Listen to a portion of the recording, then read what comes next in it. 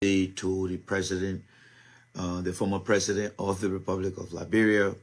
Welcome to the J. Randy Show.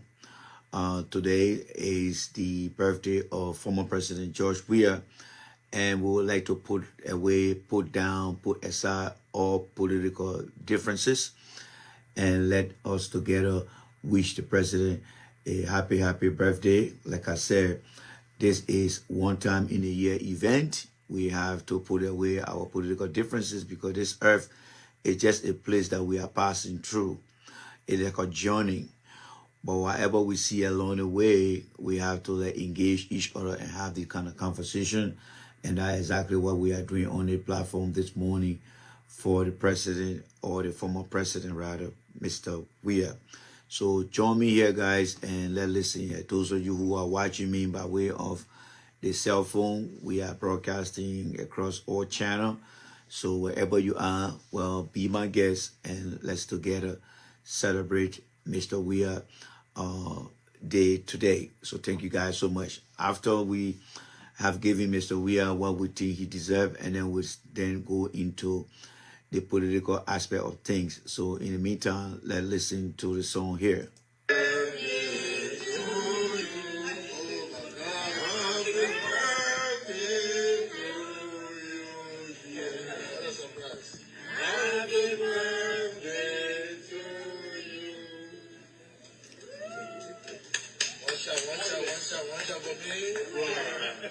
Two shots. Give me three.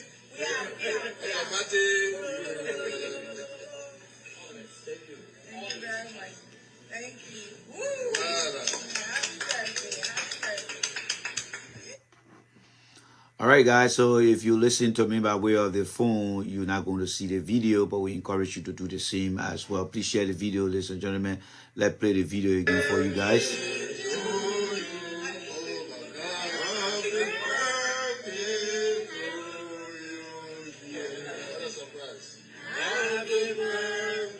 Share the video there, guys. Share the video. Share the video.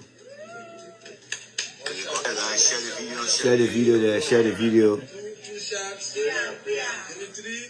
Thank you very much. Thank you. Woo! Happy birthday. All right, so let's do that again as we share the video.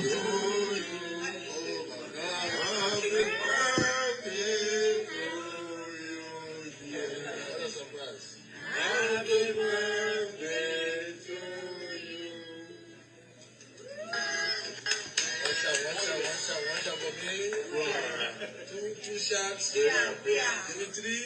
Thank you very much. Thank you. Woo!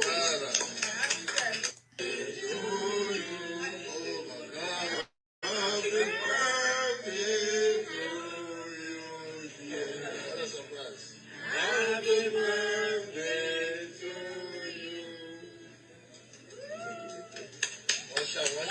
One shot for me.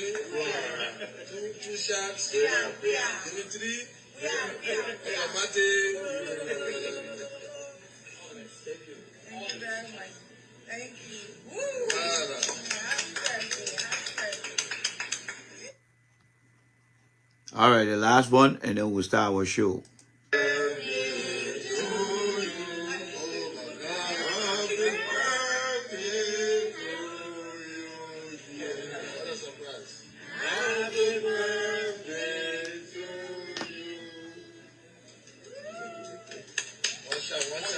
One shot for me. Two shots. Give me three. All right, for you guys that are watching here, just to give you guys a little bit of the video here. So let me pull my camera away from here so that you guys can get to see what your other friends are seeing here. So I'm going to move the camera here a little bit so you can take a look at what your friends are seeing here. So this is what your friends are watching here. So where you are, you should be able to see that. So this is what we are watching here on my YouTube channel. All right. So just to give you guys a picture.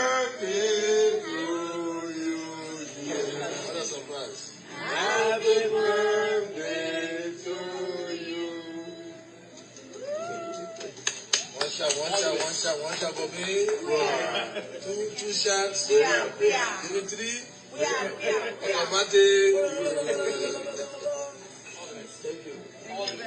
Okay, so this occasion comes once in a year and in a month for everybody. So as Liberians, we have to understand that we do have political differences. Nevertheless, we must all appreciate each other because we were made in the image of God religiously. But politically, we can disagree on issue, but the issue is all geared towards the people that we found ourselves who are looking up to us. So whatever role you play in society, you have to be able to separate personal achievement from public service. And I understand that many people don't understand these things because of the way the country has been structured. And that is why we continue to have these different programs on social media and other mediums just to educate our people. Again, my name is Jay Randy, and thank you guys so much for taking the time out to join me. This is a special week, and I would like to share the week with you guys. Hopefully by next week or so, we will be resuming our normal broadcast schedule. So if you don't have the time to join us here, that's fine. So let me just try to get back to the main broadcast here now. So guys, we are ready now to start our new broadcast. Our main broadcast today. So please forgive me here. I need to put something on that you guys will start listening to here. So in the meantime, I want to be excused from here because I need to make the call urgently, all right? So that I giving us the plan for development. The content development agenda is not a new construct. Some years back, the government, we are formulating the National Development Plan, the arrest agenda that will be the successor to the PAPD. The timeline we set for ourselves is very ambitious, but we cannot retreat because of the challenges that we see ahead. We must meet those challenges, as they usually say, with veil unpretending. So we have a November 30 deadline. We are working to meet it. We hope we can meet it. We are also formulating a new budget, the national budget for fiscal 2025. We want to be able to table the budget. all right, guys, thank you guys so much for your patience here. We are not going to be showing video. So wherever you are watching me, what I'm going to be saying are things that you're going to be hearing as well. So we are not going to be showing video, but we'll be discussing things that will be for your own comprehension and understanding. So no matter where you are, we are going to be on the same page. There are things that I'm going to be sharing here on my channel, but we'll be discussing that here as well. So the first thing I would like to do here is to share the screen here with you guys here and begin to focus on our discussion here. Liberians, let me say this to you guys, and thank you guys so much for listening to me. As for me, I'm not on Facebook to provide you with any information that will make you to feel that, oh, I need to follow J. Randy. No. What I'm on Facebook to bring to you guys is your life and future of your children or yourself. We all grew up in our country and we saw what has been happening to us. Some of us were lucky to leave that country, and today we find ourselves trying to live the life not for ourselves now, but for our children. However, the opportunity back home is not giving us the time for us to actually be in person on the ground to begin to, speak to you guys as Liberian. So for me, what I can do here is to be able to use my platform and begin to provide information in the form of education. Sometimes we talk about political policy, we talk about economic policy, we talk about environmental policy, and all the policies are supposed to change the way we see things and do things in our country. But over the years, these things really don't pay any dividend in terms of deliverable, and people will come and try to politicize it to their own liking because they are benefiting from whatever political party or individual they support. But at the end of the day, we're going to measure the end of every year, the end of every generation era. Where are we as a country and people? And this is where I come in to tell you that if you don't do or don't understand these things, you have to understand these things because these things are very important for your life. And if you don't do these things, this is what's going to happen to you.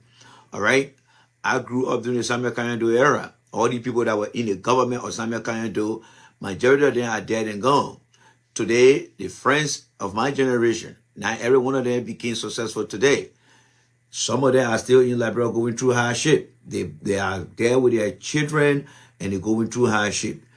Will that happen from the generation of Charles Taylor presidency? Of course. Will that happen from the presidency of Ellen Johnson Sirleaf? Of course. Will that happen from the generation of George Weah and Boca? Of course, this thing will happen.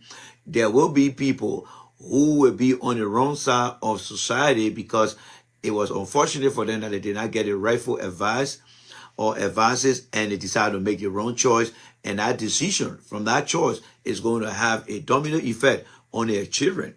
And as long as their children become victims of the bad decision, it has the propensity and a higher risk to even affect their children. And then you're going to see the chain of poverty revolving around these children. And that's why I'm here to let you guys know that part of my responsibility here is to make sure that I provide opportunity, that you guys will be able to help, and do stuff like that. All right. I see my boy.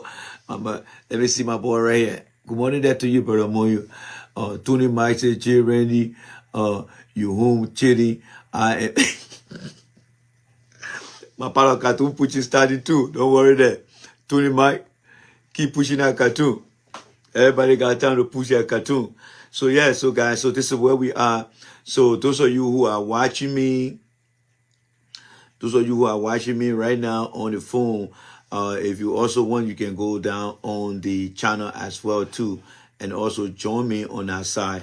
Let me see what I can do this thing here. All right. So today is the 1st of October. This is the last quarter in the year. All right. For those of you who don't know what a quarter is, there are 4 quarters in a year, and each quarter contains 3 months. And that's how we measure things by performance when it comes to quarter over quarter. So this government of Joseph Boakai is now in the 4th quarter, and nothing has been announced to the Liberian people. So that means the first year of Joseph Boakai, 6 years in office, he has technically lost 1 year without doing anything significant. That's what happened. Nothing he has done significant here. So that again is a poor performance by Joseph Boakai. And we are here to just present a few things to you guys quickly here. So let me do the last share here. All right. I seen the Front Page Africa already posted what I'm about to share with you guys here, which is nothing but disgrace and embarrassment to our people and our country. Oh, I see myself right here. Cool. Wow. That's me right here, folks. That's me right here. I see myself right there. Cool. All right. So let me try to share this thing quickly here to this group here. And then so people can watch me from all over. All right. Let me share this here. All right. So if you're just joining me, guys, please don't hesitate to share my video. I really appreciate you guys if you can share the video there. We are not here to promote our self-image. We are only here to educate you so that you can be able to make an informed decision for your own children and your family. I mean, if you think about it, every time people in Liberia call people in the diaspora or even go to other government officials in Liberia to go and beg, I mean, you see yourself with a child, you see yourself as a grown woman or a grown man, and you continue to beg people because you don't have. But you are not taking all the time to ask yourself, why am I in this situation? Don't we have government? Yes, we do have government. But what is the role of the government? Well, the role of the government is to assist me meet some of my daily needs. Why do we elect the government official? Well, we elect the government official so that they can be able to represent us and be able to better provide for us. So then why am I backing, and when I have people who claim to be working for me, but I'm not getting the benefit of whether I voted for them or not? Why am I not getting these things? Well, you are not getting these things because you are on the wrong side of history by listening and following the wrong people. And that's why I'm here to come and tell you.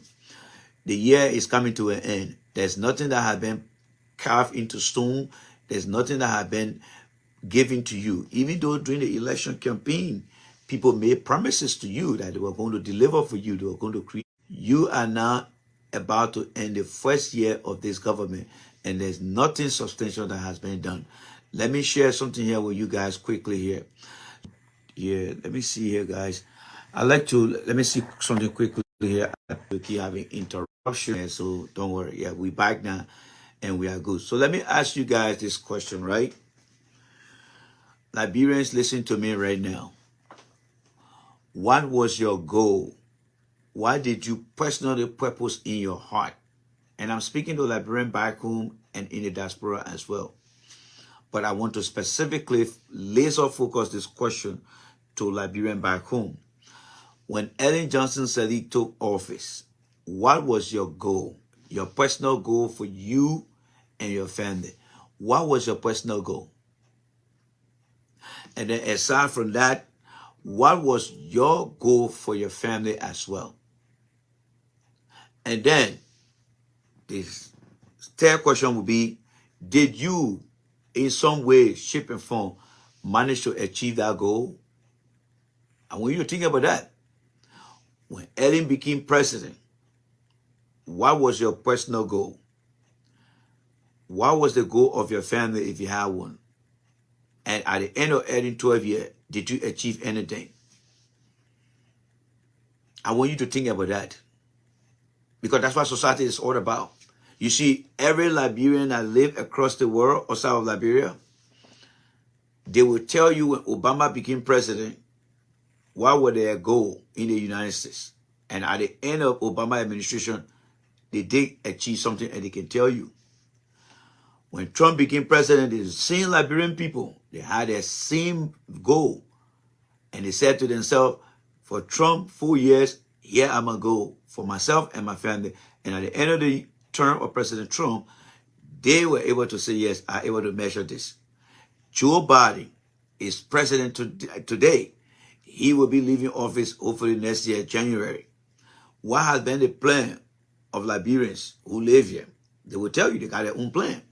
The reason I'm saying this is wherever you live, including Liberia, if you don't have your own plan and plan for your family, then your participation into politics is going to be useless. Because if you have a plan and somebody comes to you and say, look, I am a government official, I want you to re-elect me. Or if somebody comes to you and say, hey, I can solve your problem, get me out there, put me there. And if you don't know what your plans are, to say, you know what, my personal goal is to do X, Y, and Z, and the goal for my family is to do X, Y, and Z. Are you willing to meet this goal? If collectively, a community that a district represents, and then a county that a senator represents, and a country that a president represents, if you guys cannot sit together and individually look at your plan and say, this is what I hope to achieve, then at the end of whether it's the president 6 years, the senator 9 years, or the representative 6 years, if you are not able to say, yes, I put this man there and he was able to provide me and my family this opportunity, then you are wasting your time. Then eventually you are seeing yourself becoming a statistic of honor achiever in your own society. And that's why I'm here to come tell you guys. There are a lot of beggars and beggars in Liberia, more than people who can provide. And this begging has been going on for a very long period of time. But guess what? The guy who used to be part of the begging community in Liberia, When that person is blessed by God and taken to another country, you see the difference in that person's life. The begging rate will go down and the opportunity to achieve goals will go up. Why is it happening in Liberia like that? How many of you guys has thought about that? Why is it happening? Nobody come to tell you. Many of you guys will come in the morning, in the afternoon, and sit on a different platform, but nobody is giving you a reason to believe in yourself, to start asking yourself, what is my goal? But guess what? You are supporting other people's goal. If a representative come to you or a potential candidate come to you and say, hey, vote for me, do you know why that person is coming to you? Well, I tell you right now, that person is coming to you because they have purpose in their heart. Well, this is my goal. My goal is to become a senator, a president, a representative. And if I get there, I'm going to take care of myself. I'm going to take care of my family. That's their thought. So they come to you. Hey, guys, I want to be so and so. Then every one of you guys line up. And you'll go and support them. When they get in there, they're not fighting for you. But you will keep going to them and keep asking them, oh, what do you have for me? What do you have for this? Can you do this for me? Can you do that for me? And the extra they get, they try to give it to you. They have no sense of remorse that you put them there. And you have problems that need to be solved. But you're not asking them to give you their salary. You put them there so that they can be able to find ways to help you. Get you a job so you can be able to feed your family, keep your home intact. But when they get there, they're not doing those things. And the saddest thing about it, they don't tell you guys. And that's why from year to year in Liberia, you see people suffering. Even in the nature in our country, they are all suffering too. When I say nature, look at our street. Look at our environment in the country. There are healthy environment, right? And there are unhealthy environment. We have more unhealthy environment. There are good roads and there are poor roads. We got more poor roads in our country than good ones. Am I lying here? So these people you guys are electing and putting into offices, they don't care about the environment. They don't care about you, but only themselves. That is why at the end of their 6 years, you see their building. You see their investment. And you see their lifestyle. It changed right before your eyes. That's what they do. I'm not saying you should take my word for it. But look at yourself and look at your relatives back home. What they are experiencing in the country. What they are experiencing in the country. Let me share the other screen with you guys that are watching me here right now. All right? Let me try to share the screen here so you guys can see some of the things that our people are going through right now. All right? Let me share the screen with you guys here. All right? Let me share the screen with you guys here. For those of you that can't see it, I will encourage you to go to the channel or you can listen to me here. All right? But here's where we are now, folks. Here is where we are. All right? Here is where we are. Let me try to go back here and make that adjustment so you guys can see it here quickly here. What's up there, Brother Wilson? Okay. So for those of you watching here, I think I might do something here for you guys. All right? I might do a double screen here for you guys so that you guys can see. So give me 1 minute. Let me work my magic for you guys because there are times that I always try to improvise things for you guys. All right? So let me do this for you guys right here. I need something to prop this thing up. And I think I will use this extra box right here. And then you will see the magic going to work for you guys shortly. All right? So that way you guys can see what I'm talking about here. Let me see here. All right. I'm trying to do something here quickly here. And I hope that works. And then if that works, you guys who are watching here will see some of the magic that I'm performing right now. All right? So let me try to do that here and try to raise this up. Okay. And then you will have the opportunity to see what I am seeing here right now. All right. So ready? Go. There go my magic right here. Can you see this? Very good. If you can see this, then that means what I'm talking about, you will be able to see it too. All right. So I'll be flipping the camera around just to give you guys a 3D. Ask about that for a change, right? Good. All right. So let's go back there. All right. So whatever we see on the other side, you will also see it here as well. So this is what happening in our country right now, folks. This is what happening in our country right now. Okay. So let me try to bring this here. Oops, I think I did something here when I was moving this thing here. So this is what happening in our country right now, all right? So let me go back here and try to adjust this. Do you see this thing right here? Yes. You see the capture there? So those of you watching me on the other side, see the capture there? It will be coming down on your side shortly, all right? All right, there you go. There you go. Let me bring it closer for you guys to see, all right? Okay, there you go. All right, I'm sure you can see that. So, Joseph Boyka administration is on a corruption probe. Yes, all right? These are the people who came to power and were promising you that they would do the best for you. Now, when we click here and enlarging this here, this is the story right here, right? This is the story right here. So let's look at the story here, all right? I'm going to read just a little bit for you guys right here so you can see here, all right? So this is it right here. Boyka government on a what? Probe. What is that probe, all right? Some type of investigation is taking place.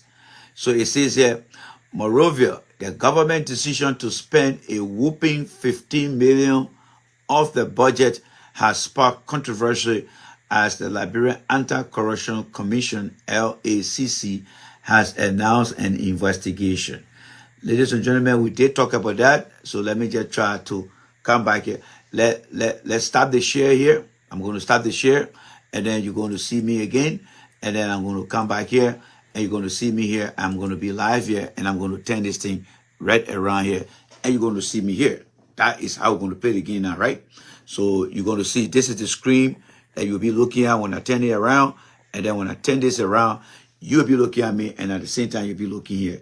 All right, guys? That's good. All right? So let's do that for a change here. So when we get over here, then I will try to bring this over here like this. And then when I do this here, you should be able to see that as well. I think this angle will be a better angle for you guys right here, right? All right.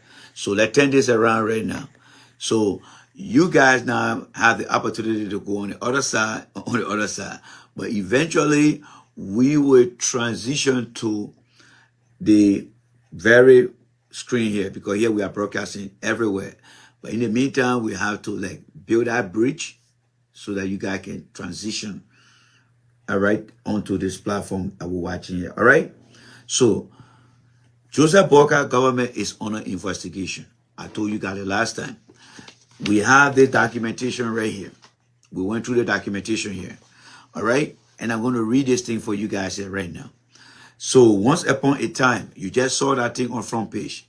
Once upon a time, the government of Joseph Boyka decided to take $15 million. All right. $15,631,813. They took that money out of the budget. They took that money out of the budget. What they did with that money, we don't know. But what we do understand, that money was used for so many unsplained reasons. I'm going to give you the facts, because these guys are going to impoverish the country for a very long period of time. They are going to increase the poverty rate in the country. All I'm doing here is to just let you know, because I'm not thinking about going back to Liberia.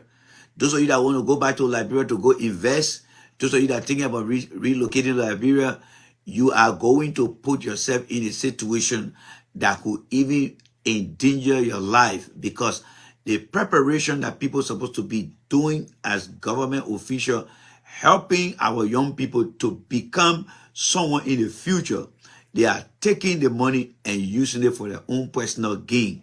And in the end, after working hard in the diaspora, if you ever decide to go back home, by the time you get back, there will be a lot of unemployed people, men and women.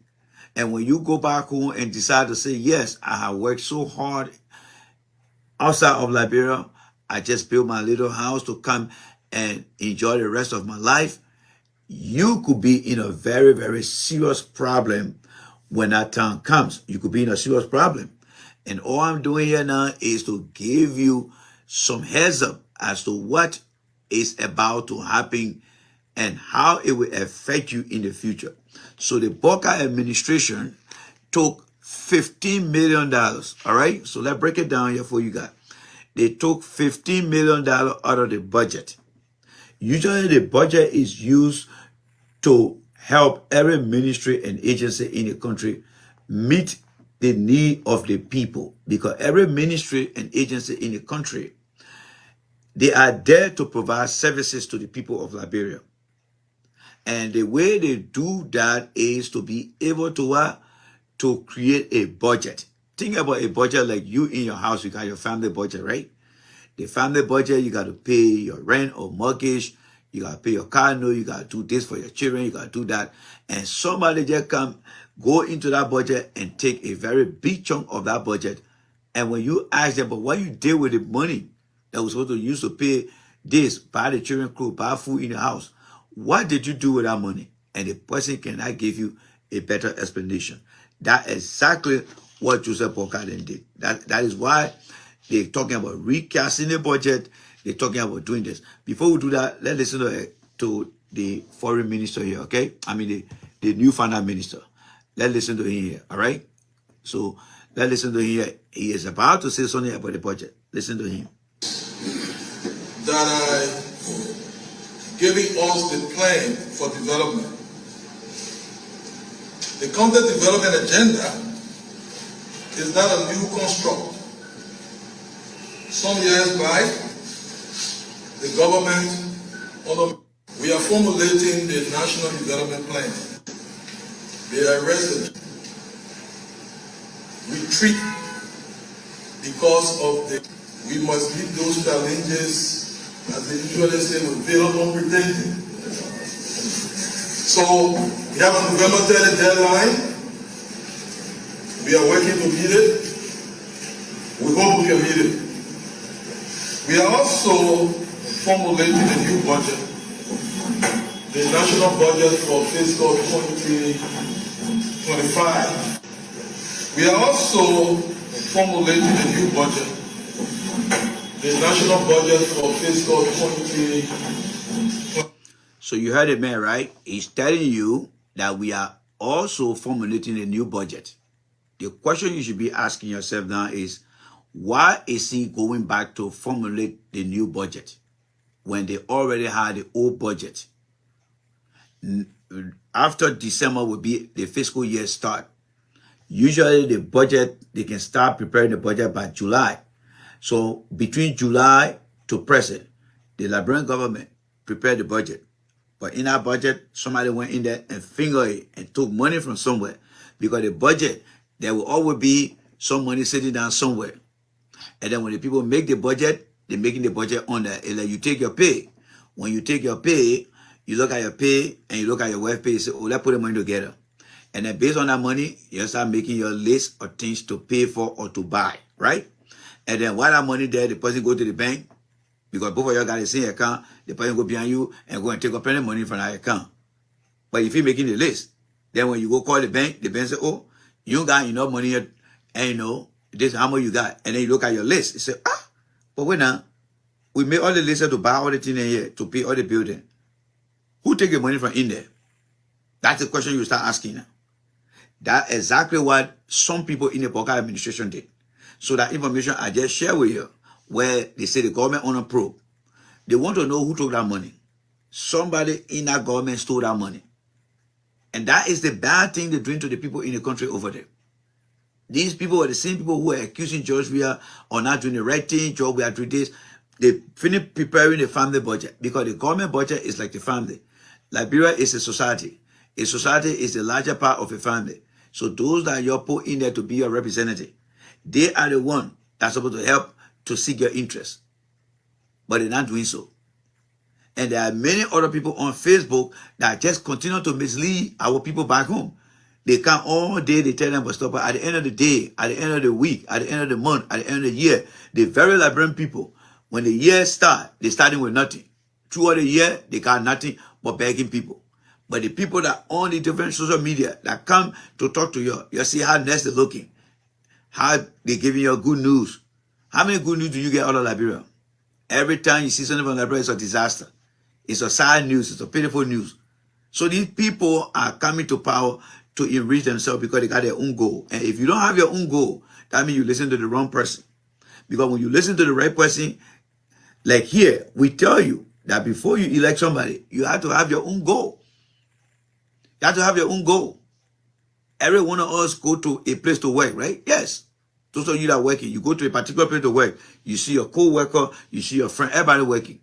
Every one of you that are going to that work, you're going there for a reason. You're getting paid. When you get your pay, you come back, you get to do what you need to do for yourself and stuff like that. That's what you do, right? Yes. So you in a country, you got somebody, you say, somebody come to you and say, please vote for me.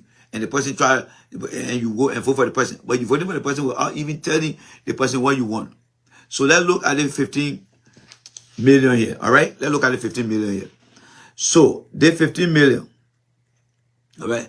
Sometime in this year, a total of 15 million and change were taken off the national budget. Somebody took that money. Up to today, they don't know who took that money. Who took that money? They don't know. But these are people who represent you.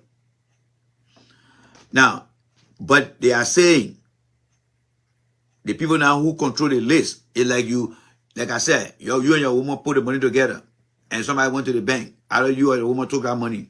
Then you come by, you're looking at the list. So, but what did you spend on the list here? So the 15 million they took from there, they say they got reason for that. Number one, out of the 15 million, they said they took 2,307,069 for unexplained, and 9 cents, 609 cents for unexplained miscellaneous. What is that unexplained miscellaneous? This is people money. This is people money. So what is that unexplained? And like asking a person that have the same account with you, man, I just took that money, just buy something, man. But what did you buy? Or who did you get the money to? Man, I just get the money. So they're telling you that they took 2,307,609 cents, and they don't have no reason to give. They call it unexplained reason. Then they turn around again and say, oh, guess what? We also took 2 million for covert operation. What kind of covert operation like Brogan in our country then? What kind of covert operation like Brogan? Who they going to go all through? Who they going to go protect? When last have you heard that Liberia going on some type of covert operation? Are we able to go on any kind of covert operation? But that's why they're telling you that they took that money to carry out for covert operation. That the 15 million they gave him reason for now. Then the House of Representatives. The House of Representatives say they took 1,500,000. Yake Koluba then are always making the noise here. They're telling you that Boka called them one time during the year while they were on their recess. And when Boka called them while they were on their recess, they came in now and said, oh, Boka, before we listen to you, you got to give us 1,500,000. Just for us to come and sit down to listen to you. What you got to say. Now, remember when I told you guys, right? These guys came to the community and told you guys, say, you please elect us. Boka called them for them to have conversation about you. But they telling Boka, you got to pay us to come and sit down to talk for the people that are representing us. What sense does that make? The men who you gave power to go represent you, to represent your interests, The man is telling Boka that the 40 people who brought us in the power here, you think we just can sit down on our butt to come listen to you for free, Boka? No, you got to pay us so we can listen to what you're coming to say on behalf of the 40 people there that we represent. That's how they describe it to be. That's exactly what they're describing. So they're telling them, representative, they're taking our money, and that money they're giving to them, are they bringing it to the community? No, they're not bringing it to the community. That money, they're going to take our money and put it in their back pocket. That was the part of goal. When they wanted to be representative, senator then, they said, one of my first goals to go in there, if I get elected or re-elected, and to make myself financially strong. So when they got there, they said, German, yeah, we're all in the team together now, right? Yeah. That's why about the football outside there. We have for 6 years. We're meeting everything. When we get money, when the president call, we have for them to pay us. So those guys went and sat down, and Boka gave them 1,500,000. The Yeke Koluba men are making all the noise here. I want to know where Yeke Koluba got that money to. I want to know. I want to know. That is why they are so afraid to come on the platform here. Because I will be asking Yeke Koluba. Because the money they got less. But you see, the legislative branch, the people are not transparent to the Liberian people. Every one of them that took that 1,500, I mean the 1,500, I mean the 1,500,000, every one of them has got that money, they signed for it. But there is something they call for your request. You can go and ask the national legislature to say, give me that list. I want to see what my representatives signed to get that money. But because our people are not educated, they will not know how to get a document. And for us that on the platform here, when we come to talk, they got people out there that tell them, don't listen to that man. Don't listen to that man. And that is why the begging in the country will continue to grow. The poverty, poor people will continue to increase. And suffering will continue to increase. And those of you that want to go back home to live in the future, the risk of you being killed will also increase. So everything is increasing at a very negative level. Your ability to live in Liberia on a peaceful environment is at a higher risk of even costing your life. The poverty rate in the country that will even impact the incoming generation is high.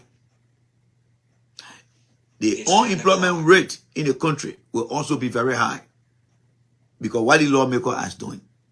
So they went to go sit down to Boka and they said Boka should give them 1,500,000 so they can go and share money and say, German, yeah, so when I sit down with Boka here, let late here for you, let late here for you, let late here for you. How many are they? If you end the 73, right? Divide 73 by 1,500,000 and you will see how much each of them got. So divide 75 or take 1,500,000, divide that by 73 people. And you will see how much each of them got. You will see it. Now, when you look in the community they represent, people are still struggling in that place. People are still struggling. They will call you every day. The Christmas are coming. You get ready for the Christmas are coming. They will call you, they will be begging you, they will be begging you. But they got people who in our country that represent them. The people are asking for millions of dollars just to go and sit down and listen to the president. They're not going there to say, you know what, gentlemen, the people represent the people hungry in our community. They're hungry in the country. The whole country, people are suffering. So if we're going to go listen to Boka, we want no money for Boka. Let Boka take that money and put it into other programs so they can help our people. No. Those guys decide to put themselves first. They decide to put themselves first. German, yeah. Let the men, when Papa call, we can get our part of money. They decide to put themselves first. So if you have people who put themselves first. Now, what I say here, there are people out there, I mean, not listen to that man. Not listen to that man. I mean, a foolish man. That man, we are there, see this. That's fine. I don't live in the country. I'm not intending going back there. Because these guys who are misleading you guys back there, They are collecting and putting it in your pocket. When the government is over, their job, we are government, they're leaving you in the cold. And when they leave you in the cold, you have to survive. And because you don't have jobs, because you don't have skills, nobody can hire you. You will become liability in the society. And then the society will become a risk. It will become a risk because most of our Liberian brethren are working hard in the country. They got their vision plan. Their future plan that, oh, if I retire from America, I'm going back to Liberia to go live. And I'm saying to them, some of you guys will get killed. Because what the guys are doing, they are increasing the poverty rate. They are building a population of uneducated people, unskilled people. So when you return home and you get your beautiful home, you build it with fence. And when you look over your fence, you see a lot of shanty towns, poor community. But they are well built up men that can come and attack you in the night. Don't be surprised if it happened to you. Because the people over your fence, they have to survive. And if that survivability will be bringing you down, they will do it. And you will become a casualty to a very unsafe country. And all these things are starting to build up right now. These lawmakers are not in the interest of the Liberian people. When they go negotiate, they put themselves first. Sitting down with Boca and asking for 1,500,000 is negotiating with Boca. Boca, what you get to say here? My man, I just call you here for the talk with the Liberian people there. And then you want me to get your money also too? That's how these guys are, my fellow Liberians. So they took 1,500,000. That was for this. That was for the representative alone. All right, that was for the representative alone. That was for the representative alone. Yes. All right, that was for the representative. The representative then asked for what? 1,500,000. House of Representatives special sitting. I don't know why they asked for that money. Now, out of that money, the senator them, you know how much each senator got? Out of that big money, the 1,500,000. You know how much each senator got? One senator got 12,600. I mean, they got the president just called them to come sit down. Yeah, German, yeah, you can sit down. They just sit down. And Darrell Dillon there got 12,600. That's what Darrell Dillon got. Some of you guys in the country that support Unity Party, that support CDC, just to go sit down. The man got 12,612 cents. I mean, well, $12,612. That's how much they got. That's how much they got. $12,612. That's how much they got. Just to sit down. Then you look in the country, you see people suffering. Then they got people that come with a little cell phone. Tell me what happened to you. Hey, they my baby I got. They baby here, they suffering here, they think. But your representative are getting 12,000 and change. And you in a county, and then somebody bringing camera to you, and you telling the person how you suffering. So these people are voting for people, and they don't even know the role and responsibility of these people. They don't know. They don't know. At the same time, kids don't have chairs to sit on the, or to sit on in the various school. There you go. Do you really think with the situation back home? Let me ask you guys this question and listen to me right now. Would you rather take your hard-earned money and give it to a Liberian parent? Or would you rather say, Let me explain to the Liberian parent the importance of voting for the rightful people so that they can help you to help your children. If you had that two opportunity, what would be your choice? And when you got to answer me, yes means that you will spend your money on the Liberian people. No means you will rather educate them. So what is your answer? What is your answer, folks? The situation our people going through right now, if you had an opportunity where you got money and you got the information to help them learn, and you have only one choice to select from the two, what will be your choice? Will you rather educate our people to vote for the rightful people so that the rightful people can help them improve their lives? Or will you rather taking that temporary money and giving it to them to solve that temporary problem? What will be your choice? I'm asking you guys right now, folks. I'm asking you guys. I'm asking you guys. Thank you. Eric Jawi say, I won't spend my money. I will explain to the parents. Thank you, Eric. And that's exactly what we're doing in America here. Right? And that's exactly what happened in South Africa. That's exactly what happened in Ghana. And that's why the people are voting for the rightful. And that's exactly why the children in Kenya, when they see that the government trying to screw them over, they get on the street and protest. Because they know their rights. They say, we put you in there to represent us. You're not going to be drawing money from us here and you don't want to be enjoying yourself. Because if you educate the parents and those who are able to vote, they will start to elect people who will represent them, including themselves. They can say, you know what? Let us find somebody in our group who will represent us. That's exactly what they will do. That's exactly what they will do.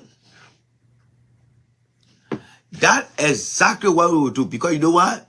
We have shown video upon video from the day of Tottenham, Tobo, where they kept giving Liberian people little money. They're giving them money. And today, we are time, early time, we saw them giving money to our people. But what has changed? Nothing. The only thing I would say, not nothing, but the only thing I would say that has changed is the generation. The people who are living during trouble time, their grandchildren are living today in Boca time. But the same condition, begging. Even though they got the opportunity to vote today, they still not making use of those things. That's what happening to them today. So people keep begging. So as long you continue to give the people money, you are not giving them the responsibility to own their mistake. You are only rewarding their behavior. Because they will say, you know what? I don't care what John Brown is doing in America. I will vote for whoever my emotions say I should vote for. And now what my God-given conscience of my issue, my goal, that tell me I should vote for the person. Because at the end of the day, when I vote for the wrong person, I'm going to pick up that phone and I'm going to call America. Hey, my sister Cecilia, yeah, got your friend, yo. It's not easy, oh. But after you just had election, hey, but the election over, but who you vote for? That Boca people now. How long they been there now? Well, 3 years now. What happened to you? Nothing, oh. But you get letting for your friend. That's how they behave. Because we continue to reward our behavior. They go to make the wrong choice or make the wrong choices.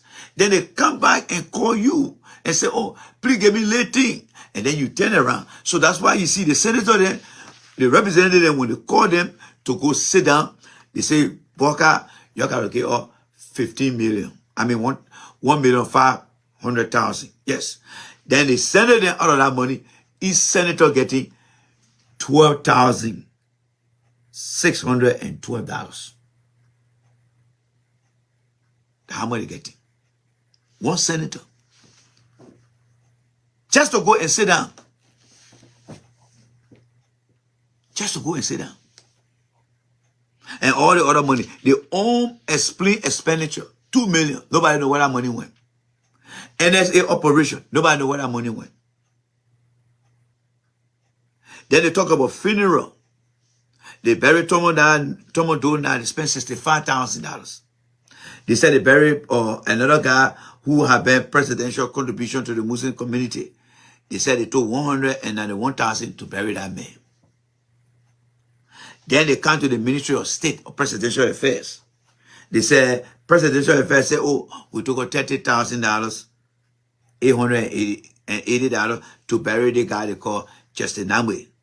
Then they said they paid for VIP lunch to the airport. They spent $250,000. I mean, do you really think all these things are necessary? When you're in a country. When you're in a country. If like somebody say, you know what? I look at my basement here. My basement is old. But then I'm financially stressed. Do I need to face the basement? Well, I will put it down for another time. You guys telling you say the VIP launch. Didn't you guys see George we are then facing that VIP launch? Even the old one. Is it necessary to face the old one? Or is it something that we need to focus on a later day? They decide to spend all that money there. The Ministry of Foreign Affairs, all right? Contribution to Jim Kwekwe funeral, $25,000. Labrador Drug Enforcement, they gave them $61,000. Executive Protection Services, they gave them $1,123,000. Disaster management. The disaster that happened in the country over every day I see water here. Disaster management said they need $250,000. When like was people rescuing disaster, people carrying them somewhere, they say they getting all that money. These people are corrupt. They are corrupt and they are corrupt. They are corrupt. So some of the questions that you need to be asking now, one is, let's come to the question now. Let's come to the question. After we are listed for you everything now, right? They say they're doing. Yes, one of the questions you need to be asking them. Number one, they unexplained money. That $2 million they took. The question you should be asking them, what specific item or services that you guys use for that money? Oh, that time they will say, my man, don't listen to that J-Rennie man or that man that you're looking for a job. And then some of them will be down there. And you go, yeah, you're right. I'm going to listen to that man. Let me go listen to somebody here. Yeah. By the time you share with someone, then they will tell you, my man, don't listen to that man. Let you pass it on to somebody. That's what they will do. And then the same people will come and tell you, say, please give me something. The people say they use $2,307,000, $609 on something they call miscellaneous, unexplained. And then you as a citizen who put these people there, that don't understand that the people are abusing the opportunity you gave them, while at the same time putting you into poverty. And then when somebody say, come here and let me give you idea. Like for example, go and ask your lawmaker. They unexplained $2 million you took. Why you deal with it? Some of them will call them and say, don't listen. You see how they can come and just see the number they go by? That's how long it will take for Liberia to be a better country. Because the people don't care. Liberia is the first country and the last country on the planet where the people hate their own country and only love themselves. In the United States, it's the other way around. In the Western country, it's the other way around. They love their country. That's why when anybody tries to mess with their taxpayer money, they're coming for you. But in Liberia, a child born today, by the time that child starts talking and get their senses together, they are being taught to hate their own country. Lawmakers then took money, and they got no reason to get the Liberian people. Up to today, have you heard any Liberian group of people saying, we demand to know what happened to that money? Nobody care.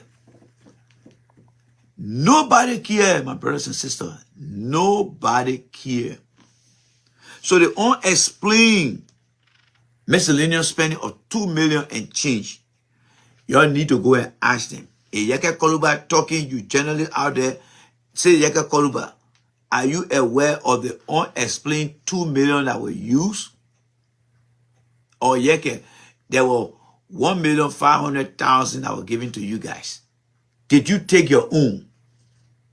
And let Yeke tell you guys. Let Yeke tell you guys. He will not tell you guys. And Yeke truly believe that what he said to the people. Then they talk about covert operation. Of course, you need to ask questions about the covert operation. Can the ministry provide more detail on the nature and necessity of the $2 million spent on covert operation through the national security? What was that operation for? We need to know. Because they got their own budget, right? They got their own budget. And because we stay in a budget year, every ministry agency will be using that budget. The new budget the people are developing for next year, they were the men and went and took that money. So then what happened to the NSA budget of this year? What happened to it? Then another thing we want to ask for the sitting fee. All right, we talk about the sitting fee, right? Here the question you need to ask the Ghanaian you voted for and put in office. Special sitting fee.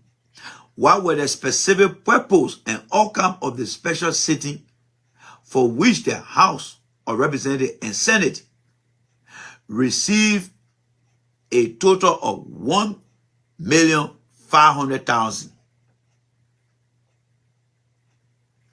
and the Senate they got $12,612 respectively.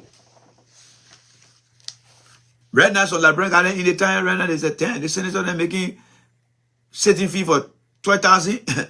Begin, I come to say what I get. I go in that time. I go in that time. 80 guys from the diaspora and the other guy then back home can get up one morning and say, damn it, the only way I can survive any time here, or the only way I can go back to Liberia and survive is to be a representative. That place is to get rich by corrupting the system. That is why you always finding people going to Liberia not to become productive, but to go into politics, because that is the money pathway to prosperity. They're not going there. What kind of country people living on less than $2 a day? And then you find senator then taking no kind of heavy money. Really? I don't know about you guys, but my role on Facebook is not to give people money. You call me, I will tell you, look, I understand your situation, but you need to get in right next time. You need to get in right. If there's any special election, you need to understand that you got your own problem. And we out here cannot solve your problem. So going forward, you need to start to ask yourself, what are my problems in my household, in my community, and in my county, and in my country? And why should I make somebody senator? You need to be asking all these questions here. When you go for a special sitting, are you willing to sit down to be paid? Or are you willing to be in our interest and say, I don't need money to sit down? Those are questions that should be asked by the people. But they are not educating them. They talk about funeral expensive. Why were government funds used for funeral of Thomas Dona and Associate Justice Namwe, and what criteria are used to justify the explanation? Everybody that living today, they should be able to invest in some type of life insurance or save money when you die so you can be buried. Why would the government take such a money and go spend it on these people? The VIP lodge. What was the justification for the $250,000 spent on the completion of the VIP lodge by the Ministry of State? Did they get any justification? No, they just said, my man, you take that money out. Vehicle purchase. Can the Executive Protection Services, right? Can the Executive Protection Services provide a breakdown of the $1,123,000 of vehicle purchase? You're supposed to know that. And what about the disaster management? You're seeing all the flooding taking place across many parts of the country. What specific recovery operation were conducted by the Disaster Management Agency for minor trapped in reverses And how was that money spent? Nobody cares to know. But you know, Liberian, you guys are out there. You got good heart. You're going to be working hard, still working hard. People are going to make mistake. And in the end, they're going to call you and say, please help me. And you're going to help them. But then you, in the end, perhaps we end up going back to Liberia with nothing in your pocket. And the very people that you're feeling sorry for because of their poor mistake that they continue to make, they will be the same one to tell you, say, you are in America, what did you do? I bet you they'll be telling you that. What did you do? You were in America. All that year you spent it, what did you do? But I send your money, that small money you send me, that's only I can't talk about yet. Some of you guys will be faced with that conversation.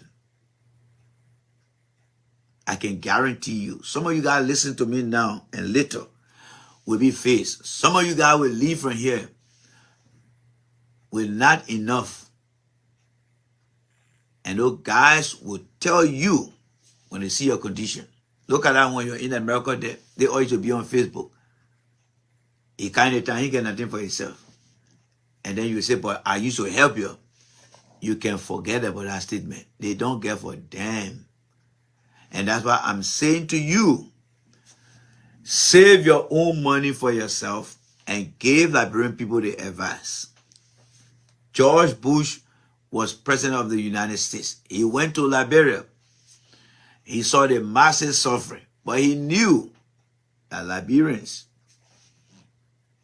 are getting money through their government, but the government is not giving them that money.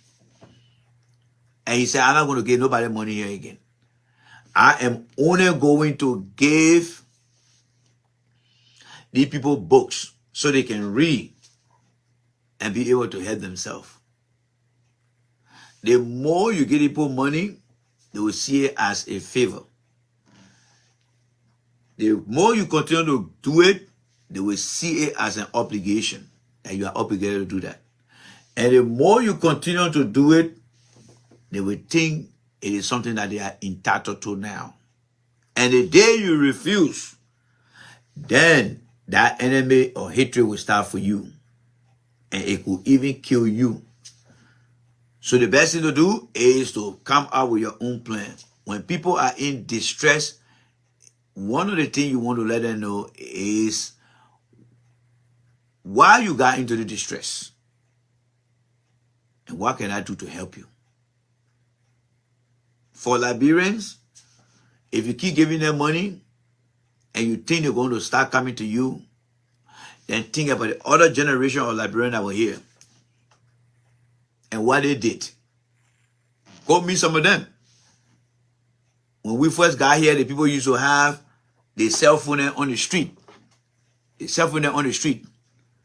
Yeah, I just sent you 10 something. That was way back in 1998. Yeah, I just sent you $2. Yeah, I sent you $5. Yeah. Today, some of those guys now, they are in the time and passing around in their wheelchair. And we still see another batch of generation again. This time around now. Yeah, my man, I just sent you something quick, man. Yes, I just sent it to you. Go check it out. But the people themselves on the ground, they are not doing anything to help our people back home. I mean, in the diaspora here. All they want is to receive, is to receive, is to receive. The people back home are turned into a complete beggar by their own design. The people back home, they put themselves in a situation. They look at what is right and decide to choose what is wrong. Why? Because when you try to advise them about people who are coming to them to only benefit themselves, you're giving them real information, right? They will turn around and say that thing you're talking about, I don't care for them. I'm going in it and I'm going in it for that person. So they know exactly what they're doing. But you know what gave them their insurance policy? Because they will come to you in the end. They will be showing you video. Look at it, man. Look at the people are living. And some of you guys with your sympathy heart, you will go and say, oh, let's lay here for you. Then you encourage the behavior. Most of these guys nowadays, from what I understood, these guys that can go with a camera like this. Y'all know what they're doing nowadays now? They are using you guys now. They go to the little community where they see people suffering and they strike a deal with these people. Your condition bad, right? Yes, okay. We'll put you on camera and we'll say, anybody that need help, you please send the money. When that money comes, they will split it. The person who is the victim and the camera person, they will split that money. That's how these guys are getting money. These guys are thinking beyond you. They are thinking beyond you. They are not there to improve themselves. They gave the people power and people out there. Because you see, the legislative branch, the executive branch, the judicial branch, they are in a part of political heaven. And then they got the general population hell. That's how Liberia is divided. Liberia, they had the political heaven. And then they also have what? The political hell. So those that live in the political hell, the only time they can link together when election time comes. When they win the election, then the political people who got the power now, along with the public officials, then they go up there, they live in the political heaven. So in Liberia, you got to ask the people, do you live in the political heaven? No. Who got the people into political heaven? We got them there. And who continue to keep themselves into the political hell? You guys who voting for these people. So in Liberia, there is a political heaven and there is a political hell.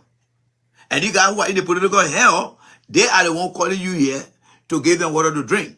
But the people that gave the political power to who are in the heavens, they don't care about them but them. So those guys who live in the political hell in Liberia, they are now strategizing ways to come and get money from you. They will come with a camera.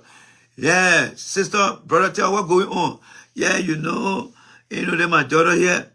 Then you feel sorry. German, yeah, the number right here. All right, please send the number here. Sister, you got your number? Yeah. They send the money. By the time the money comes, they turn that phone off, they go. How many person? Oh, that 200 person send me. Why you got to give my lady $75 now? Then they take the money. All right, we'll come back again, okay? After 1 or 2 months, we'll come back when they forget. Then they come back again. How the situation? Yeah, they let money, they send me. I went to the player, but they say something wrong. That is the biggest scam now. That is the biggest scam. And as long as you continue to feed that scam, whatever we say that is in the interest of their children, we are wasting our time. Right now, you leave the platform, you go on other platforms, you see them begging. You're wasting their time. So that is the new scam. Because they got to think about ways to get money from you. They know you're here, you got sympathy heart. But I'm saying, start giving money and increase the awareness among our people. Start giving them money and increase the awareness. The more you continue to give them 2 cents, 5 cents, you are making them to be more dependent on you. They will hold you responsible. That's why they're always asking you, what have you done for the country? Somebody will say, what have you done for us? It's people asking you like that instead of saying to you, this is what we can do for our community. What can you contribute to our community? Because this is what we're doing. They don't do that. That's why when you go to the country to run in any election and say, German, let us try to, you vote for me, I will build school for you. They will tell you, my man, what inside for me? Because I had a mind being wild. So this generation, you shouldn't blame the Tottenham generation, the 1847 generation. Whatever happening in Liberia today, you are contributing to it. Even our men, they call Kwame out there. You think Kwame just doing nothing for nothing? No. That is a scam too. Kwame will go and be showing the thing here. He getting late money. By the time he get late money, he and that old man share, they put in a pocket. Hey, my old man, yeah. It's all business these guys are doing and drawing money from your pocket. These guys are making you broke all the time. You take 2 weeks to get a little pay. But they're not helping you. They're not going after the government official. They're not sitting and having conversation with the people. Whenever you listen to the guys, they're not having conversation with the people to say, look, which district do you represent? Oh, District 10. Who is our representative? This person here. How come you got a situation, the person that represented you not doing anything? Would you rather vote for the person again? They don't do those things, folks. They only targeting you in America. That's what they're doing. They're targeting you in America. Let's target these people in America. They are our target. We'll appeal to them. We'll make you guys a little sorrowful so they can get money from you guys. Instead of them coming to these guys there and telling them, we got to go after the people in the community. I mean, the representative. You're not in the community. You got. We're going to expose them. Oh man, yeah. Who you voted for? I voted for the person here. And how long the person been there? You have any access to that person? No. But then it's wrong. These people you're voting for are the ones that's supposed to be, and you know, the people you're talking to are the ones that's supposed to be helping you. When these guys in that political heaven start to see the conversation in hell, those people gotta go down there. Those guys won't take off from heaven yet. They'll go down there. But it is to the pleasure of these guys who are in the political heaven. When they look in the political hell and see the other scammer there trying to scam you guys in the diaspora, they say, there you go, that good job that guy doing. And you know, he ain't talking about why the post you hold me accountable. He there, he doing late, he's scamming there too. That's his business. So that's what they're doing, my people. But I want to caution you guys. If you don't take anything from me, the day you return to Liberia, two things might happen. If you return to Liberia broke, and while you were here, you were helping people, they will never remember that. Matter of fact, they will tell you, say you were useless in America. Number two, if you return to Liberia and build a decent house to enjoy the rest of your life, that life will be at a higher risk of being attacked by the people in the community because of the high level of poverty. Because of the high level of poverty, you got to be very, very careful. Somebody say Liberia need a patriotic military leader. Yes, very soon, you see that picking in Burkina Faso. He read the book of Thomas Sankara. He read the book of Jerry Roddy, and that's exactly what he's doing. Everything is hands-on. Everything is hands-on. So he leading the people then and showing them the way. Showing them the way. Showing them the way. They see exact thing. You see, people tend to overlook military leaders on the continent of Africa. But there are some few military leaders that have become so successful on our continent. Eric, one, Jerry Roddy changed the whole mindset of Ghanaians. Two, Paul Kagame, former military guy, changed the whole country mindset. The third person coming in role now is the picking here from Burkina Faso. And I can guarantee you, if the Burkina B, if they support that man from now to 2040, Burkina Faso will be better than Liberia. Trust me. Burkina Faso will be better than Liberia. Because that boy is changing not just attitude, not just mindset. He is redeveloping the mind of the people to own their country. That's what he's doing. He's redeveloping their mind to own what? Their country. That's what that boy is doing. He's not looking at people to be dependent on their fellow Burkinabe abroad. He's showing them that we can be productive. We can be productive. That's what he's doing. That is what he's doing.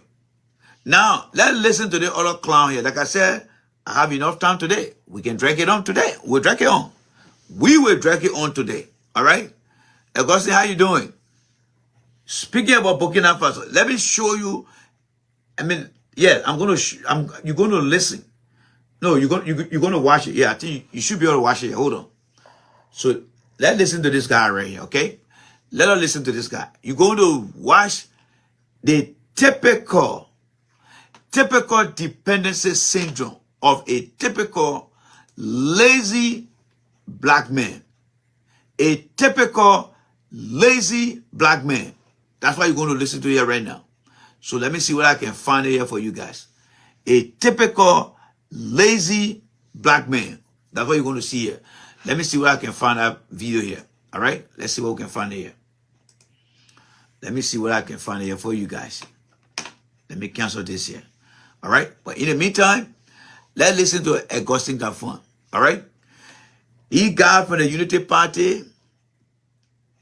They ain't got no plan. If anybody tell you that Unity Party got plan, they're lying to you. Samuel 12 is not in our country to go to any freaking court.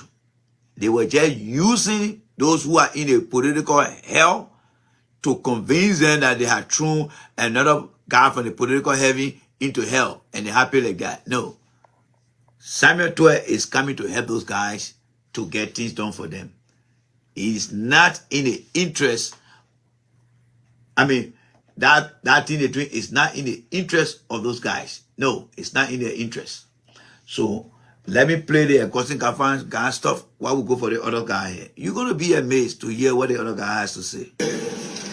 We must meet those challenges, as they usually say, with veil unpretending. So we have a November 30 deadline. We are working to meet it. We hope we can meet it.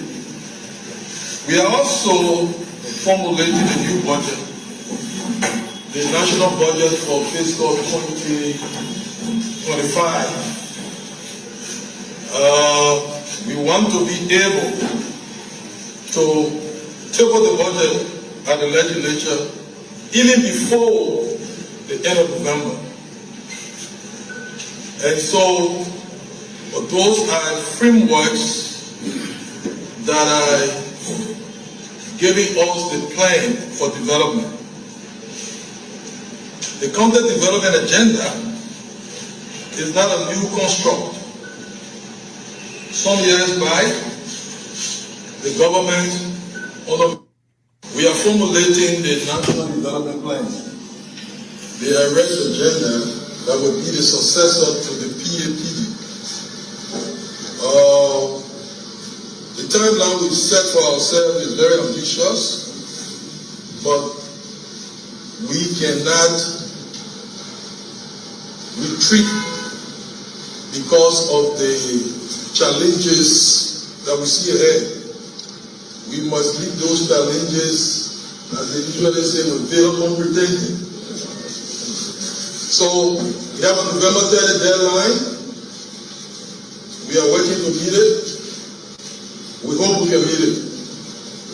We are also formulating a new budget, the national budget for fiscal 2025. We want to be able to table the budget at the legislature even before the end of November.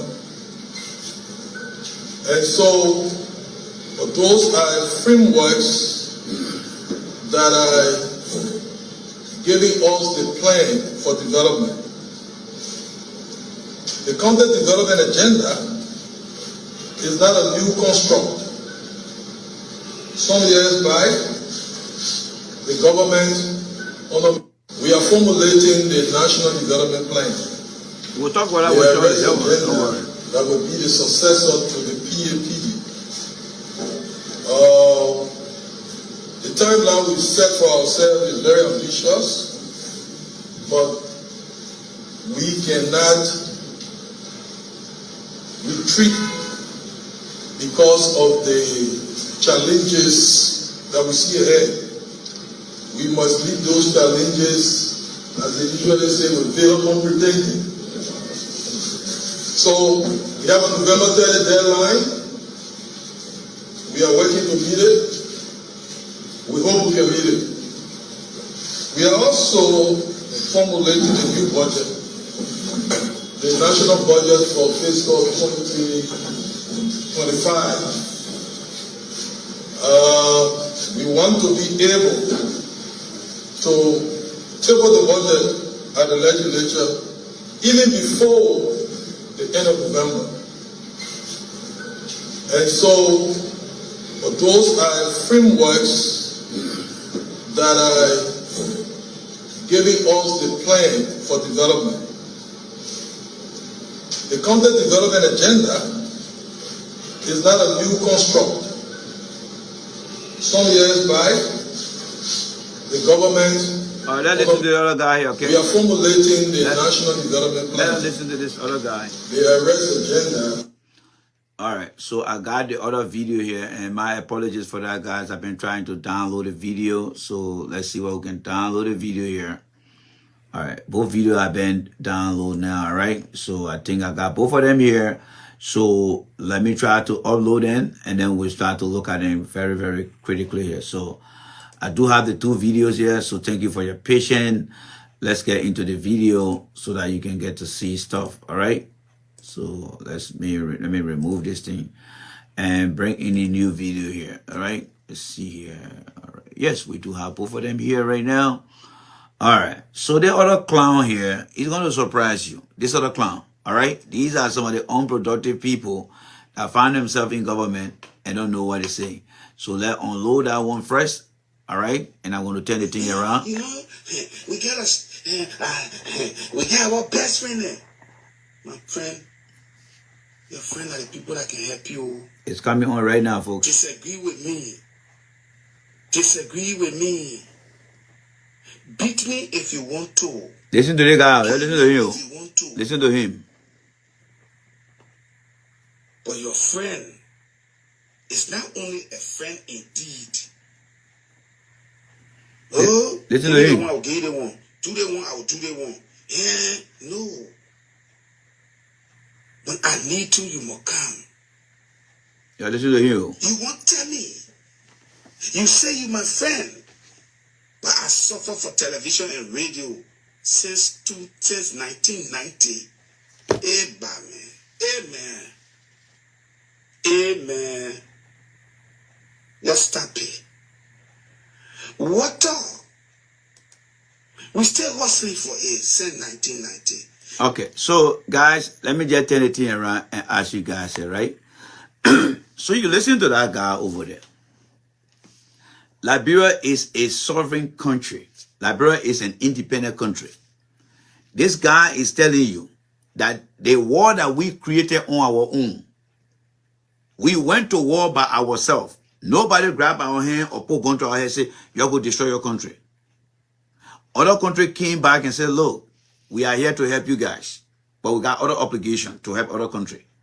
This guy is telling you that the destruction that we took upon ourselves, we should be the one to look up to other countries to help us. That's what the guy is saying. And these are people that Liberians listen to. And this is where sometimes the humiliation really comes to me. It hit me. You got your own country. You mismanage your country. And somebody been helping you with little money. And you misuse the money. And then you want to come on and say, oh, you're not going to be my friend because all the time we've been suffering. But guess what? You destroy your own country. You were not able to take care of your own self. And then you want to blame somebody for that? Let's continue listening to here again, folks. Let's continue listening to here. All right? Let's listen to here again. Let's listen to here again, folks. Listen to here again. My people, even if you hate me, I tell God, thank you for you. But you can't get money and you call me your friend and I'm suffering. Every day, the other person eat the money, the other person eat the money. These people don't give anybody a chance to eat money. They will ask you, you want TV station, you want radio station, you say, yeah. They put the people on the plane, they say, can you people get our people visa? You say, yeah, thank you. Can our continuous then come in, we are watching them? You say, yeah, they say, thank you. When do you want us to get you TV and radio? You say, anyway, okay, we'll get you in 1 year. You say, anyway, but I'm not criticizing anybody. Oh. We don't know how long we live on this earth. And you see, this is the stupidity of the whole thing here, folks. This is the stupidity of the whole thing. All right? What the guy don't understand, and he trying to fool the Liberian people, he is telling the Liberian people that by the time the Chinese say, oh, we want to build a road for you, the Chinese will be ready to come to do it. But he's not telling them what are the agreements. What is the risks of doing things with the Chinese people? He's not telling them. All he's doing is, oh, you're doing the, and he's telling you that he don't have long left to live. Of course, you know why he's saying that? Because he wants to get what he wants to get. Because by the time the Liberian government commit themselves to the Chinese for 99 years, he will not be around. He will not be around. He'll be dead and gone. But the country will have to suffer the consequences of this stupidity. And I want you guys to understand that. I want you guys to understand that. Most of you guys who got your children in other country, the only thing they will do, they will cry for their parents' country. Some of you guys that will be around, they will ask you, how did you guys get the people in that situation? And I hope that you guys will be able to explain. Because the clown, he's not going to do anything about it. This guy doesn't even understand the Chinese people policy. But he thinks by just sitting down and making the kind of stupid comments, it's going to make him to be popular. It's going to make him to be there. But you can do your own assessment. Go do your own assessment about African country and see what's going on. And see what's going on. The Arab country that got all the billions of dollars in the world. How come you don't see the Arab country going across Africa and putting country into debt? But they would rather help and provide little aid. But you got a country that already on that continent and enslaving the people based on the contract they signed that they did not understand. And then the clown is coming back here and telling you guys, oh, they've been doing this, they've been doing that. Go do your homework. Don't take my word for it. Go on Google right now and type in countries that are going through hell with China based on their developmental agreement they signed. Go see. You can do it for Asia and China, Africa and China, and go see what they're doing there. Go see what they're doing. The United States still owe China money through their treasury bond. But today, because the U.S. is one of the richest countries in the world, she's still managing to pay them back. A poor country like Liberia, when you owe that Chinese people $2-3 billion or $4 billion, do you know what's going to happen to that country? They're going to hijack that country. They're going to shake everything in our country. Shake it, shake it, shake it, shake it like this. And dump it down. And nothing will be left. But then, these guys around here who are making this stupid noise, they will be dead and gone. And only in different pocketing of areas, people will be talking about them. But these are the people that are here today trying to make that nonsense talk that they're talking over there. We've been around for a long time. Since 1847. How come we're not able to build our radio station? People have been giving us money here and there. How come we're not able to build radio station? The little one you had there before 1990, you destroy it. And then you want to come to blame somebody? All right? We were not educated, so we decided to destroy our things and don't want to hold other people accountable for not helping us. For not helping us. Other countries for war. Look at the Ivory Coast. How many of you guys saw the Ivorian War going to the city? Both sides of the army saying we'll fight in the bush, we're not going to that city over there. We'll fight here, even when we get in that city, we're not going to destroy anything. Because our country must survive. But Liberia is the only country where they took war and destroy everything. Then you got the other clown coming around here trying to tell you, say, oh, they put doing this, they ain't doing this. Listen to him clowning again, folks. Listen to him clowning. Listen to him. Stop telling me about your 90 million. Stop telling me about your 300 million. And who eat it? You want to help me? Help me. You want to help me? Help me. I see my own brother who every day he criticized me because he with George Weah, Augustine Kweku, okay, Babule, Augustine Kweku. You hear me? You start here again. Don't say when George Weah fired me, I die. When George Weah fired me, I was poor. When George Weah fired me, I didn't meet you to fair green lean. more than 5 different times and we chill? You think that fear of somebody going to tell somebody fire them men at 8 or maybe scared? As a matter of fact, I've made a commitment to myself. Either dry rice I will eat or roti cassava. Guys, someone like this, I don't really know how to describe them, but all I can say, this guy is a clear representation of a human parasite. That's who the guy is. He is a clear representation of a human parasite. These are people that were born to be nothing on the face of the planet. If you ever imagine that something is very useless to you, this guy is one of them. This guy has been given all the opportunity. There's no way that this guy can go before God and tell God, say, you didn't do me justice. Even the devil in hell, will come and tell him, say, you're wrong. This guy has been given all the opportunity in the world. All the opportunity in the world.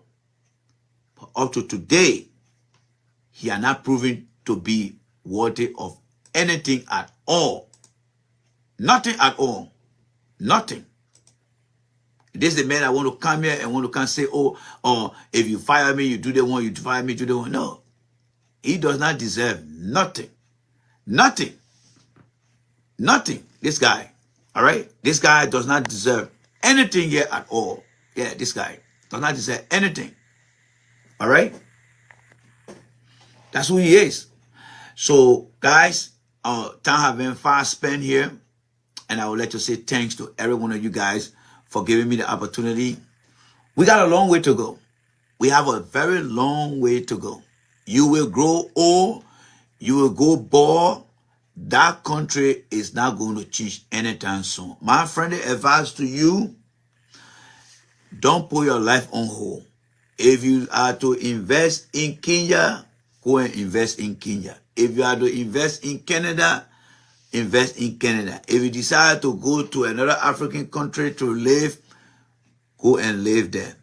Because the country called Liberia, they are producing more confused, illiterate people who are being politicized. The country now is divided into the political heavens and the political hell. Many of you guys cannot go to the political heaven because there are people who are living in the political hell that will not prefer you to go to the political heaven because of your good mindset for them. The Liberian men who love the population of Liberians, they don't love you. They hate you. Because your love for them is to plan ahead, give them sustainable planning that will benefit them. But because they don't like a long-term plan but quick fix, so it will be impossible for you to get to the political heaven. And as the Bible says, broad is the way that leads to destruction. So there are many Liberians who are in a political hell that are destroying not only their future, but the future of their children.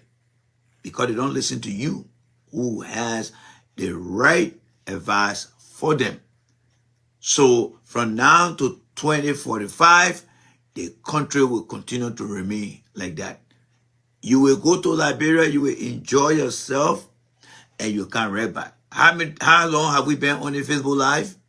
Well, send it in an editing term. Facebook Live came on, right? But during editing time, we have Facebook, but there was no video at that time, right? Or live video, let's put it that way. We are going to say here, podcast have gone almost 1 year now. People have been sitting on different platforms since January. We are 6 years. Even 2024, we are in the first day of what? October. What do we see in Liberia right now? Nothing. Absolutely nothing. So that country going nowhere. It's not in my opinion. It's about the facts. It's about the facts. You got a government, send the king to power. They are telling you that, oh, we are just going to take care of the budget. We are just going to develop a national plan. Let's listen to this guy before we leave here. All right, this last one here. Listen to the new foreign minister. All right, listen to him. He's coming on now, folks. Listen here. We are formulating the National Development Plan, the arrest agenda that will be the successor to the PAPD. The timeline we set for ourselves is very ambitious, but we cannot retreat because of the challenges that we see ahead. We must meet those challenges, as they usually say, with veil unpretending. So, we have a November 30th deadline. So send the king to office. Send the king to office. They were unable to come up with a national development agenda for that arrest. And we have been asking them here on the platform for all these years. But only at the end of the year, that when they said they're going to put their thing together, this is November, a program that's supposed to take months. They said they're going to do it from now to November. Listen to him again. We are working to meet it. We hope we can meet it. He said they hope they can meet it. All right? They hope they can meet it. If you have a leader telling you, say, we hope we can meet it, and then you say that in our country. Imagine you're on a plane and the pilot telling you, say, I hope we'll land safely. That's what the guys are doing in the country over there. These are guys who people claim to say they have experience, they are good people. He telling you that, oh, we got a plan, we hope to meet the plan. Do you see any confidence in there? Is there something that is that something that you want to invest your interest in? Well, ladies and gentlemen, thank you guys so much for the time. There will be no podcast this evening. I had to take a time out to do some stuff for myself. Hopefully by tomorrow, Wednesday, we will be back here. But this one will serve as something. If I do decide to come on, I will play some of my old videos just for you guys to watch. And I have to download that and upload that here so that you guys can get to watch. Because I think we need to keep playing the same video over and over to help Liberians. But I will say this to you guys. Whatever you're doing, please invest in your interest and the interest of your family. And I can guarantee you that Liberia is not a place to invest. The country is getting worse and worse every day. Bridges are being covered by rivers. Land are being taken over by water. It's 11 o'clock. All right? And everything, as you see, they are all being destroyed in that country. So you are investing in a country that is going to put you at risk. And you don't want not only your investment to be destroyed, but to also destroy your own life. Liberia will get better. But I believe and strongly believe it will be by 2065. Not now. People are going to continue to steal. They continue to impoverish the people. They're not going to focus on anything. The same faces will come after 1 to 5 years. They will resurface again. And they will come to do the same thing. Liberia was never meant to be a better country in 200 years. And we are not reached at 200 years yet. By 2047, before Liberia will be 200 years as an independent country. And by that time, we will still be backward like today. But by 2065, that one thing will change. Because by then, all the good-for-nothing guys will be dead, rotting in the grave. And the younger generation, your children, will be the one to take Liberia to the promised land. Other than that, nothing we are doing to change anything here. People are already rotting in their behavior, and there's nothing going to change it. This is October the 1st. When you look back after all the months, we are covered. How many months we are going on? 9 months, right? We are covered 9 months, 10, 11, 12. 3 more months left. That's how it started since 1847. They cover all the months. They did a year. They did a century. Nothing changed. So do you think you're going to change this year? No. We are done with 9 months and we are left with 3 more months to complete. 2024. But what have we achieved in 2024? We are going into 2024 with Boca don't even have his arrest national development plan. But they have been going here, borrowing there when they don't have a plan. Now you see why when they go for the workshop, they don't showcase anything. Because Boca don't have a plan. So they are called to work with Augustin Gaffon to take the CDC, PAPD, erase some stuff in there, and later on will come back and say, this is our own. That is nothing but copyright infringement and plagiarism. That's what they're going to be doing. Thank you guys so much. God bless you guys. This is J. Randy here. I am out, and hopefully I will see you guys tomorrow. If you live in Liberia, well, I don't know which part of Liberia you live, because there's a political heaven and there is a political hell. Tell me where you live, and then we'll have a conversation. But don't call me for money. I can provide you with knowledge that will make you to have a very informed or informative mindset to make better decisions. Never give Liberian people money. Always give them advice. All right? God bless you guys. Bye-bye. Somebody said, do you think 2065 will be different from what it is now? Yes, I think Maxwell. Let me tell you why, Maxwell. All right? Very good question, guys. Before I leave, I don't want to throw Maxwell's question away. Yes, how, Maxwell? Today, we live in the 21st century in 2024. You're asking me the question from a faraway place. You are using the medium here to communicate with me. Back in the days, it was either writing letter, sending email, or texting. Today is live. Technology is changing things now. Today, we can see Samuel Tour coming from wherever he came, going to court. It's transparency. In time to come, artificial intelligence and other advanced technology will begin to change the mindset of our people. And the younger generation, the Alpha generation, by the way, I don't know how well you follow me. We have the Alpha generation. The Alpha generation started coming on the face of the planet by 2013.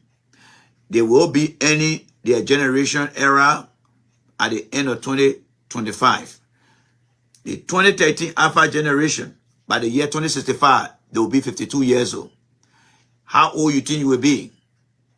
Maxwell, how old you think you will be? The child who was born in 2013, by 2065, that child will be what? 52 or 51 years old. That's how old that child will be. By then, you and I will be dead and gone. The tsunami of technology will take over the world. And every country will start to compete to improve performance. By then, the corrupt individual that will go around here, they will be dead and gone. So technology will change things for us. Just how technology is changing things today. There are many people now who can now look at things and say, look at our country. Look how developed our country is. People never used to have that opportunity before. So it's not going to be Liberian that will change. The generation, that is the Alpha generation, that I see as the Alpha generation that coming out of Egypt, going to a promised land by 2065 will change things. You might not believe it, I understand, but gradually people are dying every day. The good for nothing people in our country are dying every day. And gradually they all will be wiped away. And they will carry that dirty mindset with them to the grave. And then a new mindset will take over. People got to die before other people get better. Other people can sacrifice for other people to enjoy. You see, country the Paul Kagame country, Jerry Rodden country, people were sacrificed for Ghanaian to have a better future. In Liberia, people had died, no change. So gradually, Mother Nature will take every one of them away. So technology will play a key role in changing Liberia in time to come. By the year 2030, the workforce on the continent of Africa will be in high demand. By the year 2030, 6 years from now, the workforce in Africa will be very, very high in demand. And the young people that will be around by 2030, 6 years from now, into 2035, they will see their friends from the Ivory Coast, Ghana, Nigeria, into big companies around the world. And they will see it, they will say, no, I got to get out of here. I'm in the wrong place. I'm in the wrong country. And that will be the step forward in changing things. But I understand. Now, many of you guys are thinking in the direction because the people you're listening to, they are not researchful. I know they are not researchful. They don't give you this thing. But when you put yourself into something that you understand, it's like you coming to America, you're watching American football, you're like, what is this? I people be playing football with their hand. But the more you sit and watch the game over and over, you start to see the enjoyment, the pleasure, because you understand the rule, you understand the game. So when I say these things, many people get thrown off because Liberia, our institution, they are not research driven. There's no research institution in Liberia. And so this thing happens. So y'all will get used to it over time. But we can see today that Facebook is here to stay. After Facebook, there will be a new technology that will come that will even be super advanced than Facebook. And that technology is going to change things on the continent of Africa. All right? Until we start to introduce technology into what we do in our country, we will still be living in the past. And the past will continue to trap us. And will just become statistics as a country that is not making any progress. God bless you guys. I'm out of here. Bye.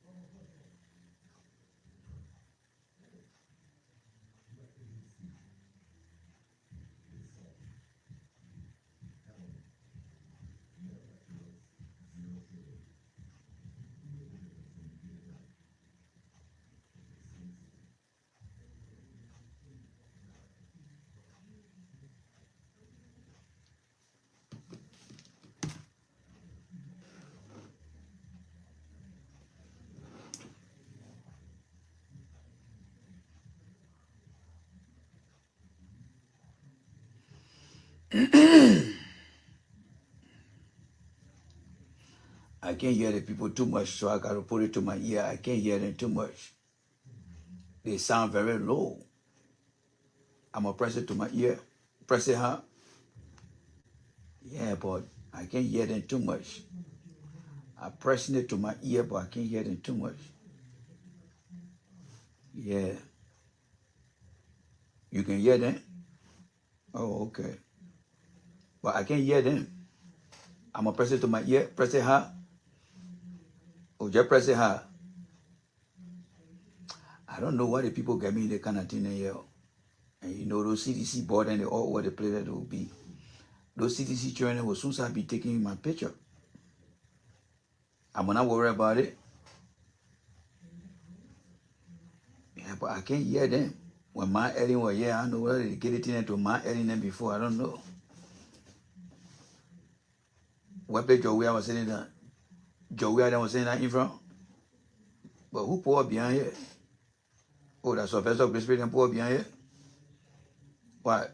Oh, they didn't want the people to see her. Yeah, but I can't hear nothing here. I just hear the men talking over, but I can't hear nothing.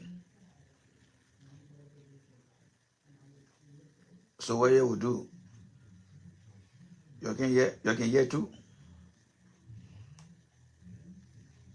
Yeah. But I want to hear what they're talking. Are they kind of thing here you're supposed to give some ear aid? Yeah, the ear aid, the one that you can put over your ear, then when people talking, it can be loud. But the one I just keep pressing it down to my ear, I can't hear it. For real? Yeah. I just gotta keep pressing it down high. Yeah, just keep pressing it down high. Yeah.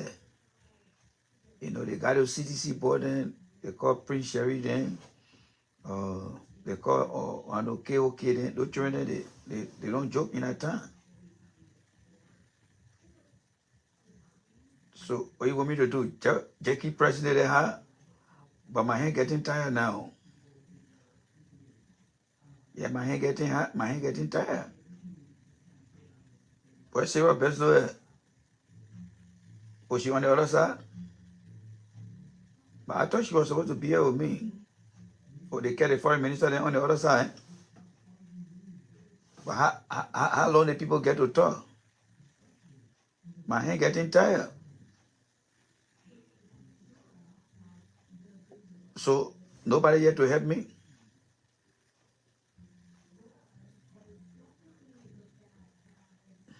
They kind of thing, so I can't even sleep right now.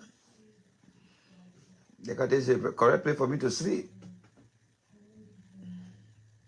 How will I sleep with the kind of thing in my ear today? It hurting my ear. You have right over my ear, it hurting. Or I'm going to change the place more. You carry beyond small. And every year will be coming here. Oh, every year. Maybe the next year I will not come here. But if I don't come here, then Joey don't put them on me again. We say, I'm not evil. Well, we send Sarah Beslow to come. Yeah, we send Sarah Beslow. Maybe we'll send Jeremiah Kuhn. Oh, they said Jeremiah Kuhn can come to America. But then that will be bad for me because I got to be coming here all the time. Yeah, the thing really gave me a hard time right now. Yeah, it gave me a hard time. How long I make out to talk? Yeah, it gave me a hard time. So when you put it down, yeah, if I put it down, I can't hear nobody. Once I put it down, I can't hear nobody. Yeah. And when I take it from my ear can be doing woo. Just like somebody, you know, just when somebody knock two patterns together in your ear. Yeah, that the ear where the people, Jackie Koluba always say they slapping in my ear that time when I stole door. Yeah, and you know the story, Jackie Koluba can be talking. That boy can be talking true. My uncle slapping in my ear for door business. For that day, I can't hear going in that ear. You know, but sometimes the way you can be talking that one. Yeah. Yeah, that's the problem there. Yeah. The way you can be talking about can make me very, but that's true. When I was small, they say I did something to the door, and my uncle slapped my ear. Yeah, yeah. It's not loud, that's true. But the way you can be saying it sometimes, that one can really be giving me a hard time to say. Yeah. And I try all the way. The last time when Ellen was in power, they sent me to India. The people check my ear, but they say everything over now. Yeah. Yeah, they check the ear, nothing there. But my finger getting tired. The other finger with the ring on it, yeah, it getting tired. Yeah. But if I put the thing down again, I'm gonna put my whole hand over it, yeah, let the whole hand, yeah. But then the post says something wrong with my hand. I mean, yeah. So I'm gonna just hold it like this smoke with my two hands. Yeah, okay. Yeah. Oh, so you can see it on the camera there. You can see me? Yeah. They say my hand looking all wrinkled. Yeah. Yeah, they think not easy, man, rough. They call me business here. It's not easy. Well, let them say what they want to say. Everybody can make history in there now. So, the people say we came to rescue, and are trying to rescue my ear here too. And they might ear think that they are trying to rescue it. So whatever happened, I rescued that. Yeah. Yeah, they're more Ali born and they don't want anything here. Every day they're talking to Joel, we can make it. Yeah, now. We're catching hard time here now. I tell the children that I can't make it. They're like, oh Papa, you can make it, we'll be there for you. Nobody can go and say I'm gonna go sit down. They were going to do everything for me, but let me hear now. They think hurting. They my finger the way hurting the day. Yeah, I can't even move the finger and hurting. Yeah. Look at that other guy on the other side there from Grange there. He just looking at me like, hey, he won't hurt, but he just looking at me. Yeah, I know it. I know. Yeah, they were gonna bring here without he looking young, but his hair looking greater. Yeah, I know when you go, you start telling the people then how I'm behaving here. Yeah, that is there. So when all we know what to do, that all part of life, that life, that life. The people say I get pacemaker again, then they can't say it again, I get hearing problem now. And they got other man they call, I know they call him J. Randy Show. Every day he say, I get pacemaker in me. And he see thing Prince Johnson take to the say I get pacemaker in me. Now my hand not gonna, then my ear not gonna, that one I trouble again. And when you get ready to say the people fucked up, they fucked up. And now the way they see the thing in my ear, they will say, oh, but I get ear problem now, and I don't know what they got machine for ear, but see the guess what they call ear hearing aid. Yeah, how that one can wear. Oh, so I will put it behind my ear, but the children will be seeing it. Then I want the children really get the children really make fun of me when they start seeing nothing now. Yeah, I gotta wear it behind my ear. No, I can't do that one. No, that one I'm gonna try to finish with me that time. And then I had to give her now. Yeah, but so he come to finish now. Oh, he finished now? Oh, okay. Yeah. So, what Sarah Brazil say? Oh, Sarah Brazil say the next time we come, they will give me hearing aid. Yeah. Well, but how it will work? Oh, I got to put it inside my ear. But people can be looking at me all around. When they stick it in my ear. No, I can't do that one there, Sarah. I can't do that one there. That one will be too embarrassing now. Yeah. But Sarah, you think you can consider next to me to hold it? Oh, nobody here can hold anybody thing here because it's a secret situation. Oh, okay. But we just need to buy one of the things so when I go back to Liberia, we can be practicing it so that way my hand can get used to it. Yeah. Yeah, we can be practicing it. Yeah. I had to call her a costing Kafa man. I don't know what he's doing over there because I bought my cameraman was high.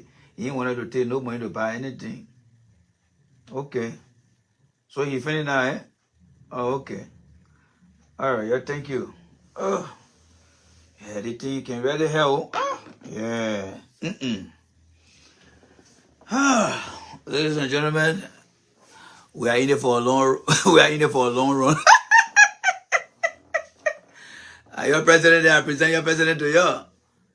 The man was DJ today. They call him DJ, Rescue DJ. That was Joe Burger name. The papi was DJing today. The man was sent for to the UN to come DJ.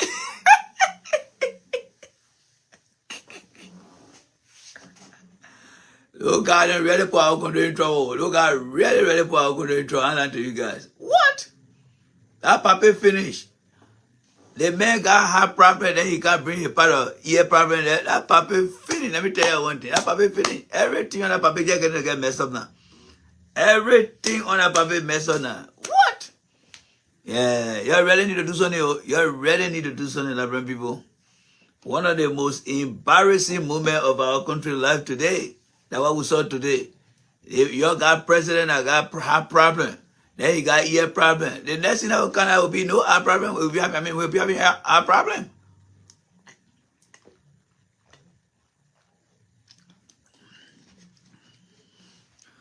When the people say a nation that don't have no vision is a blind nation, that Joe Poker down there. And you know, that papi fucked up. That papi fucked up. That papi, everything that papi just acting weird. I don't think Joe Poker listened to anything that people said today. I'm not to you. Nothing that papi listened to today. Absolutely nothing. That the kind of man who say he won't be president for 12 years. 12 years, you can't hear good at 12 years you won't be president for. What kind of nonsense is it? You can't hear that you didn't want to be president for 12 years.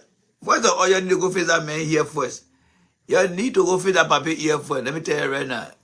They make it here. They say they'll be president for 12 years. What kind of nonsense is that? Eh? What kind of nonsense is that? Yeah, but anyway, ladies and gentlemen, welcome to the show. My name is Jay Randy. This is a special here. We supposed to be off today, but we are back here again. Thank God we have succeeded in what we wanted to accomplish today, and we already did. So thank you guys so much. I don't know why you make a Joe Poker today at the United Nations, but it was one of the most embarrassing moments of our time.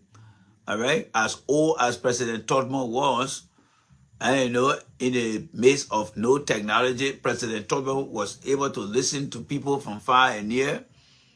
And today you get Joe Poker sitting over there in the midst of technology and couldn't even hear things. He was struggling over there.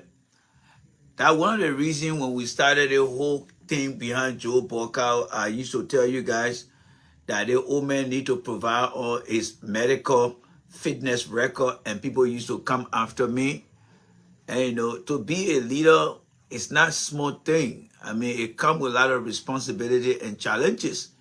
And you know, so we saw him today, and he put up a show that is so embarrassing. It's going to be left with him for the rest of his life.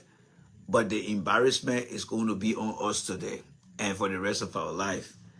I have never seen anyone with such a low hearing. I don't know whether they got audiogram testing in Liberia. And you know, there is something they call audiogram. I remember in 2013, I used to work at a glass manufacturing company, and the noise level in there was very high. So every anniversary year of all the employees, we had an occupational nurse on site. They will put you into the small kiosk, because I must say I went to that small kiosk. They will put you into the small kiosk, and then they will take something like this. Oh my goodness.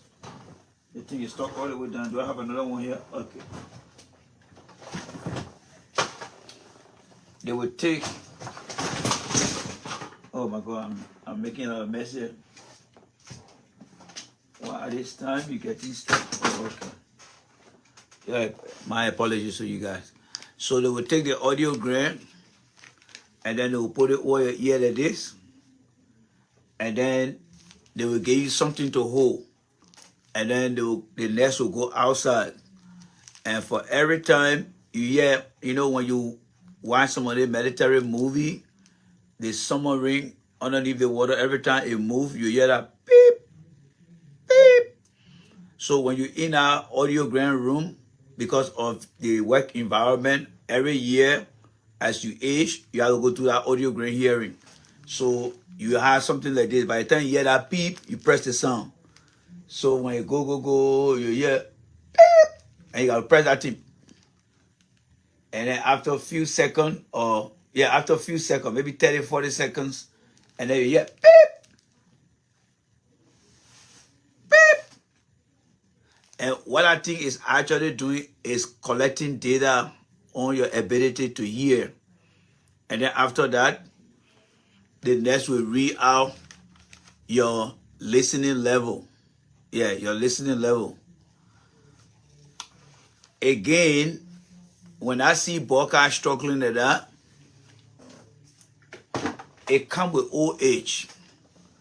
Everything you see on Boca today is coming with old age. But you see, we Liberians, we are in denial of everything when it comes to politics.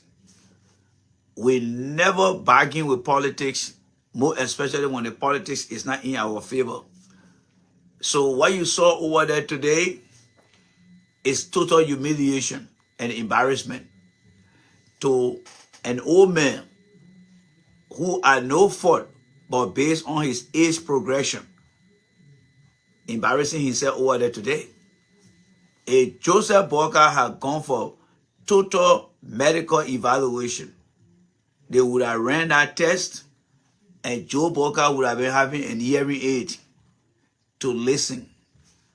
But these guys that behind Joe Boca, they don't care about the well-being of the old man. And that's what happened over there today. That's what happened over there today. He's not a young man. He walking, all his bone in his body now, they are all caving in, so he walk like a penguin. Walk like a penguin. It's all due to old age. But because the people around Joe Boca, they don't care about him. And they will rather put him out there and embarrass him, make him to look stupid, make him to look ugly, make him to look anything that you can describe. But the bigger implication there is they are really bringing embarrassment to us as a country and people. Because when people see Joe Boca holding that thing up in his ear today, and the condition, because usually when you put that thing in over your ear, it's like a portable speaker. You put that thing there, you just relax and you listen to the people. But to see the old man pressing the thing against his ear, it tells you that his hearing level was very low. Very, very, very low. Yeah, very, very low. Which is very bad for your health. And it's bad for your health. So the old man need to go check himself out. And during the campaign time, Joe Boca was seen telling people, oh, do I know that somebody that's sick? Yes, Joe Boca, you are sick. All right? You are sick and get used to it. Swallow it and accept it. You are sick. You have medical deficiency. You cannot hear. All right? And hearing is part of the 6 or 5 senses we have. And if you are deficient in one of those things, then you are getting bad off. So let us agree today that what we saw over there, that Joe Boca has deficiency in hearing, and we all should encourage the people around Joe Boca to take him for an audiogram examination to understand his hearing level. This is not about politics, but it's about the health of Joe Boca. All right? So you shouldn't come here and be in denial. You'll be in denial until that old man will collapse one day, and then you want to blame people out here who are trying to help that old man. This old man is not well. Every part of that old man's body is bad off. He's aching. He's aging. So everything that happening is not by mistake. It's based on his age. And the old man will feel tired every time. That's why he sleep. And he had a very low metabolism or metabolism, something like that. And he's not eating healthy food. People telling me that Joe Boca will be eating tawagi after 11 p.m. in the night. Why the woman be eating tawagi 11 a.m. in the night? I mean, what kind of nonsense thing is that?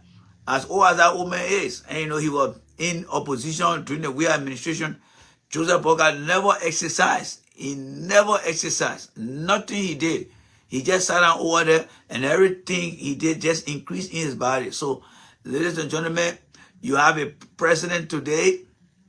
You have a president today who is having serious medical problems. Number one, he lived with a pacemaker. That's a big deal, very big deal. Number two, he has hearing loss. He can't hear anymore.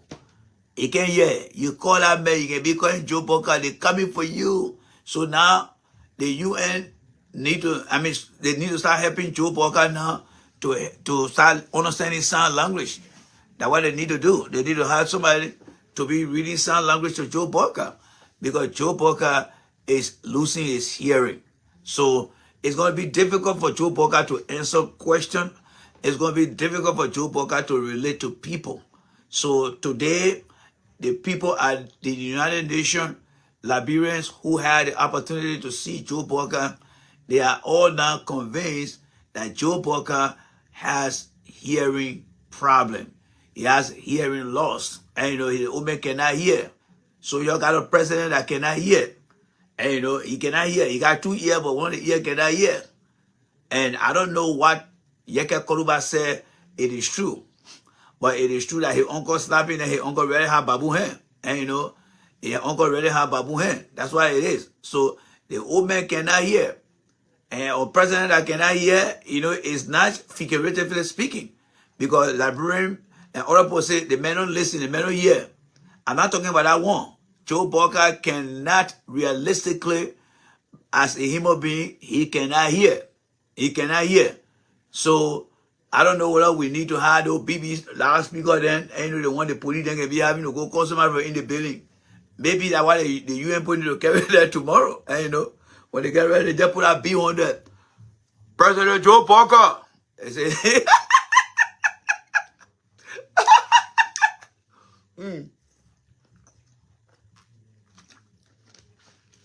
Open up gonna BB loudspeaker then. President Joe Parker. He will be able to hear because right now he lost his hearing. So because he cannot hear, he has to be around any audio output with big noise, with big noise, that's why it is, so the old man cannot hear. We know that the old man is sick. With all due respect, these guys around the old man, the one that destroyed the old man. These guys are destroying that old man. The old man cannot hear, yes, he cannot hear. So it's bad for him, it's very, very bad for him. So what do? Well, we need to get those bullhorn there that the people can get. They want the FBI, the police can get. Get out over there. Get out over there. Ain't no way by police calling to be having no horn and oil. Ain't no way by police calling with the noise oil. So that I used to be. So we need to ensure that Joe Parker, get something similar like that. So you please help.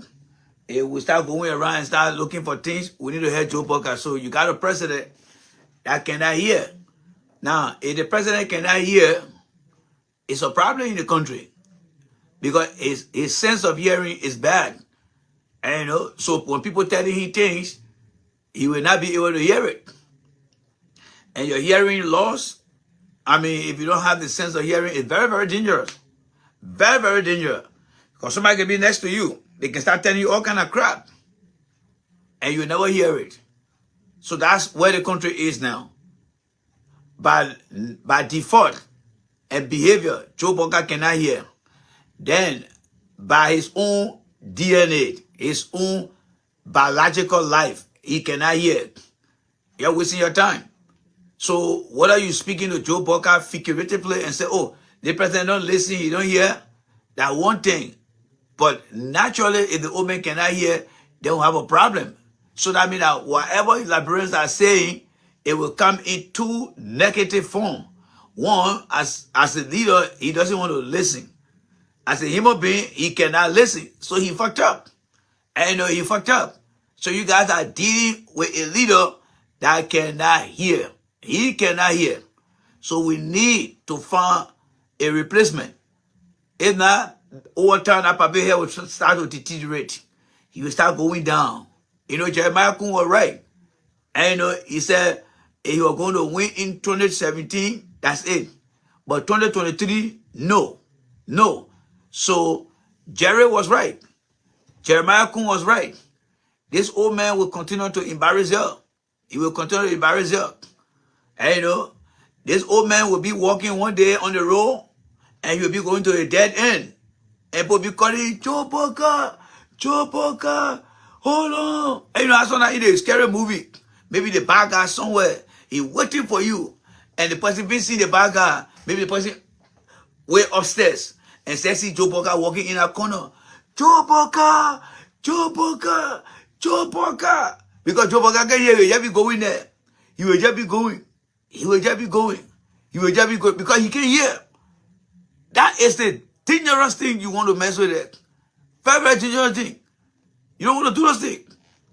So Joe Parker will be watching you on. In fact, that's why Joe Parker say he don't listen to he don't listen to people on Facebook, right? Yes, because he can't hear. He cannot hear. Most of the Oppo on these handheld devices, they don't have a very loud, noise output, and the frequency of the noise is not heavy. Even on your phone, when you press the button harder, you will get that warning from the phone. It's too loud for your ear. So the reason why Joe Parker cannot listen to anything on Facebook, because Joe Parker cannot hear. The old man cannot hear. So today now we now know that Joe Parker cannot hear. He got a problem. And we got to make sure that old man go to the hospital. Yeah, before Joe Parker leave from here, we need to take him for audio examination. If not, we'll be having a leader in the country that can't hear.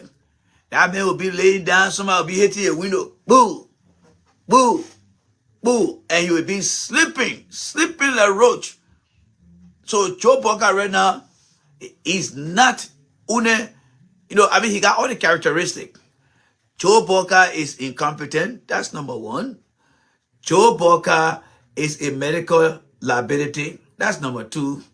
Joe Parker is a presidential disability. That's number three. Now, Joe Parker, by his physical health, he has what? A hearing loss problem. And not to mention, he also has a bad heart. So this woman is nothing but a total loss to everyone who believes in him. He's a total loss. Everything I just described to you comes with nothing but negative thing. Joe Parker is not any other value to our society. The woman is a liability. He is a perfect candidate for the retirement home. He is a perfect candidate for the old folks home. And he going to milk medical expenses over the country. The medical expenses for Joe Parker, you cannot see it. You're thinking for nothing when people say Joe Parker got 100,000 on his credit card. The reason for that is this old man has more medical liability. He is a liability. I told you guys from the beginning, before the election, that Joe Parker will be a medical liability. You know what may happen today after he finished squeezing that thing against the head? Well, he will start to face problem. And he will start facing problem along the way. And so what other man said, Randy, please leave this puppy alone for God's sake. What other man talking about? What will leave puppy for? What are you talking about here? The man's a public servant. I'm gonna leave the man alone. How many old men in Liberia I'll be talking about my show here? And what they Joe for here? How many old people in Liberia see me talking about here? There are a lot of old people in Liberia. And there are a lot of old people from Liberia that live abroad. You don't see me talking about the body around here. The puppet chose to be president. He won't be a leader. You know how many people left depend on the puppet? And I'm going to leave him for God's sake. I leave him for God's sake. What are you talking about here? That man reserve. That man reserve. I don't go after old people just like that. The man say he want to be president. I'm going to leave the man. What are you talking about here? Like, come on, man. Let's be serious around here, man. We're talking about people. Somebody, look at Joe Biden, for example. What happened to Joe Biden here? What happened to Joe Biden? What man this for Joe Biden here? What's on this boy here for Joe Biden here? Where is this? I think this boy up front there. That's what this boy for Joe Biden. The man look at Joe Biden and say, they say, Papa, go for them. They told Joe Biden to say that, and Papa went to say that. All right? What am I going to do for? We're not leaving Joe Parker here. This old man is not well. We have to let the Liberian people know. The old man came to power as a liability. And I often say to you guys, when you go with someone, you got to ask yourself whether you go in there as an asset or a liability. Joseph Boakai came to power with nothing but liability. The old man is a presidential disability. That's another liability there. The old man is very, very incompetent. That's another liability there. The old man is unfit to even sit for 30 minutes. That's another liability down there. The old man had no idea about leadership. That's another liability over there. And now we already know that he has a very bad heart. All right? That means the papi can run. Like I told all the CCC men, I said the last thing you want to do, let nobody fool you. Nobody should fool you. To grab that papi hand one day and say you're running with that papi. You in trouble. Nobody should ever hold that papi hand and say let's run with him. Like the other guy you saw when the papi first came to power, or the other guy who went and pie around and say he want to grab that papi. That guy was going straight for that papi hand. And that guy had broken through. Today a different story. Today a different story. So that papi got a very bad heart. He got a very, very bad heart. He cannot run. Now, he can run, he can hear. What next on the list? What is next on the list? What is next on the list? This old man is 80 years old. But he don't want to admit his own age because you see, the denial and the refusal of our structure and system not being effective.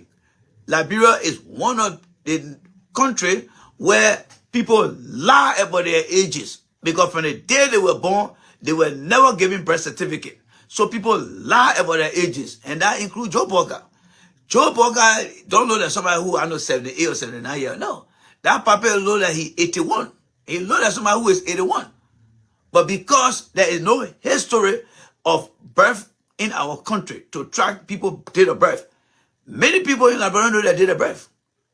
Some people can start going to look for their birth certificate when they got an opportunity to travel abroad, or maybe they need a job that requires them to carry those required documents. Then they go to the Ministry of Health and they go and meet a guy and tell the guy, say, oh, yeah, my name is John Brown.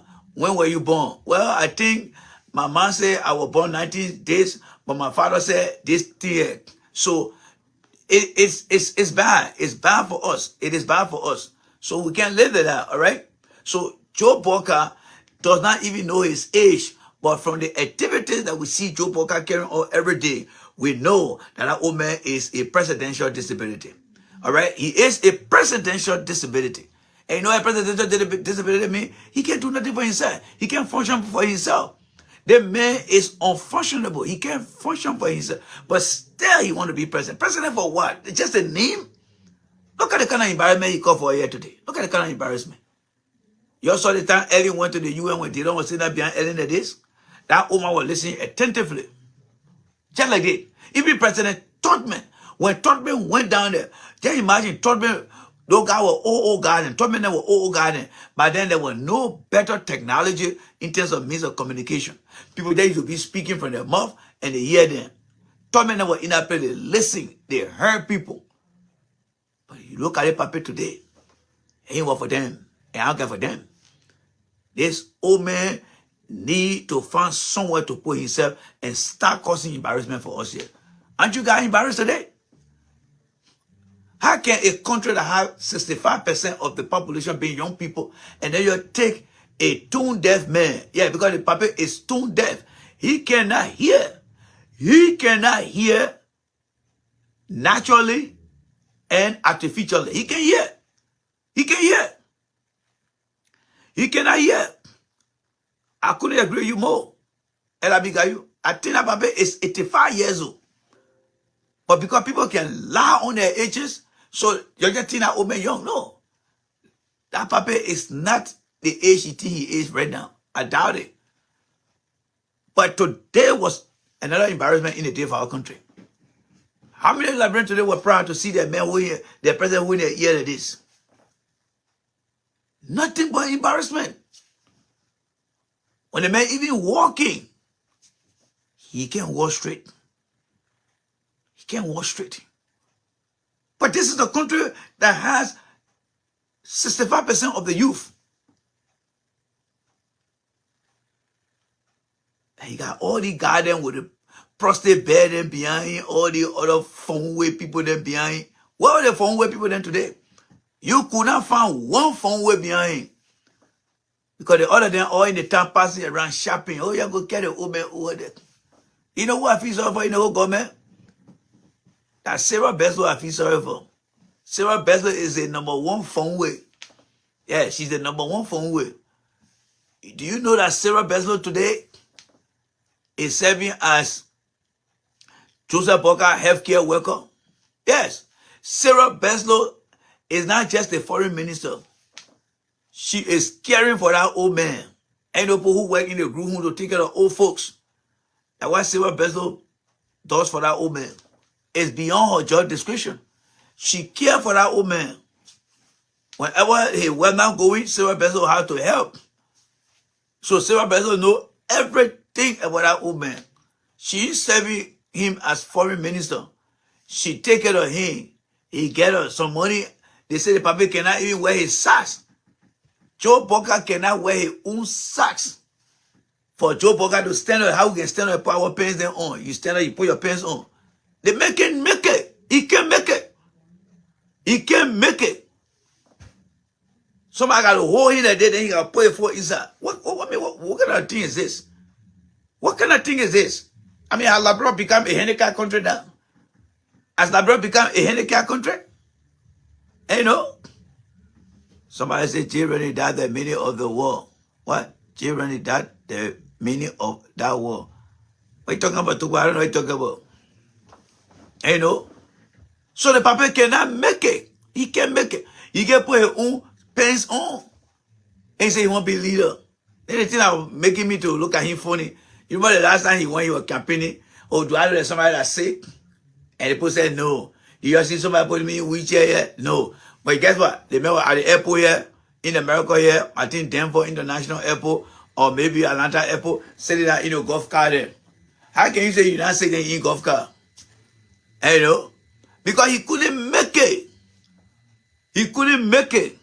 Like Atlanta Airport, that airport is for a trick. You gotta come from one little train to another little train, and you gotta pass your way around.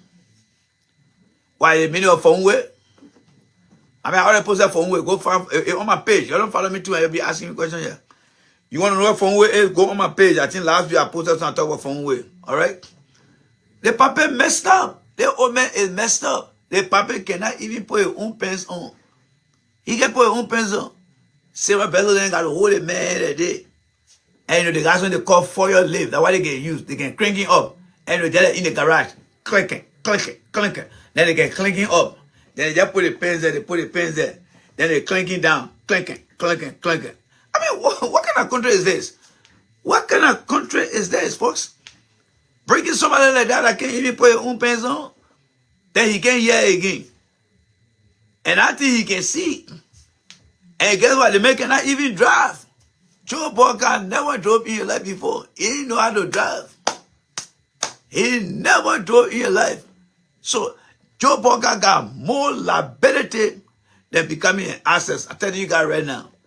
The young people in our country made a big mistake to bring a man who comes to the table with nothing but total liability. Total liability.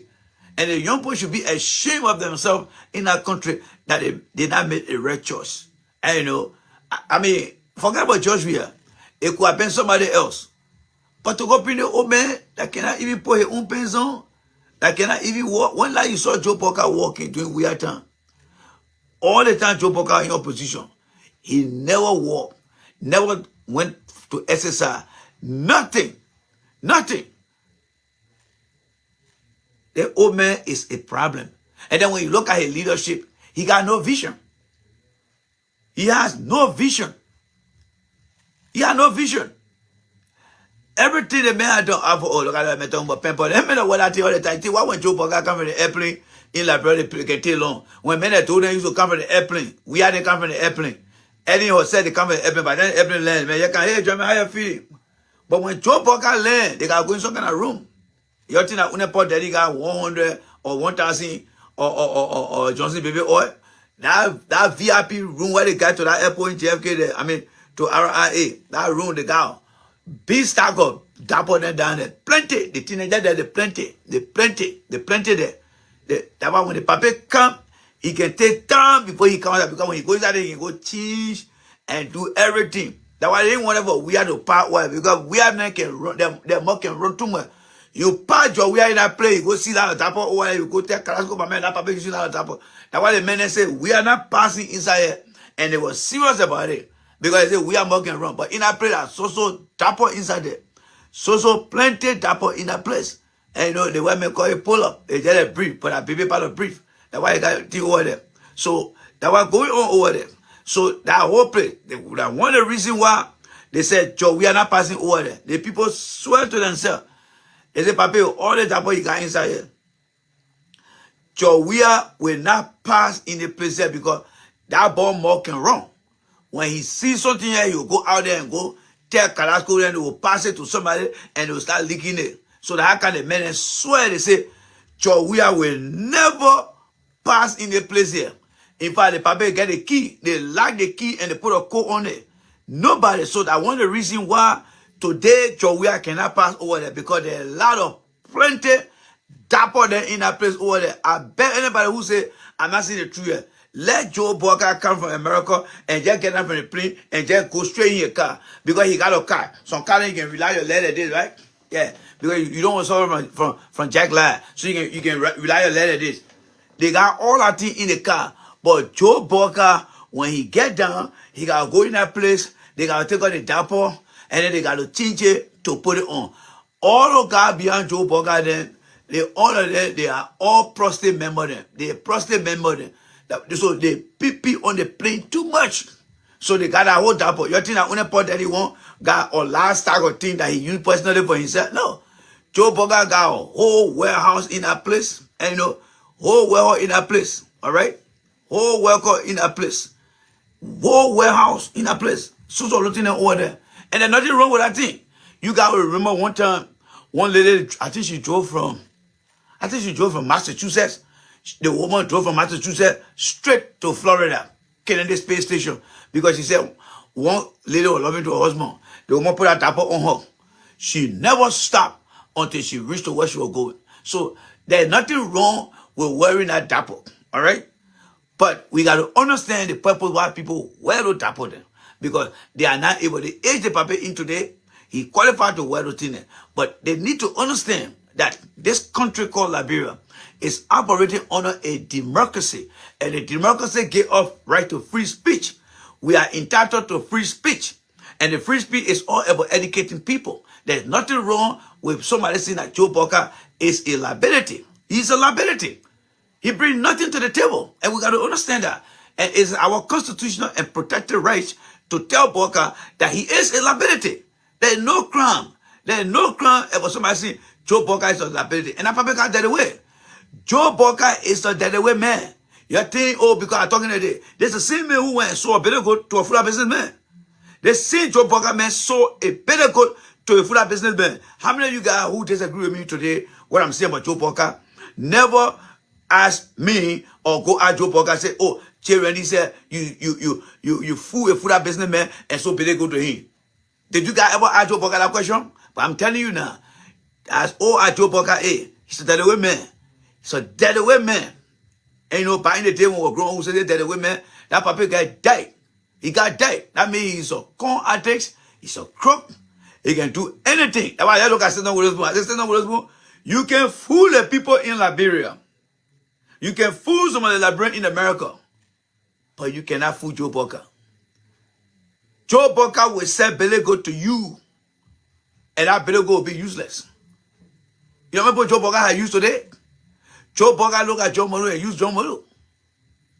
The trick behind Joe Walker, after Costa, the next person that, when I tell you who they are, because for Costa, I already told many of you guys, Costa had only 3 rules. He had no permanent friend, he don't listen to advice, and he only listen to permanent UA. That's Costa. If you understand how Costa thing that, then you will not operate. Joseph Walker, on the other hand, he is a con artist. He know how to fool people. They passed election. He fooled many people today. And today the people are hurting. Where is John Malu today? Joe Boca decided to sell a small belly goat to John Malu. And the Liberian people bought that belly goat. The Liberian people bought that belly goat from Joe Boca and they sold it to John Malu. You want to know how? Let me give you the applied logic behind it. When the Papa called John Malu to come and work for him, as you know, all the OO people that Ellen and work for Ellen, including Joe Boca, they were behind Boca. When they realized that Boca had called John Malu to be on the finance team, they got in panic. They called Joe Boca overnight. They said, Papa, what's going on here? They say, man, you are heading through all the country that may bring your Papa say your follow my lead. That's how the Papa got in there. Papa say your follow my lead. Martin called all of them were behind him. Papa say you follow my lead. But that was the greatest mistake they made to follow Joe Boca lead. Whenever Joe Boca tells you, say, follow my lead, you finish. You finish when you follow that lead. That's how kind of Papa got ready to get brought John Malu. So you can see John Malu coming on that criminal show, they call Stanton Witherspoon. Oh yeah, we're collecting this. Now, yeah, where the Papa saw another belly go to the Liberian people. When the Liberian people saw John Malu in front, many of them started to believe in Boca. You know why they were believing in Boca? Because they felt that Boca was going to bring John Malu back because John Malu was tough on Ellen and we all were scared of John Malu. Just in that time, they put car conveying. They said, damn it. They come and be correct. Only Joe Boca one knew why you were going to do John Malu. So what happened to John Malu today? Joe Boca sold a belly goat to John Malu. The Liberian people bought it. Today, where is John Malu today? The belly goat pee and belly goat turn dry. By the time John Malu realized it, they were already president. John Malu flew from here and went straight to, how they call the place there, to Ghana. Everything John Malu was telling Joe Boca, it was all yes, sir. Papa, yeah, we had to put on 10 a reference. Papa said, John Malu, how many more things you got now? I got 5 pages. I already getting all your information. But I can still provide more sheet for you. 10 a reference, yeah. Validation check, yeah. Monetary check, yeah. The Papa were only using John Malu to fool the Liberian people. After he became president-elect while he was here, John Malu flew and went straight to Ghana. Met Jeremiah Kuhn there. He sat down. German here we here for 10 of reference. I got it called Emotor to LPRC. The man go look at John Malu and tell my man, you're not in the struggle here. We here to listen to you. John Malu thought you are the man. John Malu pick up the phone. Call Boca. Pape. There's a little picking here called Emotor. The picking is telling me something that I don't want to hear. Pape told John Malu, I'll call you rebel. From that day, John Malu never received call from Joe Boca. That was it. They embarrassed Malu over there until Malu flew back and came back. Malu is planning to run in 2029. There you go. He won't run as president. He don't trust Boca. And that was the 5 billion goat. I mean the second billion goat. The 5 billion goat, that was Henry Costa. Papi was broke. You used to see Costa carrying the man all around.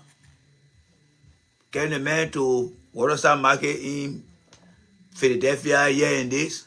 He there, he taking care of Costa's son. Everybody there, oh, the Papi mess up, the Papi there. Papi look at the food in here. I saw Papi go to food business, man, you can be here. The Papi was down. Costa started promoting that Papi. He started promoting that Papi. He started promoting that Papi. He started promoting that Papi. He started promoting that Papi. He started promoting that Papi. He started promoting that Papi. He started promoting that Papi. By the time the papi started getting popular, what happened when that happened? The papi started giving pen that you really run for your money. He started giving coming to run for your money. Just in that time, because Costa always pay attention to Europe. Costa got mad. Send that papi left. Begin president. You also that papi calling Costa back. That papi was finished with Costa. Costa got another very good again. How many very good now? The food business made very good. Costa are very good. John Moru are very good. They got look at Camina Janet. He fool all the money go put there and say, Camina Janet, by the time I become president, you getting that job. You getting that your job back. Camina Janet, they were all in a Nima country, they passing all around the company there. Make it plan with the own they were there. Make it plan with the own they were there. Make it plan with the own they were there. Make it plan with the own they were there. Papa just said that. Papa said, all the guys I was selling them very good.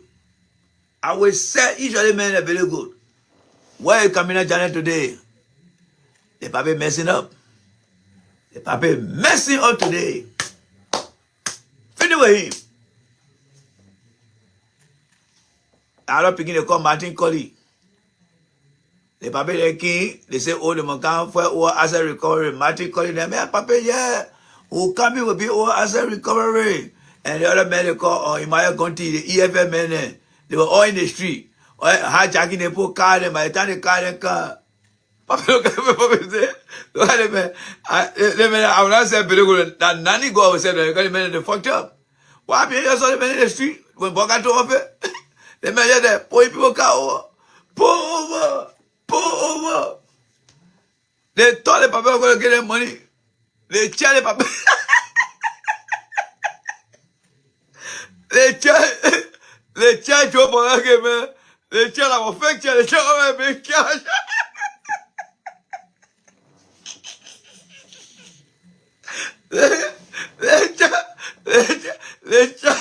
They charge Papa get a grace man. Don't get a Martin Colley. They charge all the cash. Oh God. They charge all the crack. They charge all the cash. When the man went to the bottom of the charge, they drop on all the cash.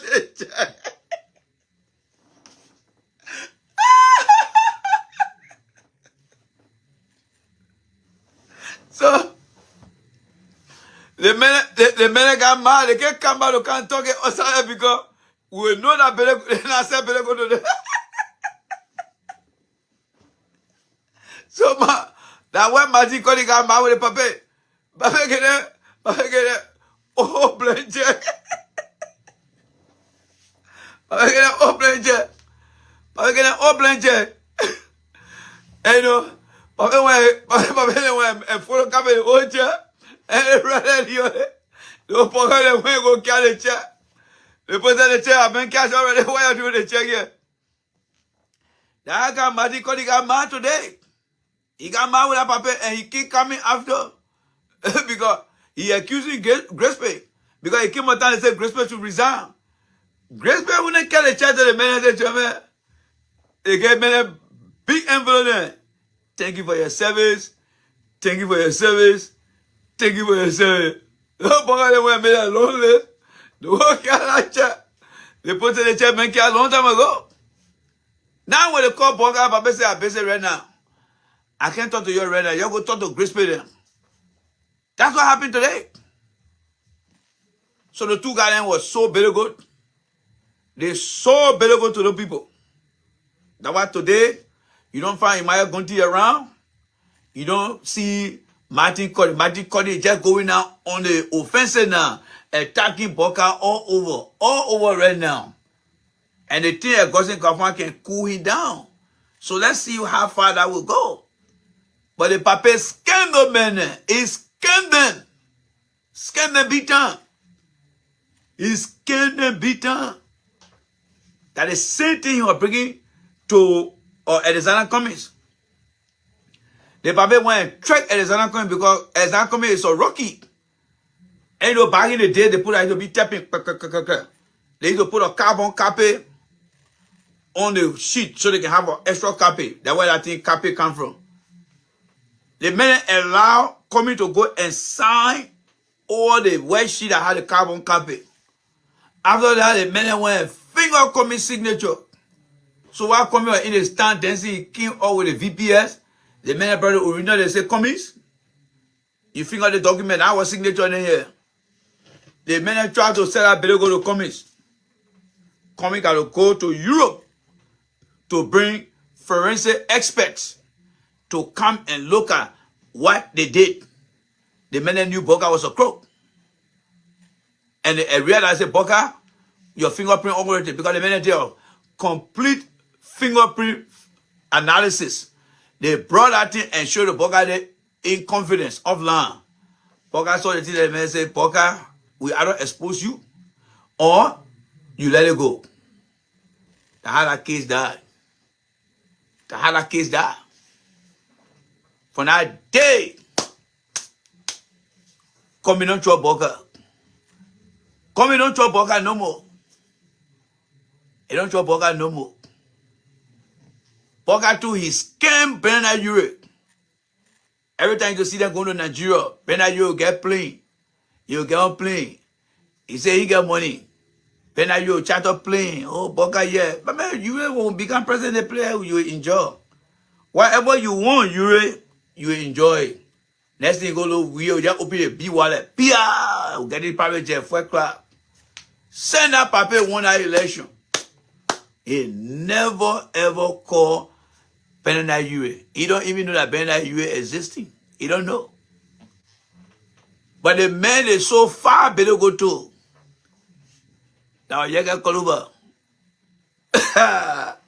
They so far living below go to Yaka Koluba. No Papa call Yaka Koluba. I say Yaka. I like the way you can cause Joshua. I enjoy it. When the government will win, anything you say, I will listen to you. That thing made Yaka Koluba big. The reason why Yaka Koluba don't want to see Joe Boca, because he and Boca sat down face to face. The Papa look at him, Papa say, Yaka, everything you do that job, we are men. I support you 100%. And if the government win, anything you tell me, I will do it. Anything you tell me. In that money, you can went and got all the motorcycles that you see, passing around. Papa said, I feel around, man, I better go finish. After the Papa won the election, when they were talking about getting somebody in the house to vote for, Yeke wanted to be one of the deputy speaker in the house.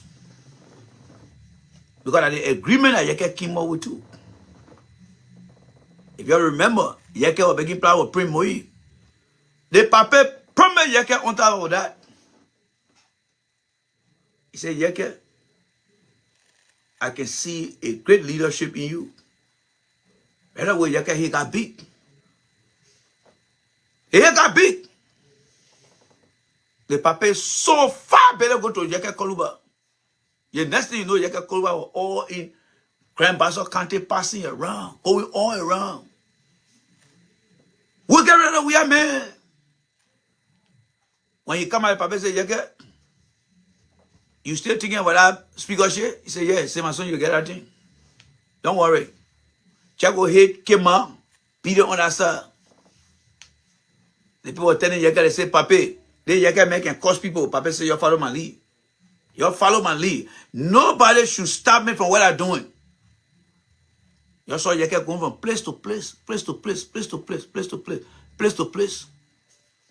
After the Papa won that election, when people started going to your house, Yeke went there, Yeke said, but what's going on here? I said, oh, my man, the Papa collecting people name, signature to get them 25,000 to bring somebody to be the speaker. Yeke said, what? Let me go to that Papa order. Yeke went and met Boca. Say, Papa, what about the speaker business here? Papa said, Yeke, what are you talking about? Papa said, but you promised that when we win, you gave me the opportunity to be deputy speaker. Papa said, I don't remember you telling me that thing. Brother, you can jump in the Papa said, making those. Oh, Papa, you can get it out of here. You take time to never grab man. You got grab, you can bring yourself. That from that day, you can look at Papa say, Papa, from today on. Papa said, you didn't hear what I was telling you. I said, we'll make sure that this speakership be for us, not for you. He's so better go to Yaka Koluba. And nowhere Yaka Koluba can go now, but to go right by the CDC and be on his knees. The papel lie to Yaka Koluba. Check how he lied to the food businessman. How can Yaka Koluba, when he got mad with that papel, he tell the papel, say, the man can lie until somebody slap, one of his uncles slap his ear. The papel scam Yaka Koluba. Yaka Koluba cannot believe it today. How that papel playing? The papel will play everybody in that country. You don't know about Joe Boga for true. He will play everybody in that country. Nobody that came across Joe Boga left laughing. No. He play Yaka Koluba. So he said Yaka Koluba can come from now to Judgment Day. The only thing he can tell is he's not getting that speakership. That one can. Hey, Yaka Koluba. Yaka Koluba, you go have sleepless night. Driving in a village then. The papa play him. And Yaka Koluba had the ability to reverse the year back. Say, come by here. You are going to take everything and put in the trash. The man look at Yaka Koluba and say, you must say, they not talk about that. Maybe you didn't understand me. I told you that win the year so we can have a good leadership in your house as speaker. And you say, I'm going to make that. That's the papa went to Primo. So go tell me what I'm not correct. Primo went to the man. Primo told me, my man, I don't think you fit for the job here. That when Yaka Koluba came out and say that fully Primo man, and because he thought he wanted to air you, that was all the level that papa were using. All the level. All the level. That's why he used on him. The man tried to even play Allenwell. You listen to hear the conversation between Allenwell King. President Boca, yes. Why did you call me here? Well, Allen, you know, you and I been with it. He started speaking to the American man. The whole walk around court here. Allenwell went, came back. Joe Boga never answered Allenwell. How can Allenwell went back to Liberia to go for the Senate in him? Man, Pietro, when they can't tell Pietro, oh my man, Allenwell, when they come in to come lecture you about how they can face the sense of dinner, that is scam Boga to Maggie.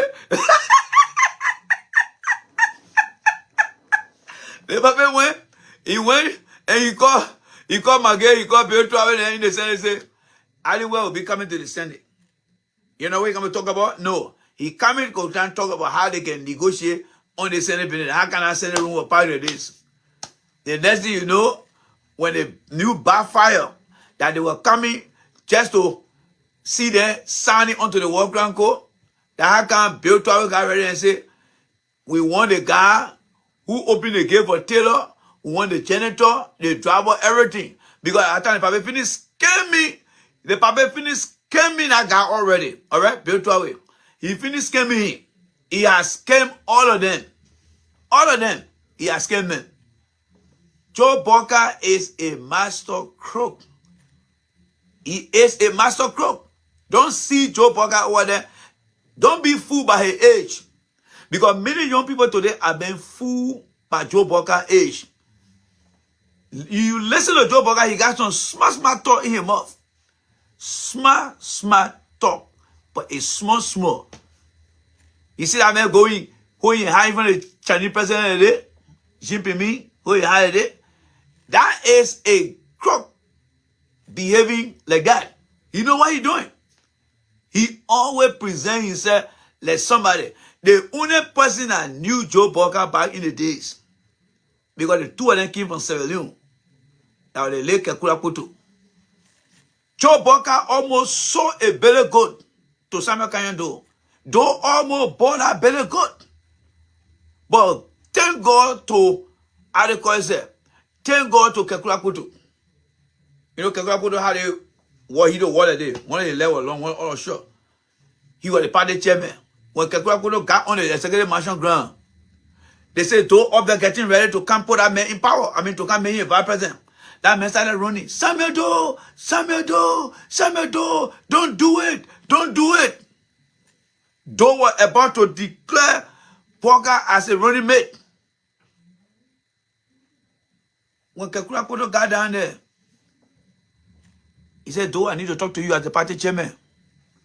We're having serious issue at the national headquarters. Doe said, okay, Joe Walker go for us there. It was when Kekulaputu finally opened up to Doe about Joe Walker. He told Doe, that guy is a crook from Sierra Leone. He's a crook. Everything you get a guy, you saw him succeeding in it? Doe said no. But don't tell the guy, he told the guy, he said, look, I want to be, how do you call it? Doe said, I want to win Lofa County. Kekulaputu say, is that why you bring in the crop? They may underperform at LPMC, right? Yes. They may misappropriate money at, how do you call it? The agriculture ministry, right? Yes. And you say you want Lofa County? By the time Lofa County was just one county, Doe say yes. Kekulaputu say, forget it. Why am I chairman here? Why you think I'm chairman? I'm going to get you somebody great. But how can Doe went, Kekulaputu went and sent for Dr. Harry former Monimba from the UK. Former Monimba King. When Doe saw former Monimba, he like, damn. Your son all over Canada, may say yes. Doe stood up straight and saluted. Gave us 4 salute to Kekulaputu. That thing pissed Joe Walker off. Even now, Joe Walker still keeping that grudge in his heart. That's why you see up to today. Joe Walker is yet to call Dr. Harry former Monimba son, Clarence Monimba, to say, I offer you a job. Because Kekulaputu was the master. Kekulaputu used to croak people with cow, with buffalo, pigs, because the two are from Sierra Leone. How can he mess him up? From that day, Joe Walker never attended Kekulaputu funeral. He never attended Dr. Harry Monimba funeral. He don't like that man's son. Nobody that crosses Joe Walker path. So that thing Henry Costa doing, he don't know about Joe Walker for true. Joe Walker cannot forgive. That's why you see Joe Walker and Eddie, they got the same spirit. They cannot get along. Eddie don't trust him. That's why Eddie did not make that thing. Eddie is somebody where they say, oh, Joe Walker, he say he finished cleaning that house. Eddie will say, you go check your house. I don't trust that man. I don't trust him. The Pape went as vice president. He went to Lofa County. Eddie was abroad when Walker went to Lofa County. Joe Walker said that there and other people there. The yellow machine that Ellen get to Joe Walker. Joe Walker and other people there. So the people asking and say, Walker, Ellen gave you the machine here for you to get a job. How come the machine are not working here? Joe went and told the people that Ellen told him to hold on to the machine. That thing pissed that old man off. The old man was so freaking mad.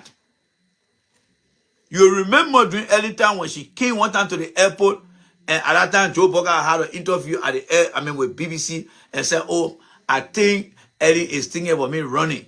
And when Eddie arrived, Eddie said, Joe and myself will do our thing. There are 2 reasons Eddie said that. 2 reasons Eddie said that. 2 reasons. 2 reasons Eddie said that. Pambodo, if you ever go take a break, your supervisor will laugh at you all day today. 2 reasons.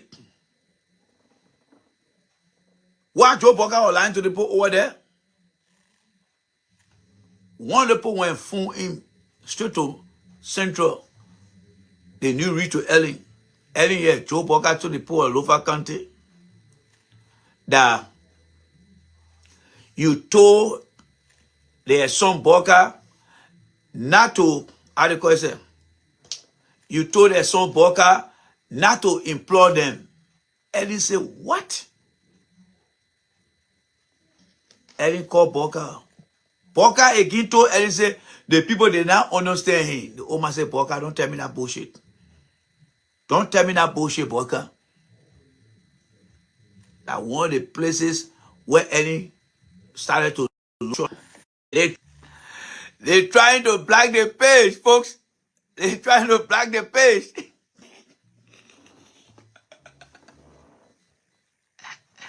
They trying to black the page here tonight. You come back. You come back. We got more story. You come. You come. They trying to black a page here tonight. You come back. You share the video. They trying to black a page.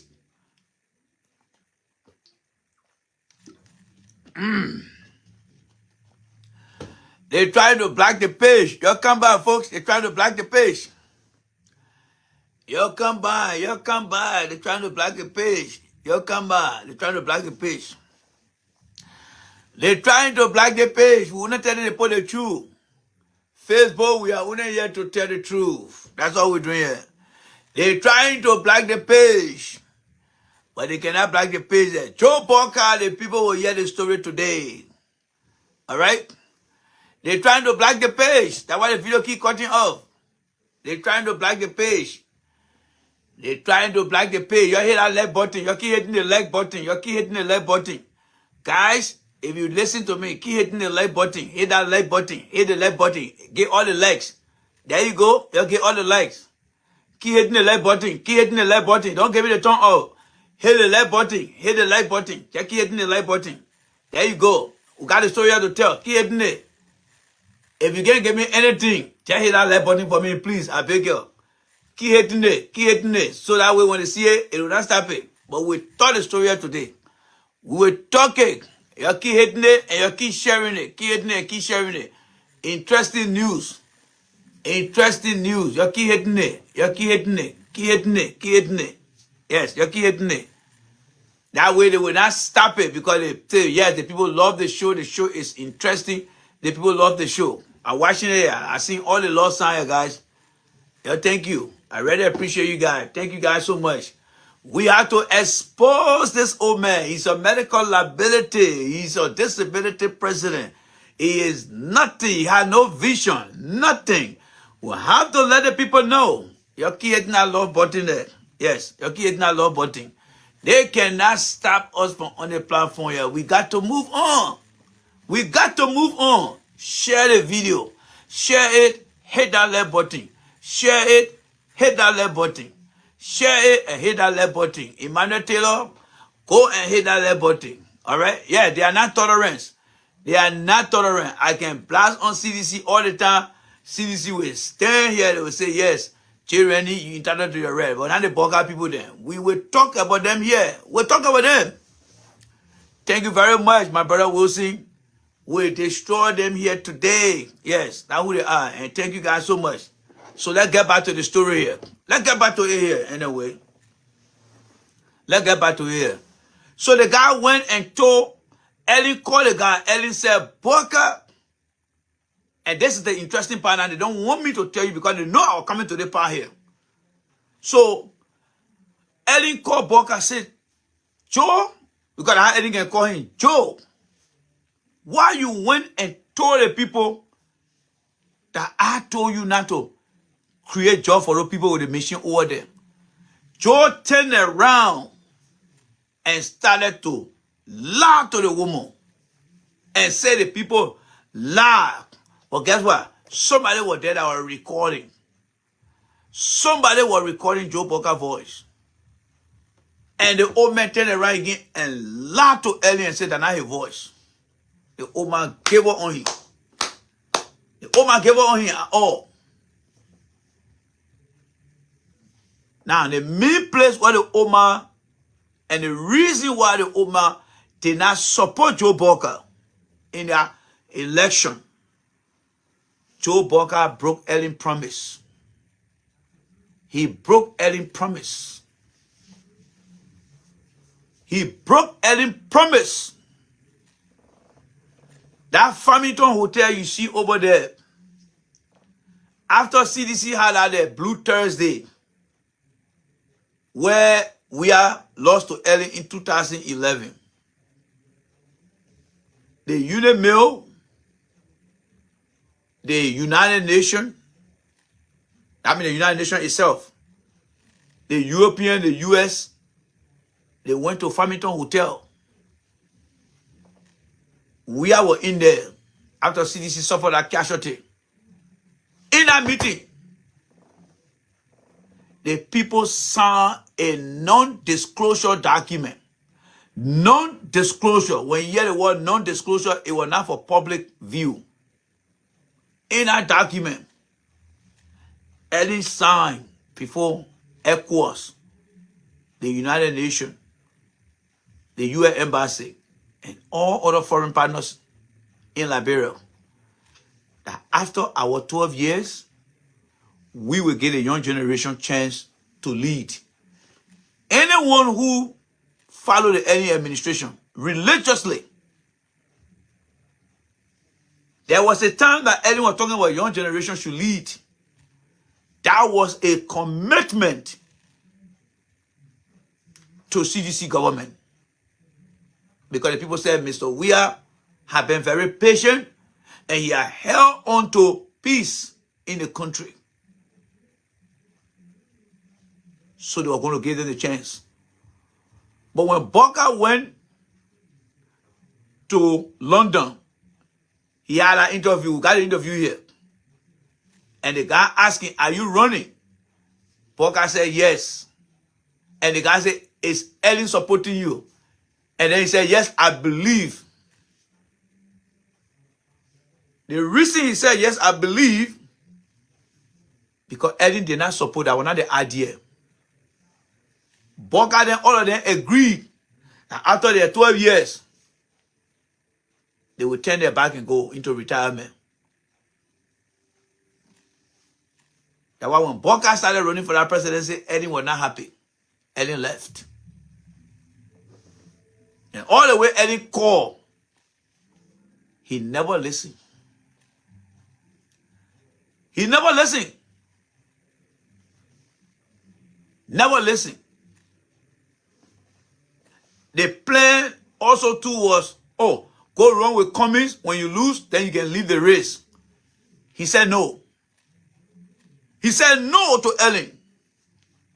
Because when he declared, he said, okay, you join him with Cummings, you can go. And then when you go for the primary, you will lose. You say that. He said no. That I can support Joe asking on that show.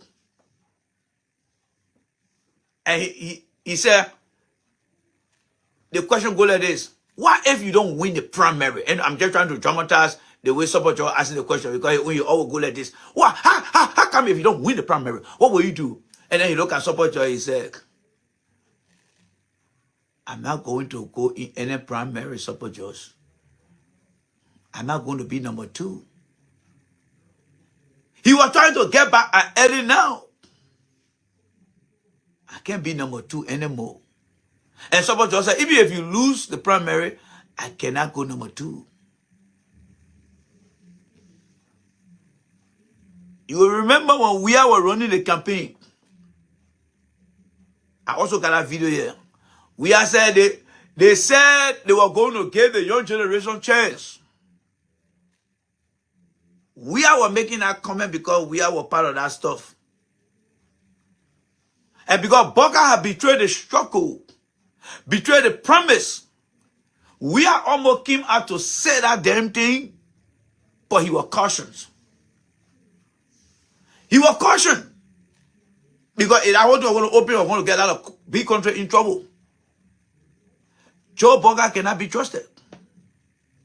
He cannot be trusted. That's why you see he coming in America here. You don't see nobody around here.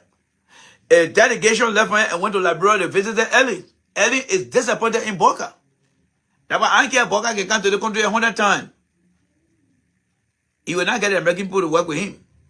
What Boga failed to realize is the State Department that work with Liberia, the Army, World Bank, these guys got influence and they know how to convince the White House and Congress because they know how the people work. These people strike that deal to bring peace to that country. That woman turn around and bypass everybody that was part of that deal. Don't see that woman like that. He cannot be trusted. So everything I told you guys about Joe Boca here today, he has hurt a lot of people in the process. Joe Boca hurt a lot of people in the process. It's just that we was so strong that he couldn't come out to say it. But he came to a point where he almost said it. They said they were going to sunset. And you hear that thing, Joe, we was in that time. They were going to sunset. Because Ellen told them in our meeting that we will sunset. They asked them one by one. We had them grew up on the other side of the table. Ellen was on the other side. Ellen was the first person. We will sunset. Parker said we will sunset. Everybody along Ellen Group said we will sunset. They never, Parker never sunset. That's why you see when Parker run the campaign, not many Ellen boys then went there. Where the Mandana Wish that come in, we said, all the Ellen people they didn't go there. Because they all held their promises. Because they put chop during any time, they chop. There is something called ginning, GNR. Ginning is a distributed wealth that people can get in a country. When you finish with the platform tonight, go define the word ginning. GRNR. Ginning. Ginning is a measure of equality. This is how it works. If you get 5 people in a town, and all the 5 people, each of them making $100, the total money they will make every month is $500. If they're making $500, if they're making $100, remember, 5 people in a town, each making $100 every month. At the end of the month, each of them get $500. That means that population of people, they are equally distributing the wealth. So that means the Gini equation will equal to what? 0. It is 0 because everybody is making the same salary. So that means nobody is suffering in the country.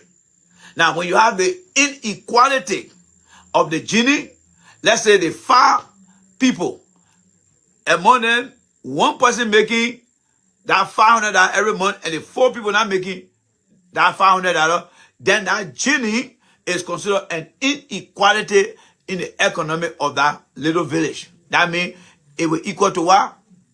1. Because 1 person is the one getting a higher salary. During early that time, there were a lot of people in early government, including Bogaden, that were making big money. They were making 10 times more than the other people. And the people look at all the facts. And how come they said, look, when your time over, you got to go. But Joe Boca came back and started telling people, I live on noon, I live on this. Even the lecturer, Robert Bronsky, said, Joe Boca, the budget in your office is even more than the college in your town. That old man never listened. How many politicians you see in the country that go around Joe Boca today? When like it was all Joe Boca calling for political reconciliation. Ellen Daly, we are trying to do it. At least you see coming there, going to we are there. Even the Boca made to go there. But all the politicians there, Joe Boca never called for reconciliation. Never. He never called for reconciliation. That's who Joe Boca is here today. That man is selling Billy go to you. He's selling Billy go to you. He's not going to put no program in place because he got no idea. He's not going to change nothing in the country because he got no plan. He will go to every conference and nothing he will bring back. The year coming to end, nothing he will bring. The United Nations will be, the UN, it will be over. He will go back, nothing. One lie, he was in Dallas. He was in Dallas, right? You was any investor in the country? No. You were in South Korea. Any investor in the country? No. Because everywhere Joe Boga go, any coin they posted, I got a crook. By the time he leave, they put to the background and say, oh, yeah, I got the 5% of any years. Yeah, he betrayed the woman. We can't trust him. He betrayed the woman. We can't trust him. Now, even the Ghanaian, they knew that Boga was a crook. Now they blew that alarm. Said, no, you're not going to fool the boy here. We don't want to spoil no relationship between the Liberian and us. Bring our bosses back. Liberian and Ghanaian had a good relationship. You're not going to be the one to spoil that relationship. They put the bosses back. The Salon president don't even trust him. The Salon president don't even trust him because that internal affairs minister, the men went in the pool play there and start disturbing. The Salon president told him, don't be in bullshit here anymore. Stay in our country. Don't be in bullshit here. Don't bring that bullshit here. Don't bring it here. So Joe Boga cannot go make friends with Sierra Leone president. The guy in Guinea, he get about them with Joe Boga. They put in the Arico. As far as Joe Boga can pay the bill, they can get along. Joe Boga and the African man, if the African people let them out, you pay the man, so he want to make friends with you. So Joe Boga in our whole region, he got no friends. There is a mannerable union between Sierra Leone, Guinea, and Liberia. Joe Boga has not even activated that mannerable union because they may not want to know. They know that Boga is nothing but a crook. A crook. When I heard the Fuda community talking about Joe Boga because he tricked those Fuda people. He tricked them. He tricked them. By the way, that house that Joe Boga living in, the night he was there. That house that Joe Boga living in, the night house. That house belonged to Peter Amos George Sr. He left that house with his son. That's not Joe Boga's own house. That's not Joe Boga's own house. All the years that woman living in that house, he never provided electricity for the people living around it. That old man is me. His wife is me. His wife got her sister living in Philadelphia. That papa is very, very mean and stingy over it. That's who he is. Very, very mean. I told you guys, from Costa to Boca, these are the people that I know very well into Liberian politics. I got nothing against Boca as a human being, but the behavior that woman got. We are one election, we are went over there to where Howard Taylor herself went there and got down on her knee. The woman already vice president. But for our tradition, as we always say, the woman when the woman knee down in front of him. But he never did the sitting to the people there. The man made Jeremiah Kun confused today. He and Prince Johnson, they went and fooled Jeremiah Kun. You remember when they went to the executive mansion and we are show Boca and Jeremiah Kun want to go show him, we are just power him. That one again, we had the credit. It was me. I am going to tell Red Ryan going to where I'm coming from. I don't go power Jeremiah Kun. I can believe we are, but it was me. As well as I say, Boca, I'm just going to turn around and go on the other side. Because Jeremiah Kun became the Judas Iscariot. This guy, we are then supported the guy in Nima County. CDC went in there and reinforced against Jeremiah Kun because either Congress were running over there. And the man who today he's going to go to we are and say, we are Nima County for you.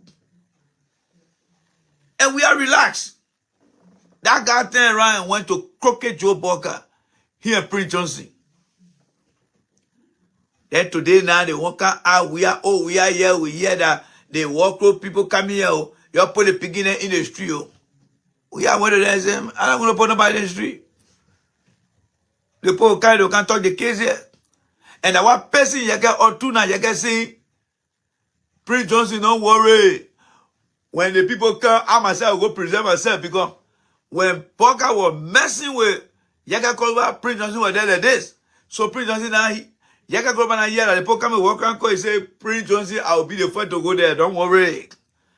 But not my Yaga. Yaga not going on no damn walk around code because Yaga then were considered youth. during the wartime. So they are not listed anywhere in the UN record because they said Yeke them were minor and they were used. All right, if you don't know, so Yeke is not going to any war crime code because he has been given that excuse, that executive clemency. But Yeke is getting by a Prince Johnson now, and he want to rub it in and rub it in and rub it in. That is why he's doing that to Prince Johnson. But Prince Johnson is scared right now. By the time now Prince Johnson though he ready to run away. Look at the king the turn, he's scared. He's scared. He is so afraid right now. Yeah. He's so scared right now.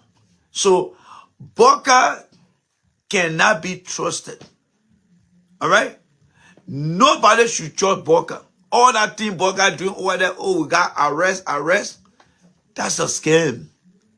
The CDC, proposed document. That document has been approved by the World Bank, the IMF. It's a very good program because they look at any poverty reduction strategy. They took that and blended with it. We are proper agenda, and the people refined that document. That document specifically focused on poverty in the country. Right? Yes. Let me see what my information here. Right here. They focus on that particular thing to look at the following things in society. What they're looking at through that CDC document, number one, they are looking at, what is the CSA? Let me just be exact. Yes. The proper agenda is supposed to focus on economic impact in the country. They're supposed to fight against poverty.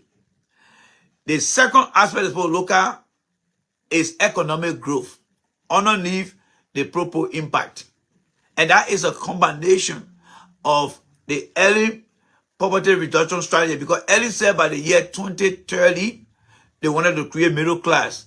So when we are came, we are then say, okay, we take early program and then we add it to our proposal, and the World Bank, the IMF said that's a very good plan. So they incorporated, they kind of swallow early plan into the proper agenda. And that's what we are now working on. Even though we are now not doing 100% good, they were working in our line to get it work. So they were looking at economic impact in Liberia.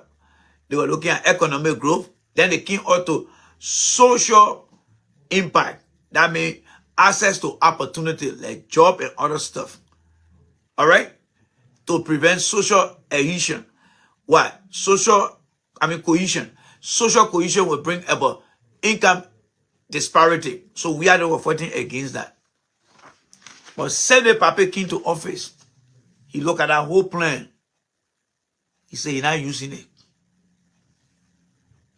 A plan that's supposed to move our country forward in terms of economic prosperity. He said he's not doing it. So what he doing now? He running to the Chinese then.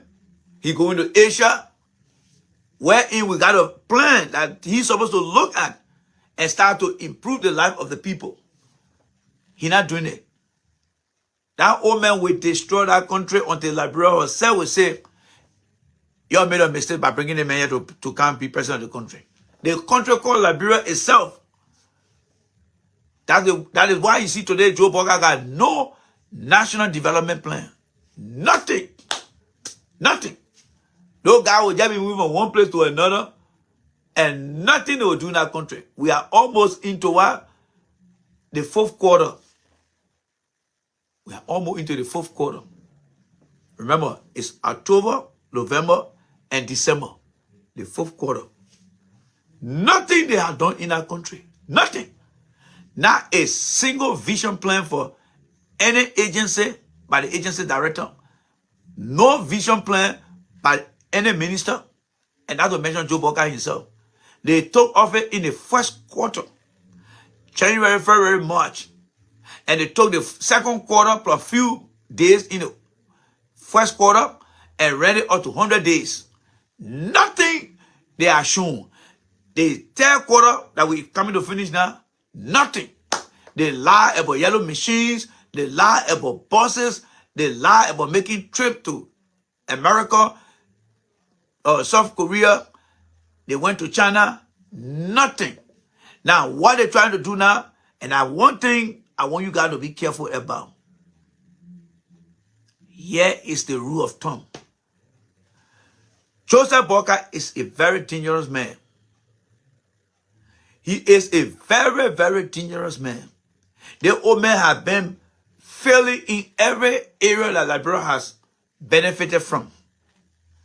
This old man now is on a campaign, a dangerous path to put Liberia into a 99 or 100-year contract with the Chinese.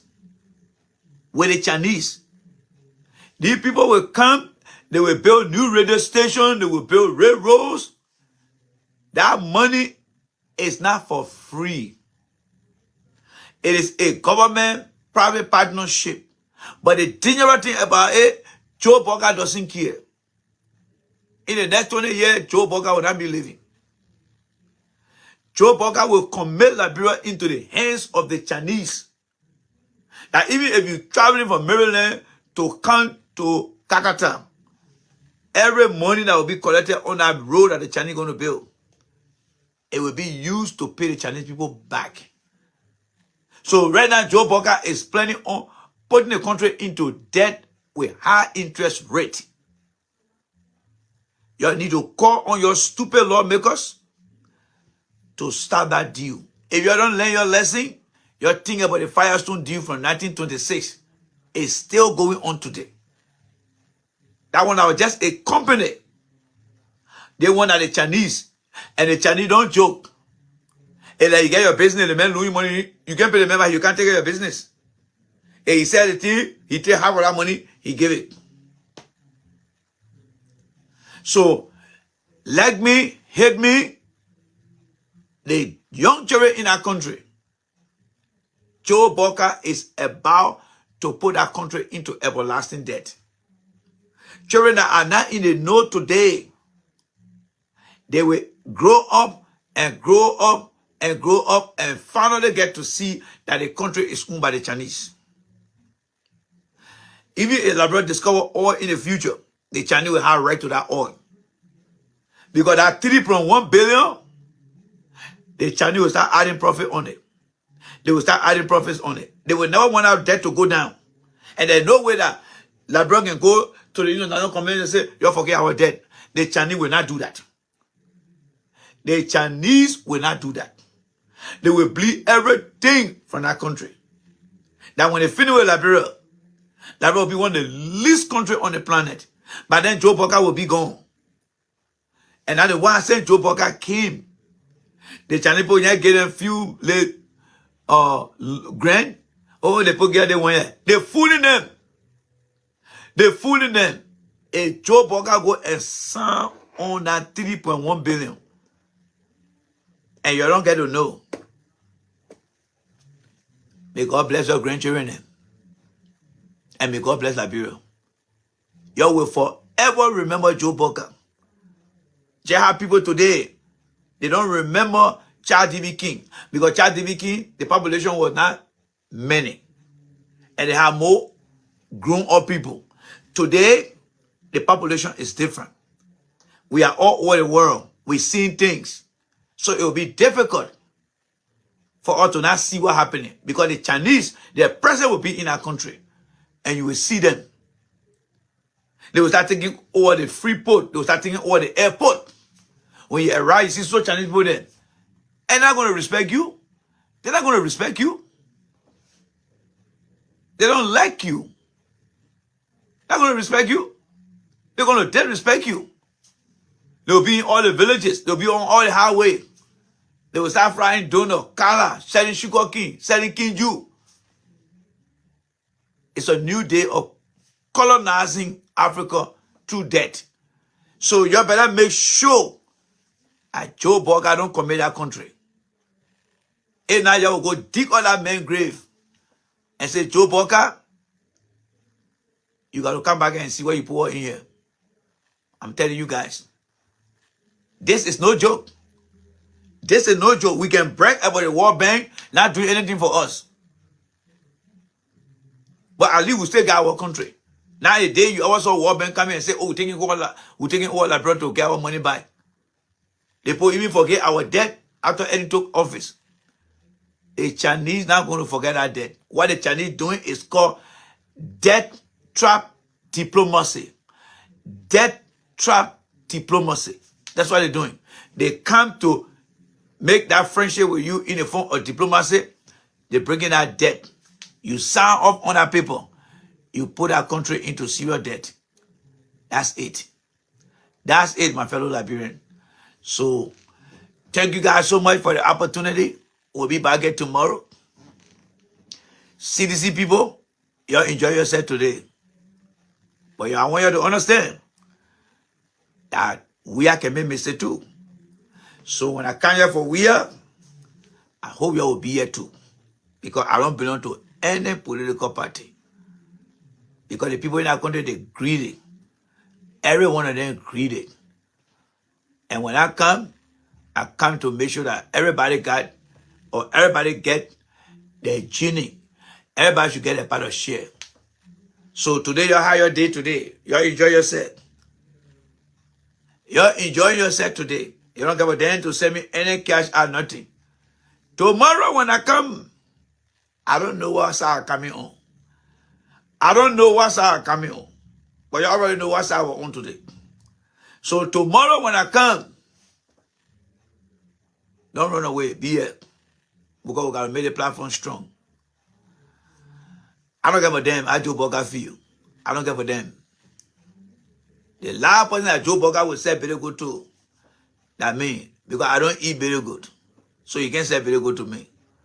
All right? So, before I leave tonight, somebody send me a picture of my man, Joseph Kereku, a.k.a. Kereku. Let me see my man. I'll come and show you Kereku here. I know who sent me that Kereku picture there. Let me see here. A lot of people sent me picture today. My man Terry Domapa, you'll be sending me all kind of picture there. All right. All of y'all guys can send me all kind of picture there. Terry Doma, I know we want Terry Doma send me some kind of picture here today. Where is he? Is he here today? Oh, yeah, Kereku here. I seen Kereku here. All right. I seen Kereku here. Some kind of picture I seen about Kereku here. The message I'm not calling Kereku, but I need Kereku. I don't give a damn whether you like it or not. I'm gonna have my man Leon Harris send me the picture. No, not Leon Harris. Let me see here. Now my man Wilson here. Wilson, I got a lot of stuff for you here tonight. Hey, the great DJ. Labra Une DJ at the UN. Labra Une DJ. They call him DJ The Rescue, aka Big Papa. The man was there playing the music today. And you know how the DJ can put it in the ear. How the man will make it a dinner. All right, let me see it. I'm looking for who sent me that thing, man. I want to show you your man Joseph Kereku. Who sent that thing to me today? I want you Jerome. Let me see it. That's not Jerome. I think that's Jerome. Or maybe is that D Black? No, they're not D Black. Damn, I don't know who sent me that Ansu. No, Ansu sent me something. I'll look at that thing. Sent me Ansu. Who sent me that thing today? That Papi? No, they're not Papi. Yeah, Papi sent it to me, but he playing something. Let me see. My picking. No, my picking or Rajapa. He sent me that. That's not him. Let me see Jerry here. Oh, I see Jerry here way or the other man. No. Man, who sent me that thing today? I don't know who's that. Jerry, you know, Jerry, you not send me that. I talk about the one with Alexander Cummings. Who sent me the picture with Alexander Cummings? Is that not? Let me see that not. No, not. Damn, somebody sent me that picture. LRB got you? No, not. Let me see it. I already checked D Black. Is that Andrew? No, that's not Andrew. Damn, who sent that picture to me? Ah, man. Is that Duffer Hill? No. I don't know. I'm sure I captured that thing, man. I don't know who sent it to me. Anyway, if I can't find it, I will let you guys know tomorrow. Is that Henry Yango? Let me see it. No, not Henry Yango. Henry Yango, but he sent me something They're not correct. All right, guys. Let me let you guys go to that. I can't find it. But I will try to look it up and I will let the person know tomorrow. All right? So, my man, Jerry, are you? Let me see. Jerry, send me something here. That's it. Thank you very much, Jerry. You know what? Let me show my man here. Just because we pour our more on Joseph Keleku, let Keleku there now. Joseph Keleku, the other guy, he getting messed up. All right? So we'll find time to talk about Keleku tomorrow. All right? We'll find time. Somebody tell me say the guy can put pillow on the car seat. They said Joseph Keleku can put pillow in the car seat and you can sit down in the little baby bucket to drive. But we'll find out later on. So guys, thank you so much for the opportunity. What my boy Terry done by here? Terry done by here? Thank you. Terry done by here? All right, your time I met Terry Doma. I come to have my fountain. I see you. Bye. I come to that Facebook now to come play my own show now. So let me play my music small. I do the play Boga right now. Boga. I can't wait to get my hand on a man. I can't wait to get my hand on a man. Eh, Boga, go sit down, man. All right, guys. See you guys, man. Bye. Good night to everyone.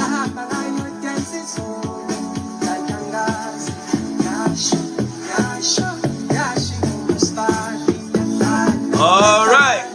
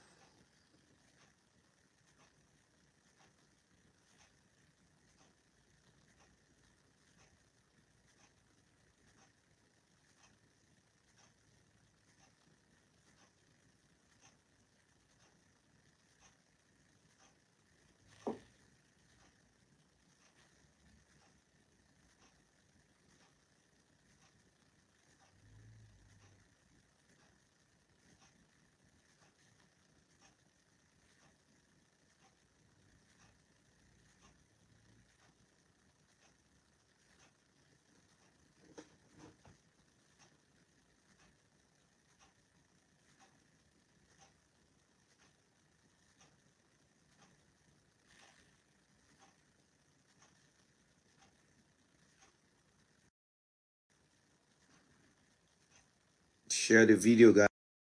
Let's try to do that quickly here. All right. Let's try to do that quickly. Let's try to do that quickly here. All right. Let's try to do that quickly here. Yes. Okay. So let's see here. Let me try to share this here now. Let's try to share this here. Okay. Yes, I see the number going up. I see the number going up. That's good. That's good. That's good.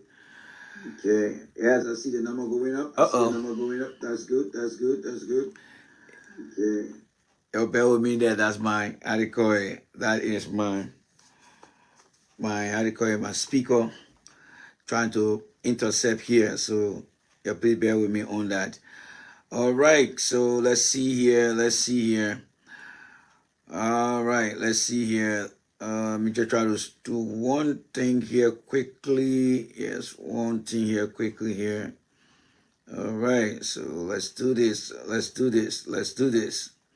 Yeah, keep that number going up. Keep the number going up. Keep sharing.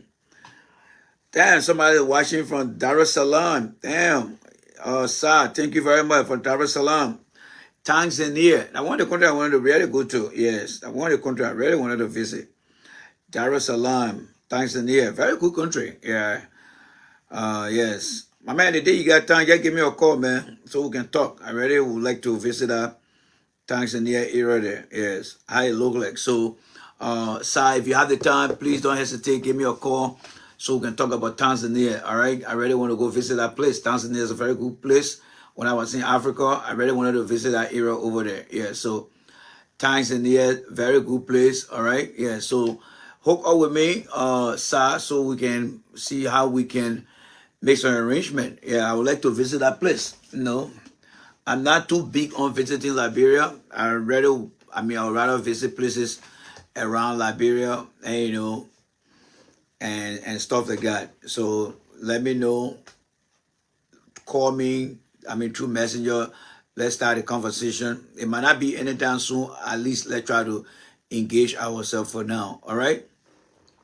So, ladies and gentlemen, thank you guys so much for joining me here. This is going to be an ongoing thing for just few days. All right, for a few days. So in the morning, I will be broadcasting from here in the morning for a few days. All right, and then we'll get back on our regular schedule. So thank you guys so much for the opportunity. It's always a pleasure. We'll be back here this evening. Now, let me give you the line of it this evening. This evening, we're going to be analyzing videos. The first and foremost thing that we'll do this evening, we are going to analyze Joseph Boyka's speech at the United Nations. We are going to analyze that. Yes, we are going to analyze that. We are going to give you a forensic analysis. I know everybody had talked about the video already, but I want you to come and listen to J. Randy now. Yes, I want you to come and listen to J. Randy this evening. All right, this evening. We might start between 8 to 8:30. All right, so that way you guys can have time. I'm praying that we'll start at time, and I'm hoping, but it will be between 8 to 8:30 so that we can start that conversation. I have all the information here. We're going to analyze that. So please do not hesitate to join me. If you have any video that you think warring my platform to discuss, again, do not hesitate.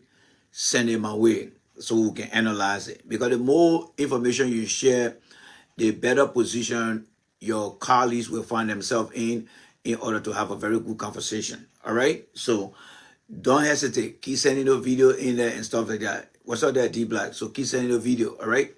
Keep sending the video. Before I move forward with the conversation, I want you to listen to my brother here. I respect my brother Sako, very good guy. I love his platform. I love the thing that he discusses. But one of the clips that I listened to today, I'm not going to play the whole thing, but there is a section in his clip that I would like to clarify, because people can say things and sometimes the information is right, but the content sometimes can be wrong.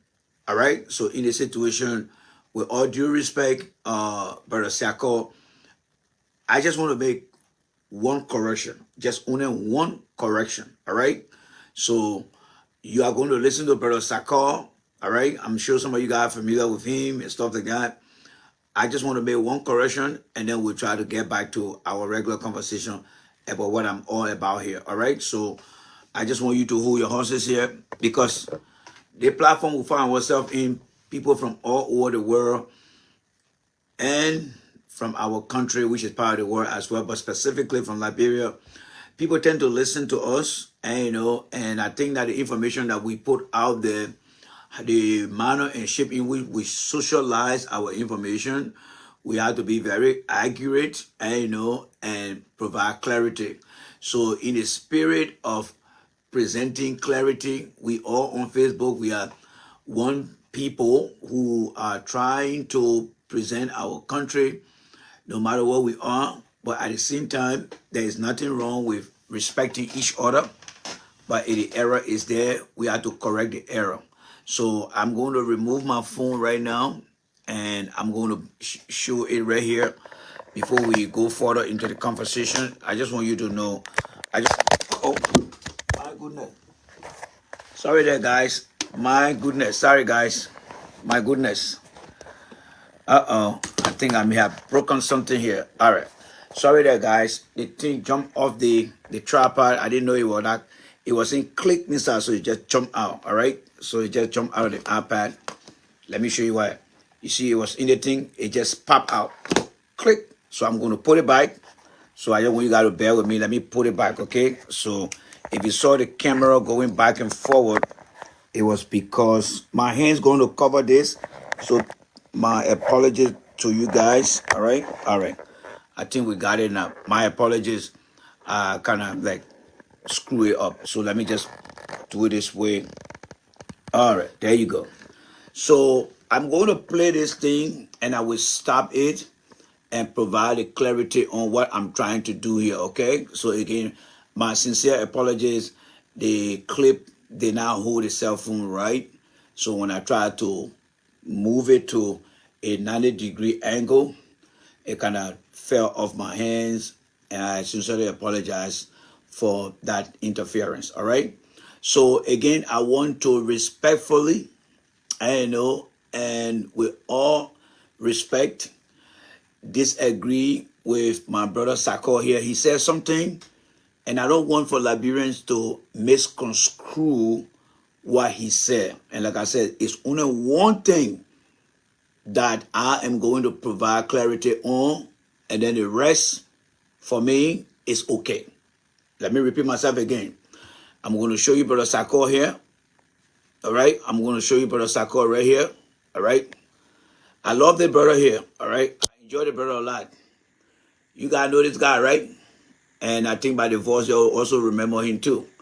I love this guy. He's a very good guy. I love his content, and I think I can learn from him as well too. I love this guy. I love his content. But with all due respect, I just want to provide one clarity. Just one clarity. I think it was an error, and I just want to provide clarity because people back home, they may not get the message, and it could end up with some argument, and even on the test, it could end up as a problem. So let's get to that clarity. So you're going to listen to the brother here, all right? You're going to listen to the brother. So I'm going to play his stuff. I want you to listen, and I will stop it as we play, okay? So listen to the brother here quickly here. Philadelphia, state number 1. Did you hear that? What did you hear him say about Philadelphia? Let's go back again. Different. Philadelphia, state number 1.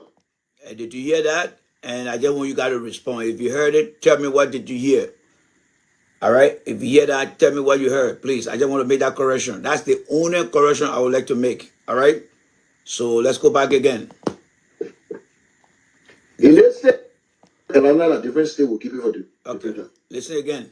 Philadelphia, state number 1. All right. What did you hear? And I'm just respectfully disagreeing with the brother. All right? I'm respectfully disagreeing with the brother. What did you hear him say about Philadelphia? All right? Very good. Thank you very much, Johnson Patrick. Yeah, so the brother is saying Philadelphia state number 1. And I'm sure many of you guys know that that is an error, right? And that's all I'm trying to correct here. All right? That's all I'm trying to correct. And I respect the brother content. I love him. I just want to make sure that Liberians who watch the show from abroad and back home who don't understand, I don't want them to get things misconstrued, okay? So let's listen to him for the last time. A different state will keep it for you. Different. Philadelphia, state number 1.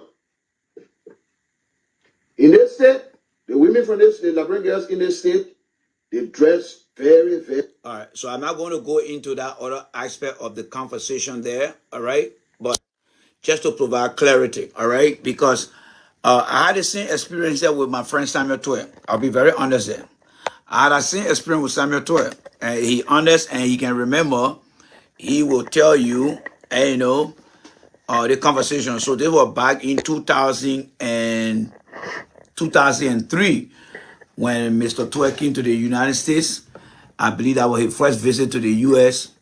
And then we came out of Ben Salem. And so when we came out of Ben Salem, because Ben Salem is a city bordering Philadelphia. So when he came, he started making the argument that Philadelphia was a state. And I didn't know. Philadelphia is a city within Pennsylvania, but it is not a state. So just now, those of you who live in that area before, they had the Franklin Mill Mall. Now it is called the Philadelphia Mall. So as we're driving, it's just a welcome to the city of Philadelphia, and I pointed my finger like this. So when I listened to my brother Sako, I know it was an oversight. All right, it was an oversight because I think Sako knows exactly how he manages his content. But I just want to provide that clarity because I'm sure some people in Liberia will think that, Philadelphia is a state. No, Philadelphia is a city in Pennsylvania. Matter of fact, Philadelphia is the commercial city in Pennsylvania because every state has the commercial side and they got a political quarter. Like for example, in New Jersey, the political city is Trenton because they have the mayor office. It used to be in Newark, but they brought it back to Trenton. So Newark is the commercial city. All right. So you can see the thing moving from one place to another. So that is all that I wanted to provide clarity on his content. Other than that, every other thing he said, it is not my business to listen to that and come and discuss it yet. But I can tell you one thing that I agree with what my brother Sako present on his platform. So brother Sako, thank you very much. I love your content, but I just want to provide clarity. And guys, sometimes too, you can disagree with people respectfully. Make sure you be very respectful. And for example, J. Randy, I respectfully disagree with you, or I can say maybe LB Gayu, I respectfully disagree with you. It's all about having the kind of great conversation and stuff like that. So let's get it right. All right. And I think one of the reasons, all right, why oftentimes people will misconstrue the name of some of these states is because of the population density of Liberians. Because let's say more Liberians tend to live in most of the major city, and because of the major city name, they kind of brand the name, and people think that is the city. For example, Chicago is a city within Illinois, but how many Liberians know that Illinois is a state? Not many Liberians know, but many Liberians who live in Chicago will always say, I live in Chicago, I live in Chicago. And then, boom, by the time you know, somebody will get assumed that Chicago is a state. No, Chicago is a city, all right, within, how they call it, Illinois, all right? So that's how it is. And they also have the commercial part of the city, and then they have the political capital as well. So I just thought to share that with you guys, all right? So let's try to move on here onto something else. And thank you so much for your time. So today, right now, I am going to discuss what I have on my chest about CDC, Unity Party, and the people of Liberia. That's what I'm going to talk to you guys about here. All right? So this morning, I listened to this guy they called George Lopo. Somebody sent me his video. And I kind of felt sorry for George Lopo. And all these guys who were making noise behind Joe Walker, they cannot even defend Joe Walker today. You know why they cannot defend Joe Walker? Because Joe Walker has no national agenda. You see, the difference between Joe Walker and George Weah, around the same October we're about to enter into, when Mr. Weah took office, we were asking Mr. Weah for a national development plan. You remember in October, Mr. Weah then went to Nima County. It was where Samuel Twe presented the proposed agenda to Mr. Weah. Remember, Mr. Weah took office constitutionally the same month that Boka took office. Boka had been in office now for almost 350 days. They are yet to present to you guys Boka national agenda that support the arrest program. Nothing. You remember the propos, right? When Mr. Weah came to office, the Hope for Change, they had a long red thing with all the different pillows, right? What they managed to do, they managed to take that pillow, those 4 pillows, and created a framework that's supposed to drive that, and that will call what the propos development something. All right.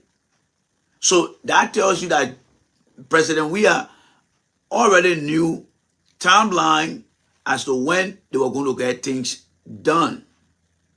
About when they were going to get things done. Boka up to this time is yet to show you what are his plans to get that arrest moving. Point here is Boka got a car, but he has no direction.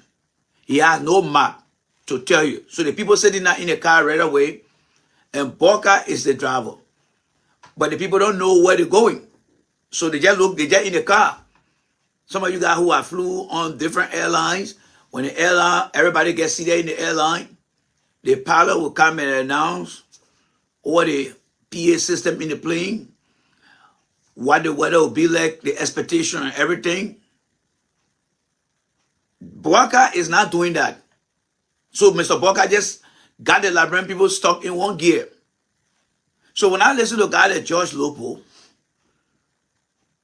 saying that, because he was alluding to a report that say out of the 119 promises, by far only 3 have been accomplished. He tried to defend the government achievement so far against that information. But he's not defending it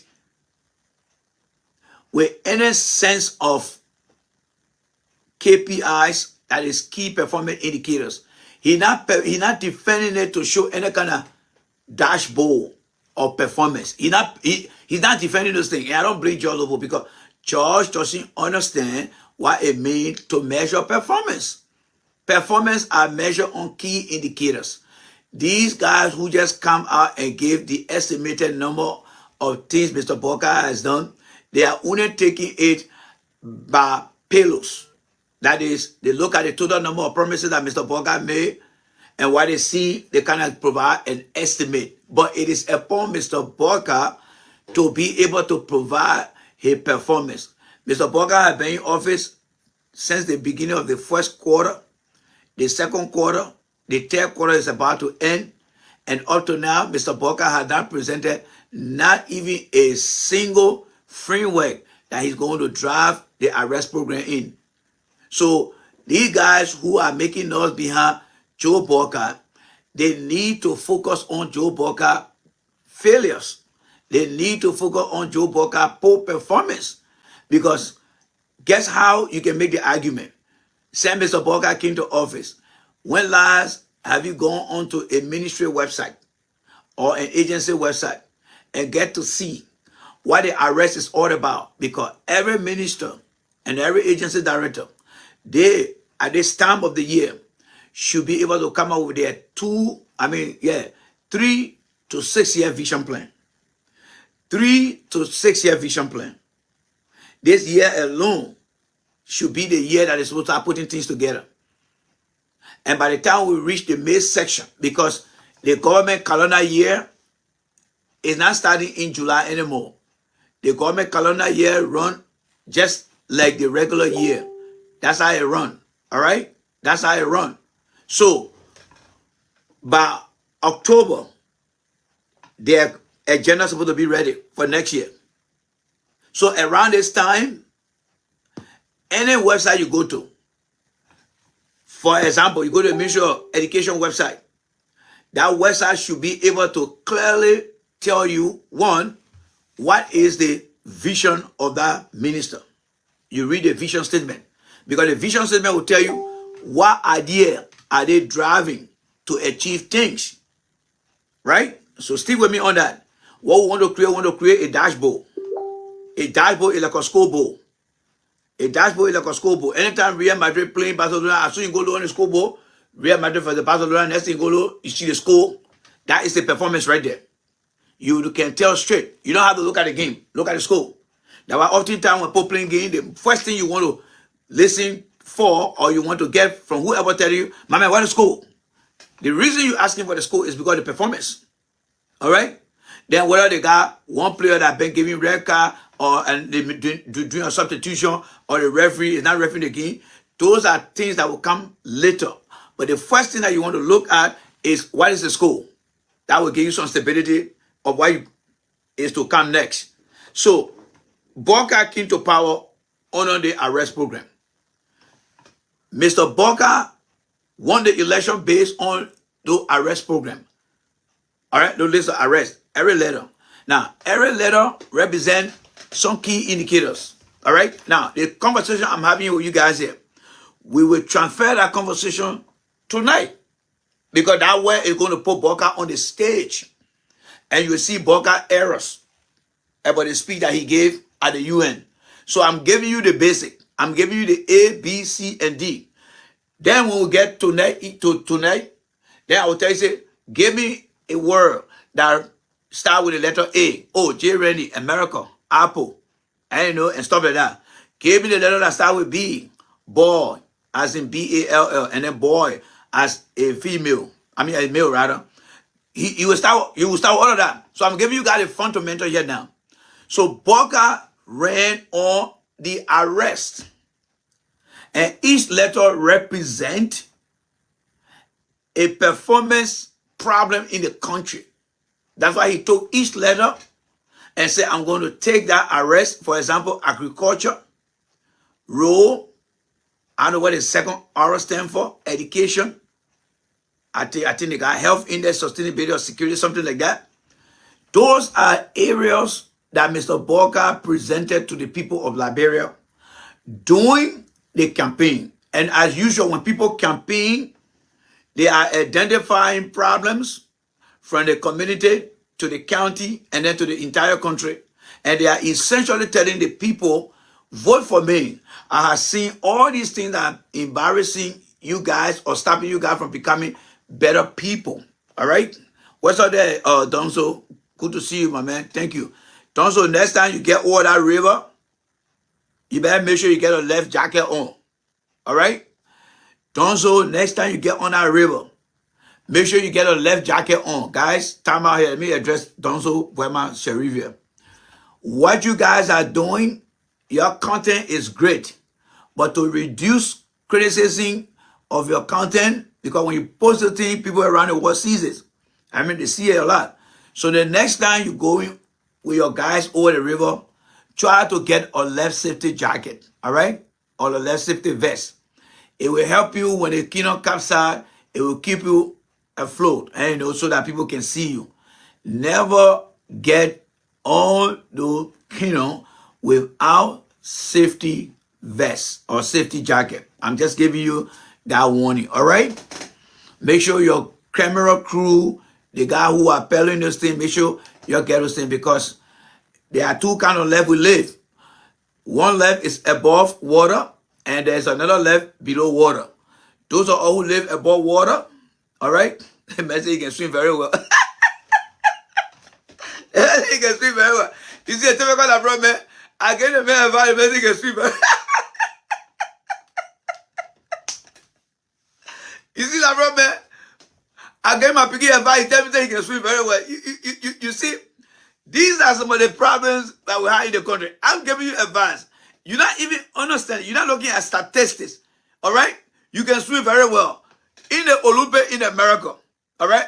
The Olympic that people can have during the Olympic season. You say you can swim very well. How often do you see Liberians going to the Olympic and coming back with a gold medal with with swimming, let's say with swimming gold medal. I am giving you some resourceful information. You telling me say you can swim. You see, let me just stop the whole Boga thing here and play into the my picking hair here. You know how many men die in Liberia at an early age? All right? You know how many people die in Liberia at an early age? Because if the guy feel that he never got sick, you will tell him, my man, I'm a strong man, I'm not going to the hospital. But people tell you, say, you got to go for a routine checkup. You got to go for a routine checkup.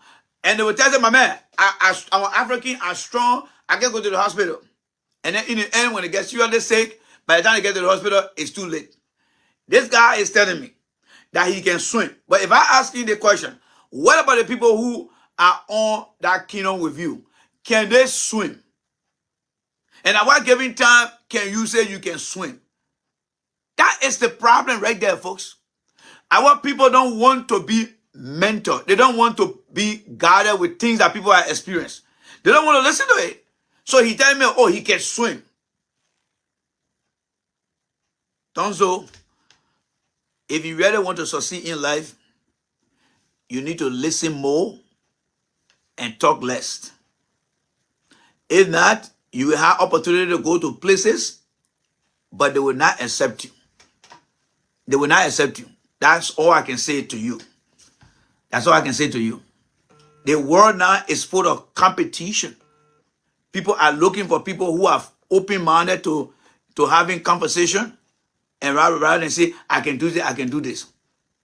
That's why you see the white man, when he comes to your country, he can't partner with you. The white man will not tell you, say, go do the thing. No. He comes to your country, he partner with you. By the time he says, I can do it, he back off. He wait for you. Because you own it now. You can do it. All right? All right. So let's continue with the conversation here. I rest my case on that other one. The man said he can swim. All right. So Boga came with that arrest. And we are saying to this, it has been 250 days now. Mr. Boga is yet to reveal to the people of Liberia a national development plan that addresses each letter in that word called arrest. And because he had not been able to address that, addressing it means when you develop a national agenda, that agenda will specifically take each letters and give it the mean word, for example, the agriculture, and then he will start to break it down through his 6 years. He go to the next letter, break it down through his 6 years. And each letter, his vision, will be taken by the ministry. And the minister then will try to customize it to their vision, establish their mission, and start to put into action 3 to 5 year vision plan, how they're going to address those things. So by now, as far as we are now going into October, every ministry should have the vision statement for that minister. All right, the vision. And that vision should support the arrest. Then you should have a mission. That mission will tell you and I what he is going to, accomplish. Then come to the strategic area. What are those strategic areas? Because there are tons of activities. You have to take out at least 3 goals or 4, and you're going to target those goals. And those goals are the ones that you're going to distribute within the ministry. And then those who are below other people will start to work on those things. By the time you get to next year, the State of the Union, whatever they call it in Liberia, Mr. Boga by then will go to the national legislature, and he will begin to discuss this thing ministry by ministry in a summary form as to what they had done.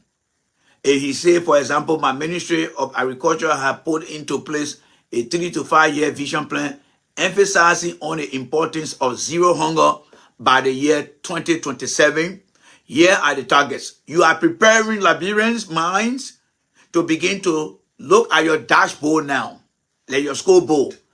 Already, to offer in 2023, I mean 2024. At the end of 2024, they came up with their vision. We saw the vision. Now they're going to finish their vision. I mean, they're going to start implementing their vision here by 2025, and they will start following them. And then by every quarter, Boca minister then will be giving him update, and then you go right on the website too, and then you will see the update. That is their scoreboard. You will see the performance. They will tell you where they're making progress, where are some of the challenges, and where are some of the ongoing challenges. That is called the scoreboard. That is the scoreboard of the ministry. You go there and see it for yourself. That is nothing but transparency. So that will be no way that anybody can kind of argue here. They will steal the idea, but I don't care about them. I don't care about them. They can steal the idea all they want. I don't care about them. CDC had the opportunity, they may abuse it. I don't care about them. I know they don't know it. That's why I'm saying it now. Because when you start to see it, I want you to say J. Randy to us. They will not be honest to come and say credit to J. Randy. But I know if they knew what I'm saying, they will be doing it, and I will be explaining it to you guys rather than me telling you guys. So I know they don't know it at all. I listen to Joe Lobo. He explained something that he had no clue about. And what I'm giving you now, that is where Joe Lobo is supposed to come and be discussing. That is where the guys on Spoon and other places will be discussing. Because Boca ran. When Boca ran that arrest, that was his campaign message. You see, when you get your platform, whatever you list on that platform, that you identify in a society, in a country, as problems that have not been solved, that will be considered as your campaign message. That will be considered as your campaign platform. When people say, what is your campaign platform? Your campaign platform are indicators that are affecting the country, all right, from different sectors that you will solve when you become president. Now, when you become president, those message that you have on your platform will be transferred from being a campaign platform into a policy. And at the policy aspect we're talking about here. Because the executive, they operate on policy. Policy is a step that you put into action to address specific things that meet the needs of the people that you identify in order to improve their lives. And the way the people get to see it is by establishing a standard and strategy on how you're going to solve this problem. So Boga and his people got no idea at all. They had no idea. They are not operating in anything like you see or old car, the door on the other side, the engine on the other side. You see the frame from the back is on the other side. You look at the car, but damn, what kind of car is here? So where do I start? I see lights over here, lights over there, door over there, door over there. But it's a car. Yeah, it's a car here. Yeah, but how do I know to put the parts together? Now you have to get a mechanic. You have to get a blueprint that will guide you in how to put the cars together. That is where Boca is stuck right now. And Boca had no idea, no clue. So at the end of this first year, Boca has not achieved anything at all. What we should be discussing now at the end of this time of the quarter is Boca National Vision Plan. So gentlemen, yes, I present to you the Arrest National Development Agenda. Agenda are a list of things that you have, and you're going to develop a program to begin to start solving them. At this point, I'm not expecting Boca to start solving problems now. Boca is supposed to start developing a strategy for us to see how things will work for his government. Up to this point, we are not seeing nothing. So I'm telling you, when I listen to Joe Lopo trying to criticize an institution, that when I look at Joe Boca 19 promises, 119 promises. And he said only 3 have been successful so far. George Lopo is supposed to come out and tell his audience, he don't know what he's talking about. Let me explain things to you guys. And then you start to discuss. The arrest program, here is the framework that are going to drive these things here. All right? Hold on there, guys. Somebody to my door there. Hold on there. Somebody to my door. I'm going to come right back. Maybe a Boca.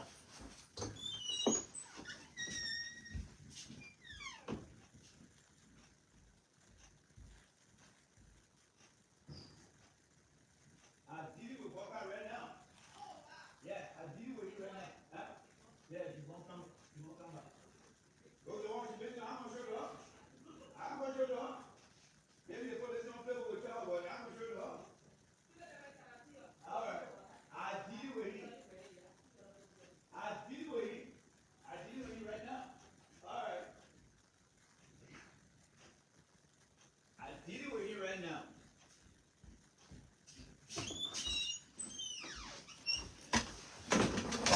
You guys listen to my conversation out there? My sister stop by. Moyu, if you can come by, Moyu, come and join me, Moyu.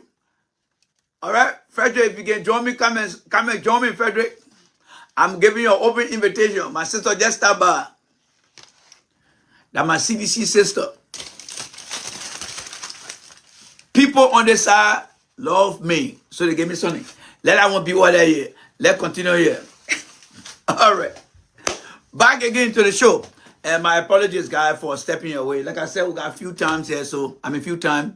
Maybe we'll try to run it up to 12:30, all right? Because all the interruption and the slow start.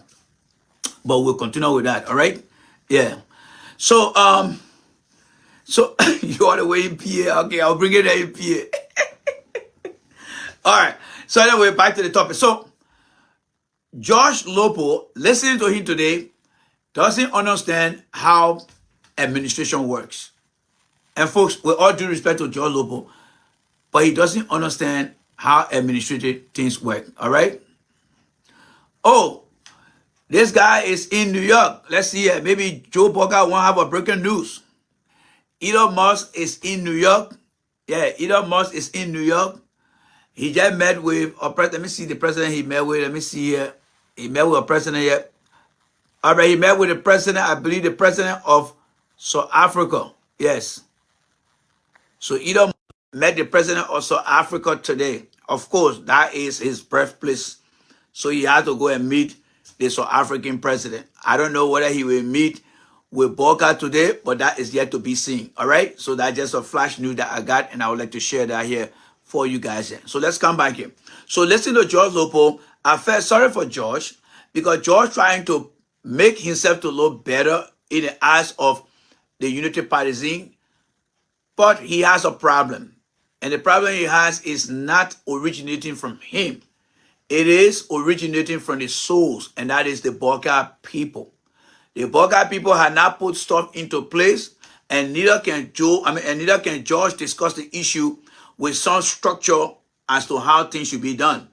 Even if he had the idea of discussing it structurally, like the way we are doing here, it would have given him an advantage point to clearly write off those guys who said that Boga had only done 3 things. And the way he should have done that was to say, hey, I understand these guys are counting pillows, but they are not looking at the structure. What the Boga administration is doing now this year, they are developing a national agenda that will begin to put into context and practice the arrest letters. By the end of this month, beginning next month, y'all will begin to see the framework. And in the framework, you will start to see, X, Y, and Z. And I think I showed you guys those things here before. Like, for example, the Filipino government, they presented their national development plan out there, all right? I've shown it to you guys so many times, and you guys have seen it. So, up to now, Boga is yet to develop and present to you guys his national development agenda that will drive the arrest to its success. He hasn't done none of those things. And that is why when you go on every ministry website, you don't find what are the strategic area of focus by each ministry or agency. That is why the city mayor today too of Monrovia hasn't informed you guys what is his vision for the city. Is he looking at a total green city, or is he looking at a city that he wants to turn into a technology city? He has not discussed anything here. He's also limited as well. And so all the ministry that Boga have plugged people into, they are essentially dead in terms of performance. So when you look at the performance rate of Joe Boga, there's nothing. Their performance level is still flat. It's flat. In this case, being flat is bad. In the case of COVID, when the COVID spread is flat, that's good. You got many people not getting disease. In the case of Joe Boga, if it is flat, then that means Joe Boga is not doing anything better at all.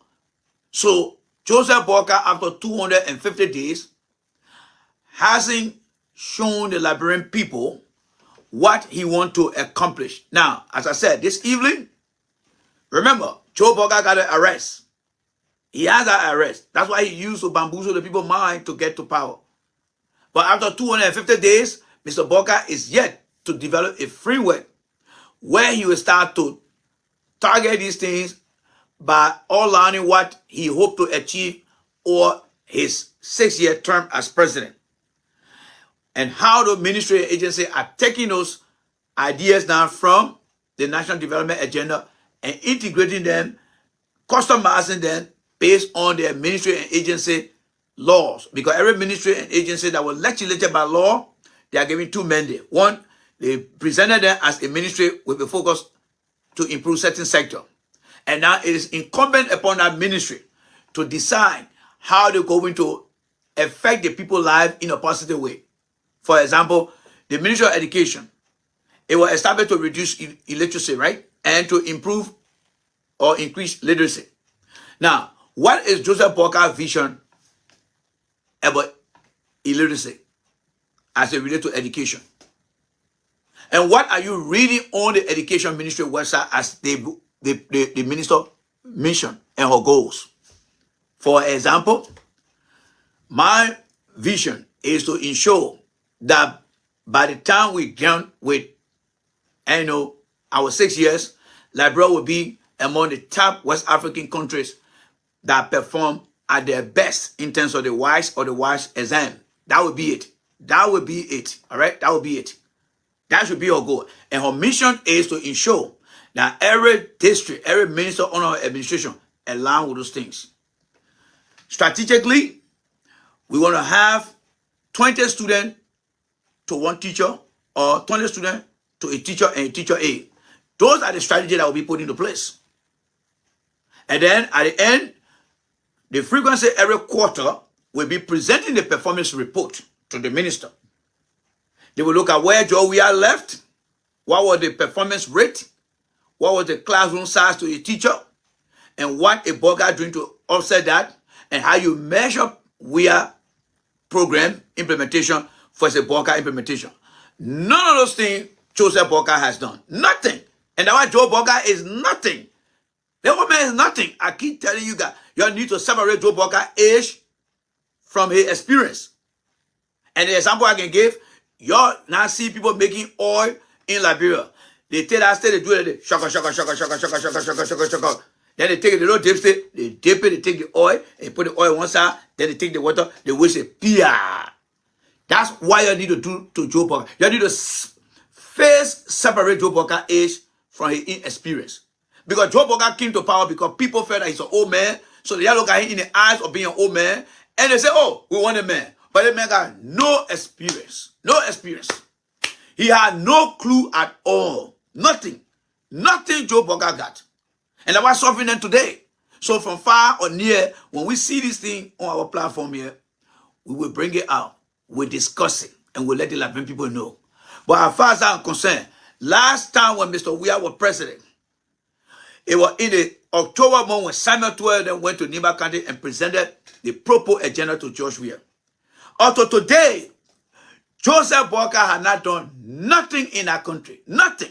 This old man is nothing but a retired and good-for-nothing individual. Wasting taxpayer money. Aside from wasting taxpayer money, Joe Boga is a liability. If you try to break the liability down, he is a presidential liability. And then on top of that, he also a presidential disability. One man got 2 distinct disabilities. Number 2, Joseph Boga is very incompetent.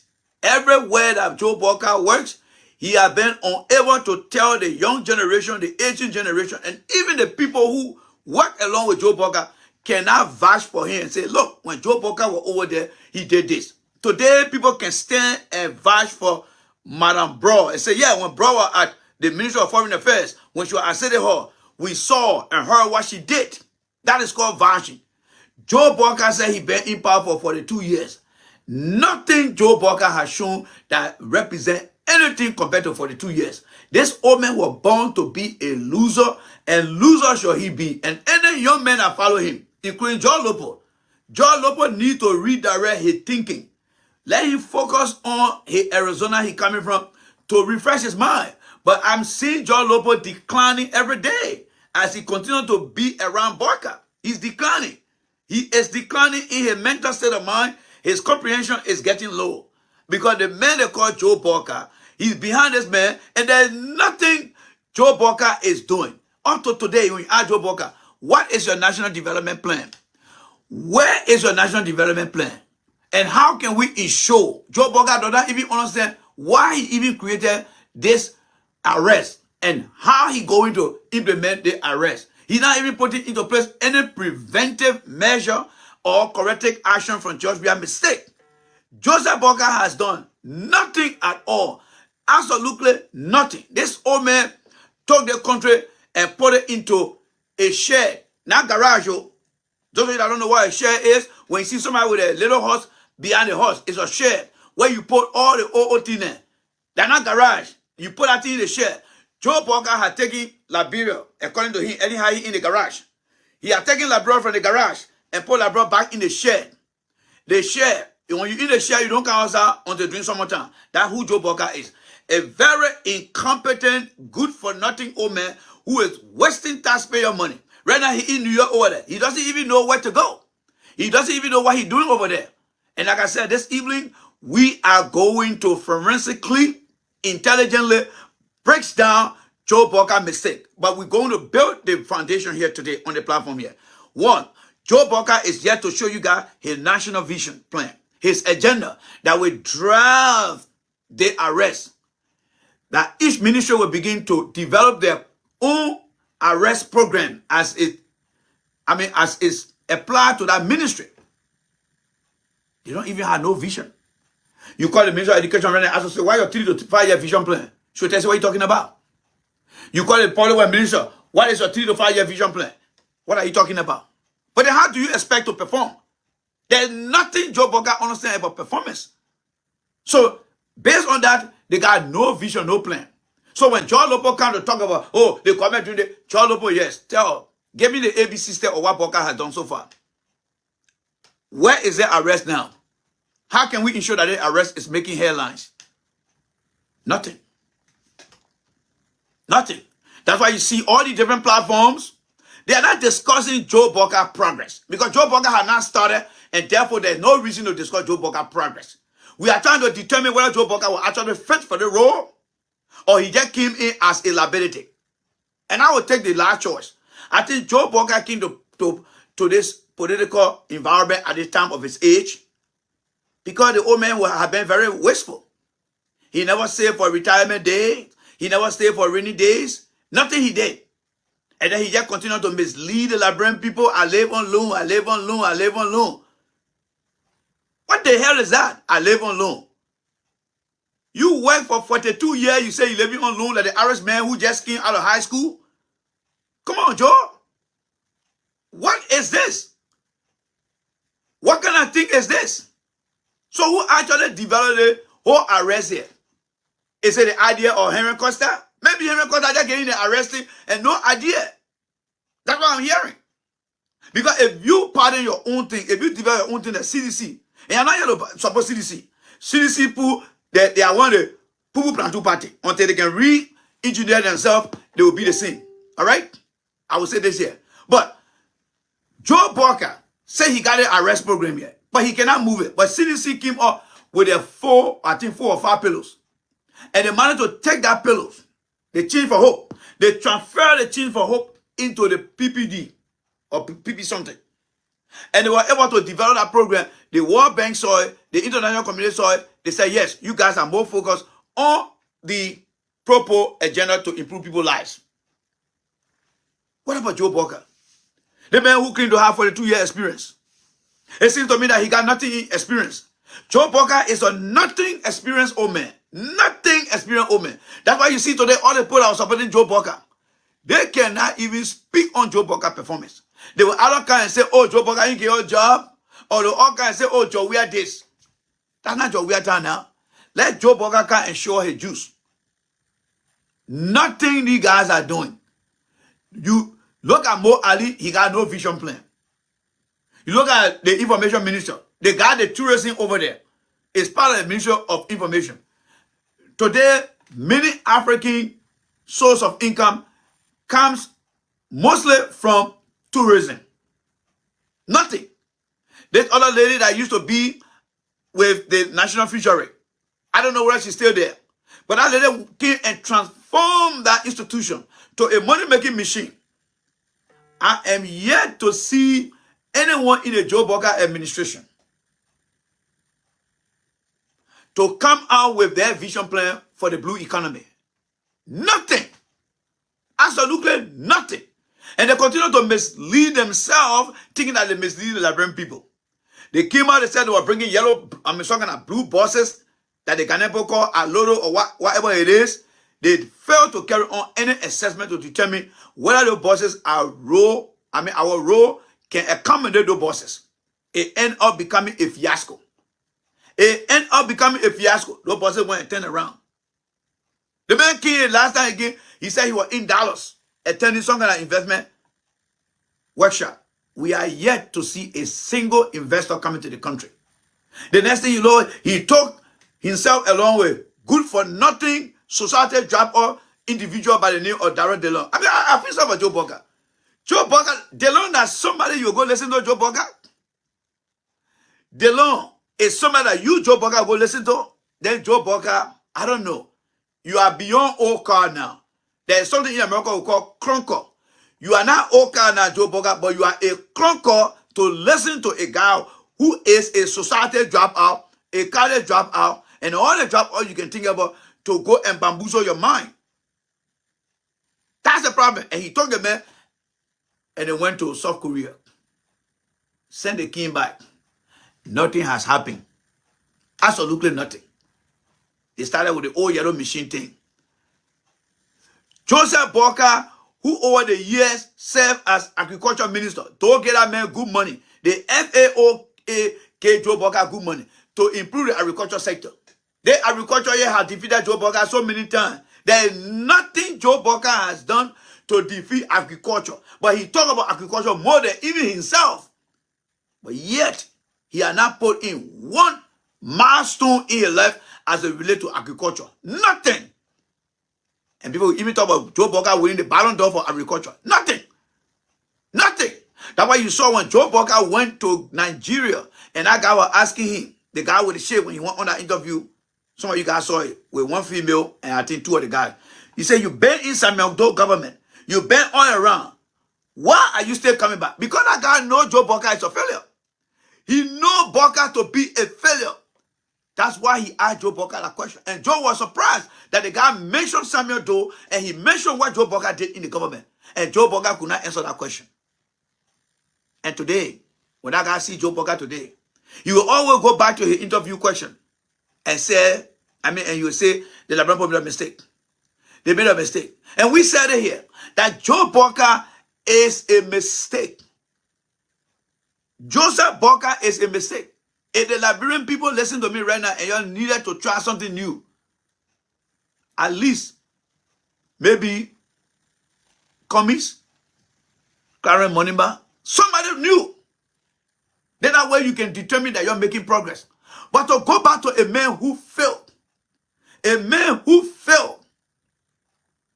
and say you're bringing him back, why are you bringing the man back? The man don't even have confidence in himself and told you, say, I'm willing to dance with the devil. A smart leader will not tell you, I'm willing to dance with the devil. A smart leader will say, wherever there is a chance, there is always an opportunity to improve. The man is telling you that you are willing to dance with the devil. That is nothing but a desperate man who is seeking power. That's who Joe Boga is. The man is nothing. Nothing. When it comes to delivering the people of Liberia, Joe Boga needs deliverance from you guys rather than you guys trying to look up to him for deliverance. Joe Boga needs deliverance from you guys. So you guys are putting there, you made a serious mistake with your life. You made a serious mistake with your lives. And you will regret it. They are not going to give you nothing. Look at the people around him. Look at the people around him. Do they look at the face? Do you think they have the dream, the aspiration to look after your future, to plan for your future? These guys wouldn't came to power to enrich themselves. Joseph Boga did not come to change anything. All he does is just give you guys free words of encouragement. The party entitlement that have been distributed and owned by partisans of each political party are some of the reasons why you guys are catching hard time today. Are some of the reasons why you guys are catching hard time.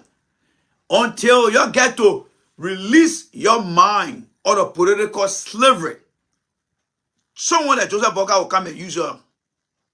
You may think that you part of a political party, my friend, but in totality and reality, you are not free. The owner gave you an ownership that you don't own, and that is you are a partisan. That is why you vote on party identity rather than voting on the issue. Joseph Boga does not understand the issue, but you wouldn't vote for Joe Boga because you find yourself to be a partisan. You find yourself to be a diehard UPS. That's why. That is why. That is why. But there's nothing Joseph Boga giving you. Seditions, or Unity Party people, when you're engaging your fellow sedition, what are the key topics when it comes to what Boga is doing today and what we did not do? You got nothing to discuss. The only thing you got to show is just your partisanship. It's just your partisanship. So the woman is nothing. Since Samuel Kanyando resuscitated Joe Boga, all right? Since Samuel Kanyando resuscitated Joe Boga had not been able to prove himself. Let me give you some timeline. Joseph Boga served as resident manager at LPMC. LPMC, after Tobo served as 19 years with Tubman. When Tobo came to power, Tobo said one thing: I will build thee a great nation. And after watching Tubman for 19 years, Tobo started with the agricultural vision. We want to promote our food production in this country. And how do we drive that thing into a framework? Tobo established the Liberia Produce Marketing Corporation, LPMC. Guess who they put on top of that? Because Lofa County at that time of our country existence was considered to be the bread basket of Liberia. And nobody else that Tobo gave that opportunity to but to Joseph Boga. You know what Joe Boga did? He brought nothing but total embarrassment to Tobo. And Tobo was about to fire Joe Boga, but interestingly, God bless him, and Joe took over. Yes. God bless him, and Joe took over. All right? God bless him, and Joe took over. I see the guy blocking my platform here now. What the guy doing here right? Reporting my platform here. What are they doing here now? Blocking my platform now? Come on, guys. You stop blocking my platform. All right? You stop blocking my platform. You stop blocking my platform. Let me see here. All right. Am I back, guys? Can you guys see me now? Can you guys hear me now? Am I back? Am I back, guys? Let's see where I'm back. Am I back? All right, let's see here. Yeah, I've been getting too many calls. Am I back? Can you guys hear me now? Am I back? Let me try to check it out here. Because I was receiving too many calls. I was getting too many interruption of calls.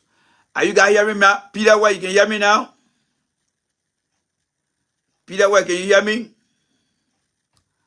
All right, you guys see yes, right? All right, I'm back. All right, cool, I'm back.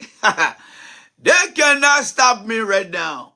I got to welcome my man. Yeah, okay, so we back. Y'all share the video again. Y'all share the video. Let me deal with Joe Boga. Joe Boga people, then they're weak. They're weak. All they will do, they will just send lies out there and lies and lies. Let me drink to air. Y'all start hitting the left button. Y'all be hitting the left button. Everybody watching now, start to hit the left button. Y'all already know the game. Y'all already know the game. The last time we tried them, they were doing. So y'all start hitting the left button. Everybody start hitting the left button. Everyone watching me now, stop hitting the like button. so Facebook can know that we are here to disseminate the rightful information. So start hitting our like button. Start hitting the like button. Start hitting the like button. Start hitting the like button. Because what they're doing now is they're trying to report this message, this good message. They're trying to report it to Facebook. And Facebook is evaluating it. And the only way that we can stand to continue and finish the thing here is to be able to tell you guys to hit that like button. Keep hitting that like button. Keep hitting that like button. And guess what? We're coming down again for Joe Walker. So, let me drink to the incompetence of Joe Walker. Let me drink to that.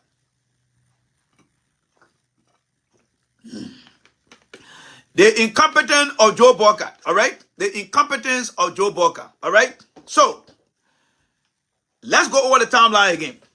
This old man, he was at the verge of being fired by by Tobo. And Doe took office. When Samuel Canyon Doe took office, Doe decided to elevate Joseph Walker from a resident director to a managing director. So what did Doe do? Doe transformed the LPMC to an agency. And he changed Joe Walker's title to what? To a managing director. Joseph Walker was messing on things. He was failing. He was failing badly to the point that they were about to fire him. But they got to call Abraham D. Colley. He was part of the LPRC. He came to Doe and said, Doe, I beg you, try the man here. Put into agriculture ministry. That was one of the biggest mistakes and advice total from Abraham D. Colley. They put Joe Walker over there. The FAO, Doe had a vision. All right? Doe had a vision. Hey, my man, Estonia, if you don't mind your money, you'll be black here, all right? All right, so I got to let you go here, Estonian. You in your feelings, so take your time out, Estonian. I've been watching your comment here. So if you don't take time, you will be black, all right? So let me just ban you here. For the next time you try again, you'll be black. You come here for the first time, we got rules here. So let me try to introduce myself to you, all right? We don't allow people's feelings here, all right? We don't allow your feelings here. So I will hold you there for a little bit, all right? So let me just get you on my radar here. One more word from your mouth, you will be black, all right? Joe Walker, who lied to a Fuller businessman and tricked the Fuller businessman, you go after Joe Walker. I'm giving you facts here. You want to come argue about Joe Walker business here? Go ask Joe Walker who lied to the Fuller businessman. He on record for lying to the Fuller businessman. And then you want to come here to talk about Joe Walker here? You say anything here again, you'll be black. I'll get you on the radar right now. All right? I'll get you on the radar right now here. That woman who lied to the Fuller businessman, you say nothing about that. You want to come on my platform to come talk crap here? You're not welcome here. All right? So I'm getting you on the line right now. All right, let me see here. We'll find you and we'll be able to keep you. Yes. I know we're gonna need that. I know Etonia weird. All the kind of weird name you get. Etonia weird. Who get that kind of name? Your parents say, I know what they will call you get that kind of name. All right. So I got you right now. All right. I got you here right now. I went to University of Liberia. All right. What's up with the tongue thing here now? You the person here who? You the person here that what? The tongue you showing the Joe Walker here right now? Is that the person here? Look at the tongue. You need to put that tongue back in your mouth and listen to us, all right? Put the tongue back in your mouth. You say anything again, you'll be black again. Put that tongue back in your mouth, all right? You don't come on Facebook and be showing your tongue like that. Put that tongue back in your mouth, all right? All right, so we'll hold you there for the time being now, all right? All right, so you are on, right now you are on what I describe as what? Blacking watch. You know how to get somebody on suicide watch. You are on blacking watch. Watch your words. I'm not going to block you. But I want you to calm down with your emotions. We are giving our audience here the facts. You guys are here to give all the proof. We are giving facts. The proof that you guys are supposed to be giving us on the platform is to tell us exactly what Walker is doing. All right? All right. So you black now, my sister. There you go. Beep. You going now. All right? She gone. These are some of the women then that my man Sakor can deal with. And that's why I love listening to Sakor. Because Sakor can deal with them. I love listening to Sakor. He can deal with them. So she's gone now, all right? She's gone, all right? She's gone. She's gone. We will find them, we will expose them, and then we will black them. Those are the 3 steps we get. Find them, expose them, and black them. Those are the 3 steps. Find them, expose them, and black them. They are not welcome here. All right? So, those told Boka and Mehi, managing director, that man destroyed LPMC. But at the verge where they were about to fire Joe Boka, Abraham D. Kodiki and begged for Joe Boka. And Joe took him and carried him to Ministry of Agriculture. That old man performed poorly over there. He performed poorly over there until Joe Boka was out of the country when Joe fired him and brought in Scott. They brought in Scott, a Grebo guy. And he and the late Otelo Gonga moved that ministry. By 1986, Joe went back to Joe Boka again. And Joe said he wanted for Boka to be his vice presidential running mate. Another man from Lofa County came again and said, don't take Joe Boka. And that man was called Kekula Kuto. He said, this man is incompetent. This man is incompetent. Don't waste your time. And Joe said to him, who do you have? And the high contractor, Harry Former Moniba came. Lofa, they got smart people from that area. Smart people. But you just got to look carefully to find the smarter one. The United Party was established by Edward B. Cassidy, a very, very intellectual individual. But there are some incompetent ones, like Joe Boka. So Joe trapped Joe Boka. And you know what Joe Boka did? He kept that malice against Dr. Harry Former Monimba that knew nothing about what Kekula Puto did. He kept that malice against that man. Even when the man died in a car accident in Michigan, the man's body was flown back home. Joe Boka never attended that man's funeral. And as you guys saw in recent history, as recent as last year, Dr. Harry Former Monimba's son, former vice president of Liberia, his son ran in the going election. Did you see Joe Boka calling that man to come be in his government? That's to what extent Joe Boka hatred and malice can go. It can go. And Joe Boka is exhibiting the same behavior against the people that have been fired from different ministry and agency because the people did not vote for them. They did not vote for the United Party people in 2017. That is the revenge that Boka is coming with. He's a very dangerous man. But Liberians did not listen. So you're seeing Joe Boka is unleashing now from an individual base now to a general section of our population. That's what he's doing now. So everyone that did not vote for Joe Boka, all it takes is for somebody to tell Joe Boka that that man did not vote for you. You live in that ministry or that agency. You done. That's who Joe Boka is, and that's why Joe Boka shouldn't have been president. He is an old man who keeps things in his heart for a very long period of time.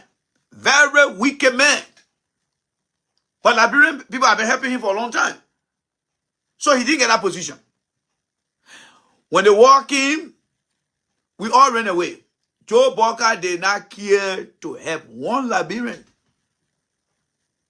There were people that were helping Liberians. Did you see Joe Boka participating anywhere in our return to peace? No. Joe Boka's name was never mentioned in our country during our wartime. Never. There were people in different refugee camps that could recognize people. Oh, I see this guy. I see this guy. But Boka was never part of any refugee activities or anywhere. Guess where he went? He went right to Sierra Leone and sat down there and never got involved with anything that had to do with Liberia business. He sat down there. After we and other people then brought peace back to the country,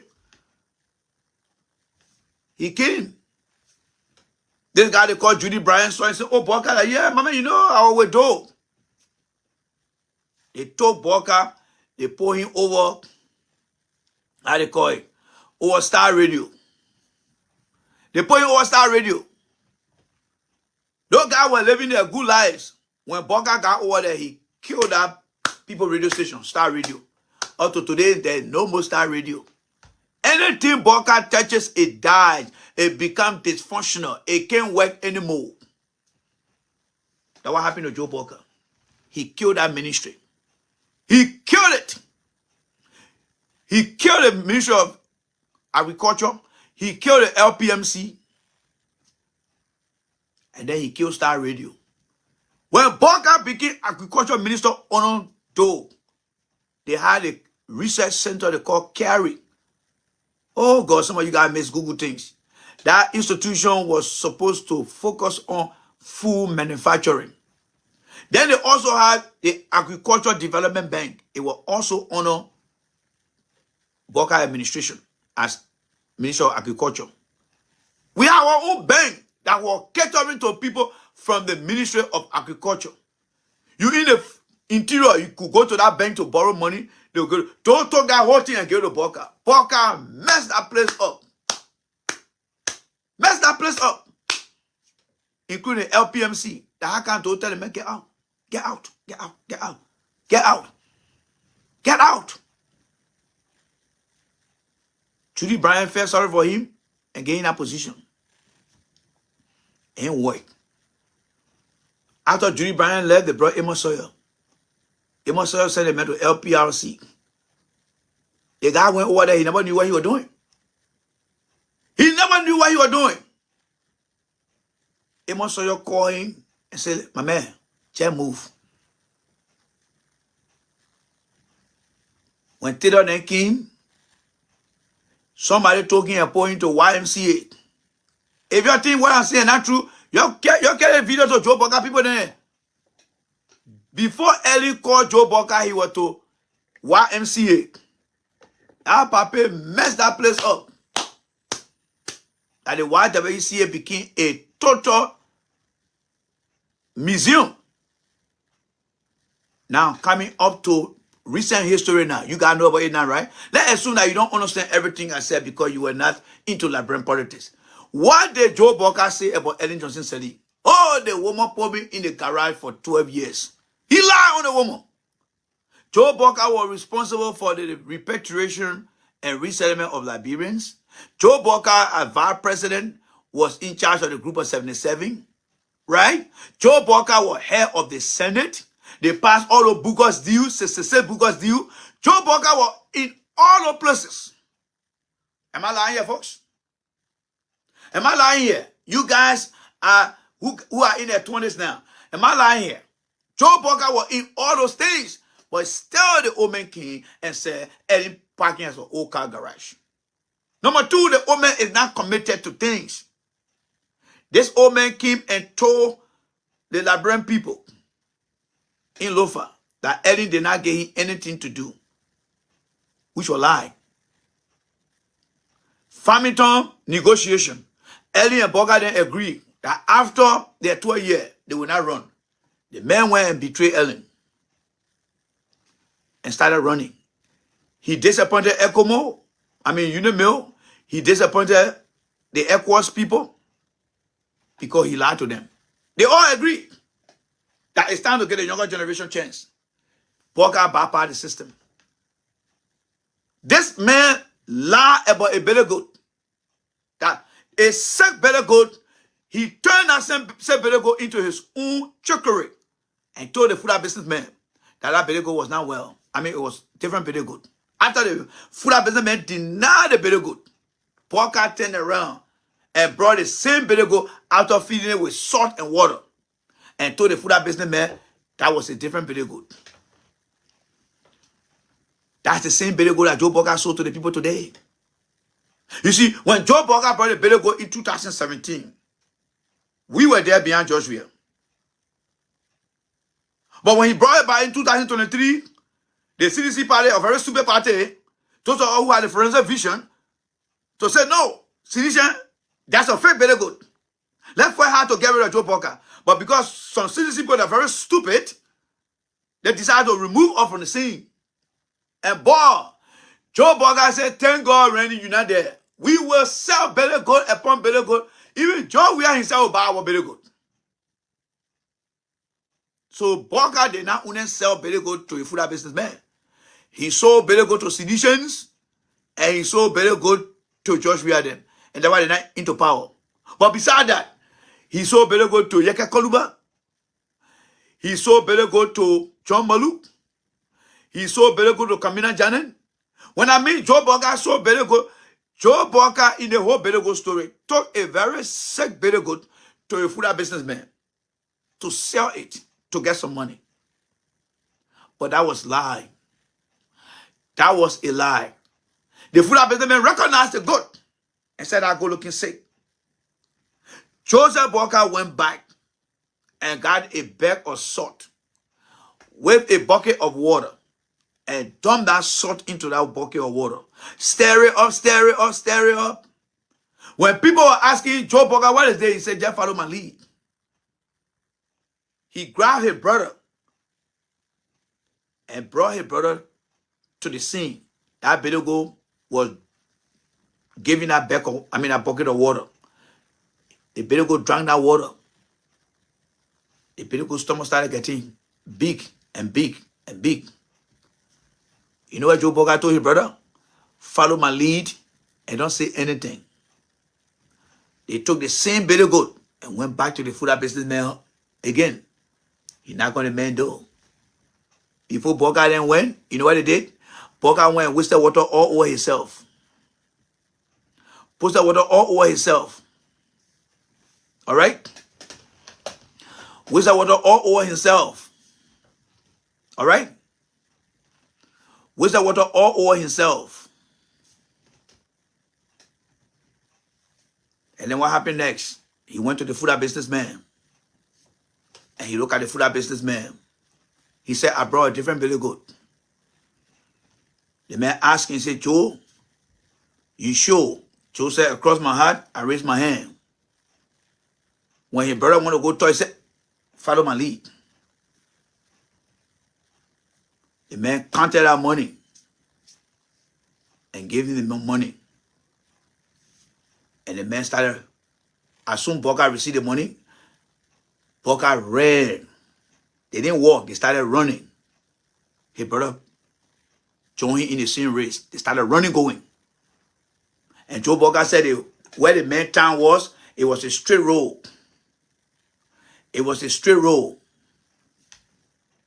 The man went and took a turn. After he took a turn, he was asked, why did you take a turn? He said, 2 reasons. Number 1, if we were to stay over there and I better go pee, the Bedigo was going to go back to a normal stage. It was going to be the same Bedigo. And we were going to get busted. Number 2, as we were running, our horse is straight ahead. The food businessman was right to his doorstep watching us. If we are going straight to the house and I Bedigo pee, he was going to go straight there to go get his money back. So he said, we turned the curve. And he told Costa, I lied to the food businessman. I tricked him. He said, Costa, the Liberian people don't know about me. But the day you're giving power in the country here, that when you will know who Joe Burger is. And I listened to that conversation. And from there, I started keeping an eagle eye on Joe Burger. So during the campaign, Joe Burger brought John Maluk. He brought Yeke Koluba, Kamina Janen, all the guys them. He sold Bedigo to them. He made the guy to campaign for him, thinking that their input into Joe Burger administration will change the course of the country. Will change the course of the country. And Joe Burger never did. Joe Burger never did. He never did. He tossed all the guy by the wayside. So today you see John Maluk masquerading around, trying to get some kind of recognition. You see Yeke Koluba so angry. Kamina Janet had gone on the water.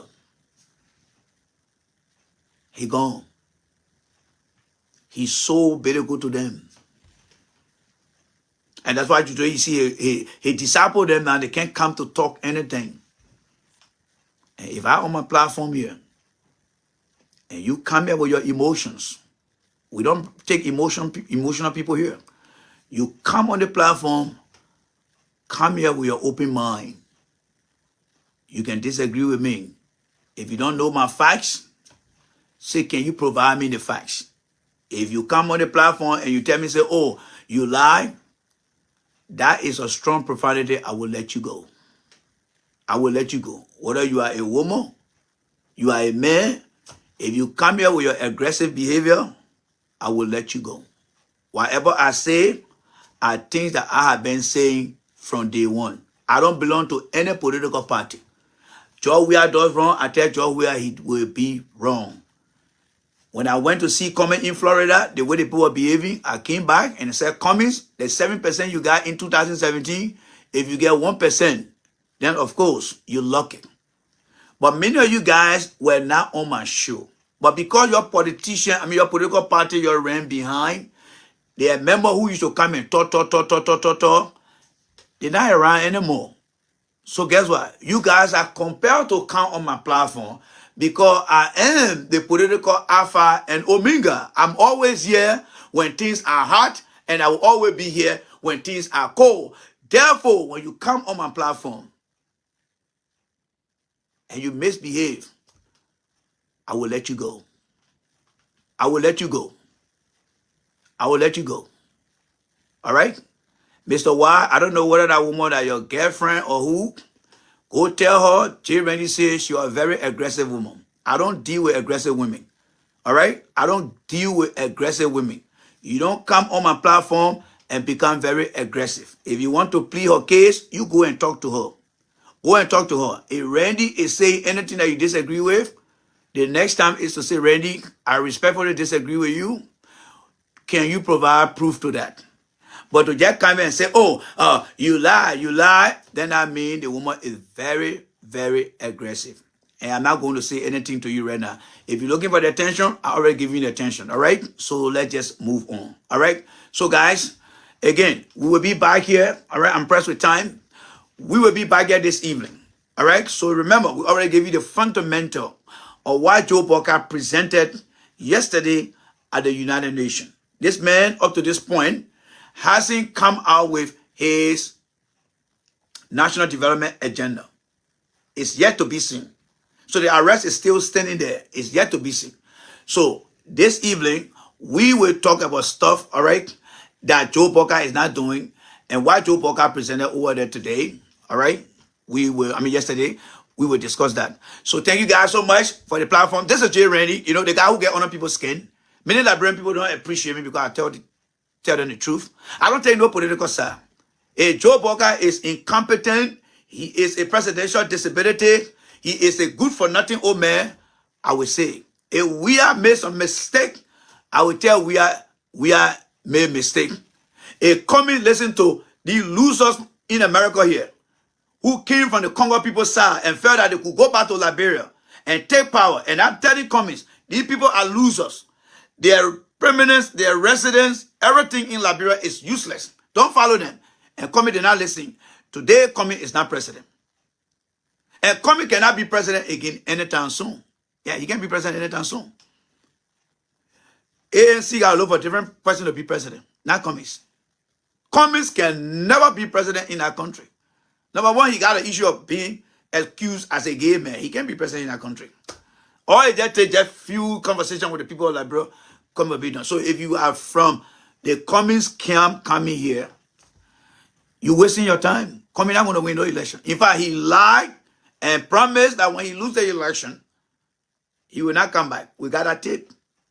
And any eventuality that Cummings decide to come back and say he want to run, we will spread that tape in Liberia and say he's coming to do nothing but to lie to you people. Because Cummings said, if I lose the election in 2023, I will go back to my foundation and forget about politics in Liberia.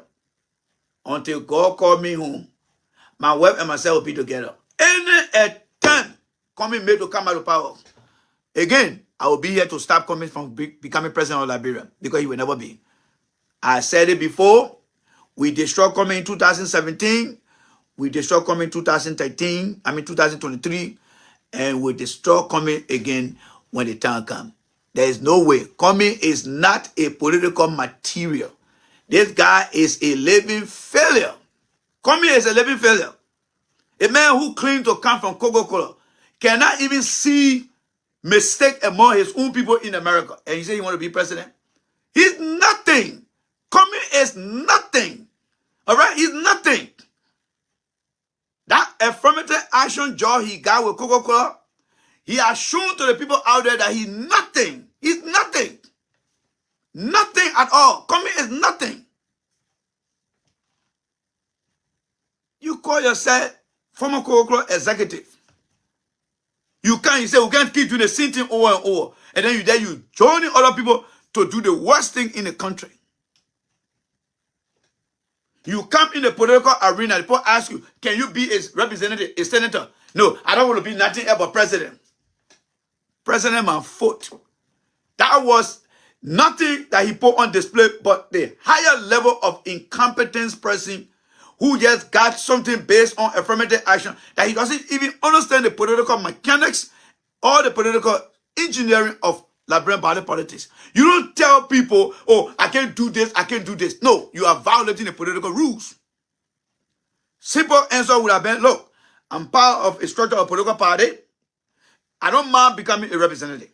If the people who support me vote me there, I will go there. Because our country run on democratic rule. If I say I want to be, why if they say I shouldn't? Right? The same way the people went and grabbed Charlie Bronsky. The people of Grand Bassa County, Charlie Bronsky, we want you to be representative. You saw that video. The people of Grand Bassa County went to Charlie Bronsky and said, Charlie, we want you to be Grand Bassa representative. The people went for her. But she made a mistake too. When she John come and said, woman, you finish. Because Charlie Bronsky acted very foolish. She young. She should have gone straight for that representative seat. Experience it for the next 6 years. By the time she got to a prime of the 6th year, boom, she joined the politics. Everything she saw, she can start using it as part of her campaign. But because Charlie Bronsky is not smart, she made one of the greatest mistakes in her life. Liberians will keep making mistakes into politics, and I will keep exposing them here. I told Charlie Bronsky, you are in the wrong place, the wrong time.